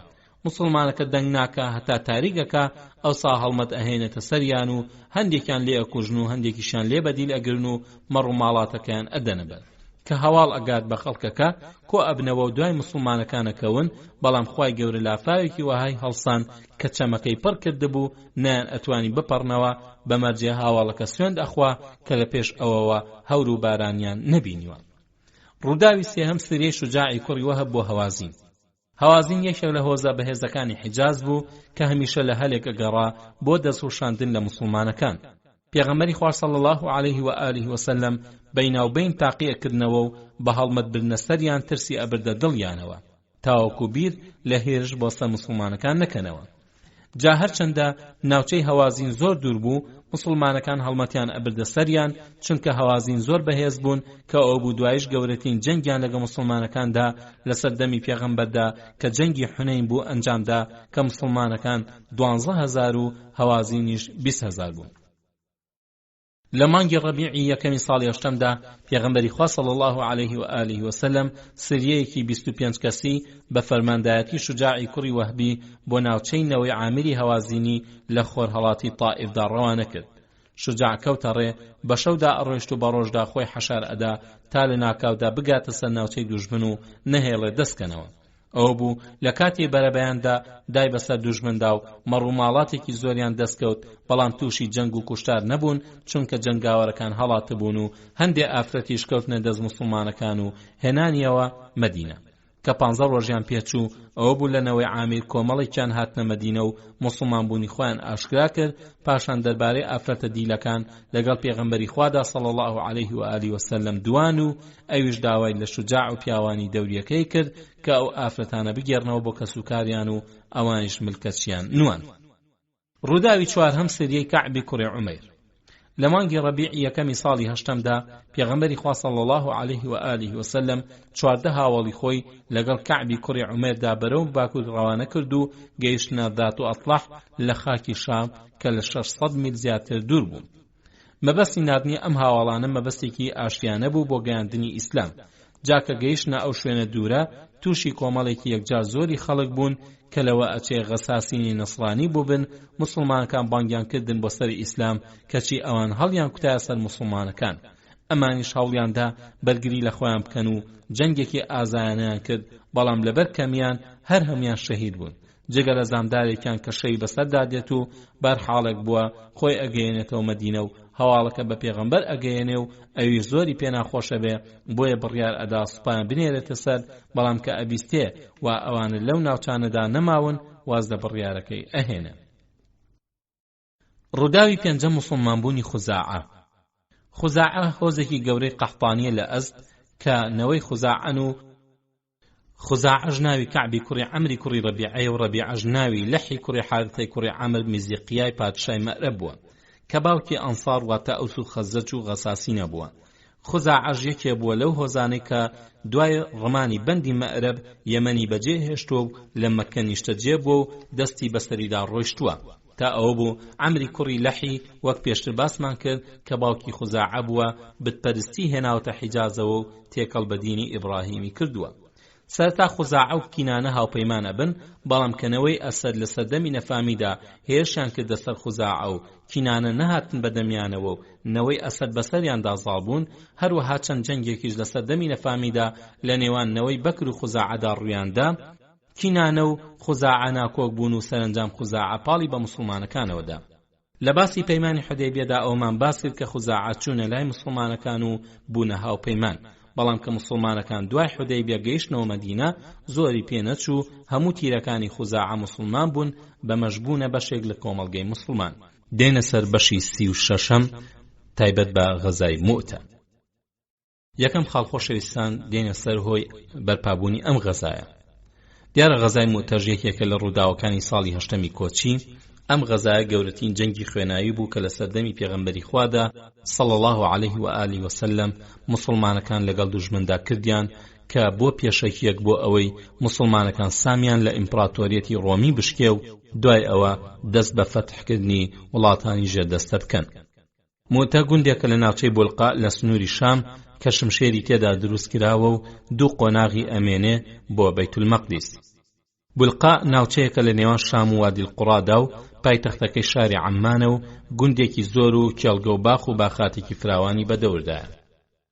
ئەوە بوو وەک لە باسەکانی پێشەوە باسمان کرد پێغەمبەری خوا صلی الله علیه و آله و سلم ویستی لە ڕێی ناردنی هاوڵەکانیەوە پەیوەندی بە پادشا و میرانی خۆرهەڵاتی ناوەڕاستەوە بکە، بەتایبەت هیرەقلی پادشای قوستەنتینیە کە لەو کاتەدا لە شاری قودس بوو بۆ دەربڕینی سوپاسی بێپایان بۆ خوای گەورە لەسەر ئەو سەرکەوتنەی کە پێی بەخشی تا پشتی سوپای فارسدا بە زەویدا بەپێ هاتبوو بۆ حەجی شاری قودس کە نامەکە گەیشتە لای هێرەقیل خۆی بەنهێنی موسڵمان بوو، هەوڵیشیدا قەشە و بەتریکەکانی لەگەڵیان موسڵمان ببن کەچی بێهودە بوو. یەکێک لەو پادشایانش کە پەیوەندیان بە دەوڵەتی ڕۆمیەوە هەبوو پادشای غەساسینە حارثی کوڕی ئەبوو شومەری غەسانی بوو کە بنکەی لە جەولان بوو بە ناوی ڕۆمەکانەوە حکمی جۆلان و بوسڕا و هەموو ئەو ناوچانەی ئەکرد تا سنووری دوورگە درێژە بێتەوە. ئەم پادشایە تا ڕادێکی زۆر خاوەنی سربەخۆیی بوو. سوپایەکی گەورەشی لەو عەرەبە بە گاوربوانی غەساسینە هەبوو کە نزدیکەی 100,000 بوو. ئەو بوو پێغەمبەری خوا صلی الله علیه و آله و سلم یەکێک لە هاوڵانی کە ناوی حارثی کوڕی عومەیری ئەزدی بوو ناردی بۆ لای حارثی کوڕی ئەبوو شومەری پادشای جەولان و بوسڕا تا بانگی بکا بۆ سەری ئیسلام کە گەیشتە گوندی موئتە تووشی شورەحبیلی کوڕی عەمری غەسانی بوو کە کار بەدەستی پادشا حارث بوو، پرسی لەوە ئەچێ لە نێراوانی محەممەد بی وتی بەڵێ، دەست و پێی بەست و پاشان دای لە مری و کوشتی. ئەمە یەکەم نێردراوە کە موسڵمانان بینێرن و بکوژرێن کە هەواڵەکە گەیشتە پێغەمبەری خوا صلی الله علیه و آله و سلم بەلایەوە زۆر گران بوو. ئەمەیەک لەلایەکی ترەوە وەک لە پێشەوە باسمان کرد بە فەرمانداری کەعبی کوڕی عومەیر 14 هاوڵ بەرەو خاکی شام کەوتنە ڕێ بە نیازی گەیاندنی ئیسلام کەچی بەناڕەوا ئەو هاوڵانە شەهید کران. لەلایەکی تریشەوە پادشا حارثی کوڕی ئەبوو شومەر دوای ئەوەی کە کار بەدەستەکەی نێراوەکەی پێغەمبەری خوای صلی الله علیه و آله و سلم شەهید کرد کەوتە هەڕەشەکردن کە نیازی هەیە هێرش کاتە سەر مەدینە و دەوڵەتە ساواکەی ئیسلام بیڕوخێنێ. ئەمانە دیارە هۆی سەرەکی بوون تا پێغەمبەری خوا صلی الله علیه و آله و سلم سوپای موئتە بەرەو ناوچەی دەستدرێژی ڕەوانە بکە تا ئەو دەستدرێژی کارانە تەمێ بکرێن و ڕۆمەکانیش ئاگادار بکرێن کە ئەوان بەو ئاسانیە ناتوانن مەدینەی پایتەختی شێر و پڵنگەکانی ئیسلام بگرن، چونکە ئەگەر ڕۆم بە ژمارە زۆر بن خاوەنی غیرەت و جوامێریەک نین کە بتوانن پشتی موسڵمانان بە زەویدا بدەن. خاڵی دووهەم بەڕێکردنی سوپا. ئەو بوو پێغەمبەری خوا صلی الله علیه و آله و سلم لە هاوڵە دڵسۆزەکانی 3000 هەڵبژاردن و بێ ئەوەی سەرەتا مەبەستی ئەم کارە دەربخا تا ئەو بوسپا لە مەدینە کەوتە ڕێ و سەربازگەی لە جورف دروست کرد کە 3 میل لە مەدینەوە دوور بوو لەوێ هەواڵی دانێ کە ئەوێ ئەم سوپایە بەرەو شام ڕەوانە بکە تا کوشتاری ئەوانە بکەن کە ستەمیان لە هاوڵانی کردووە.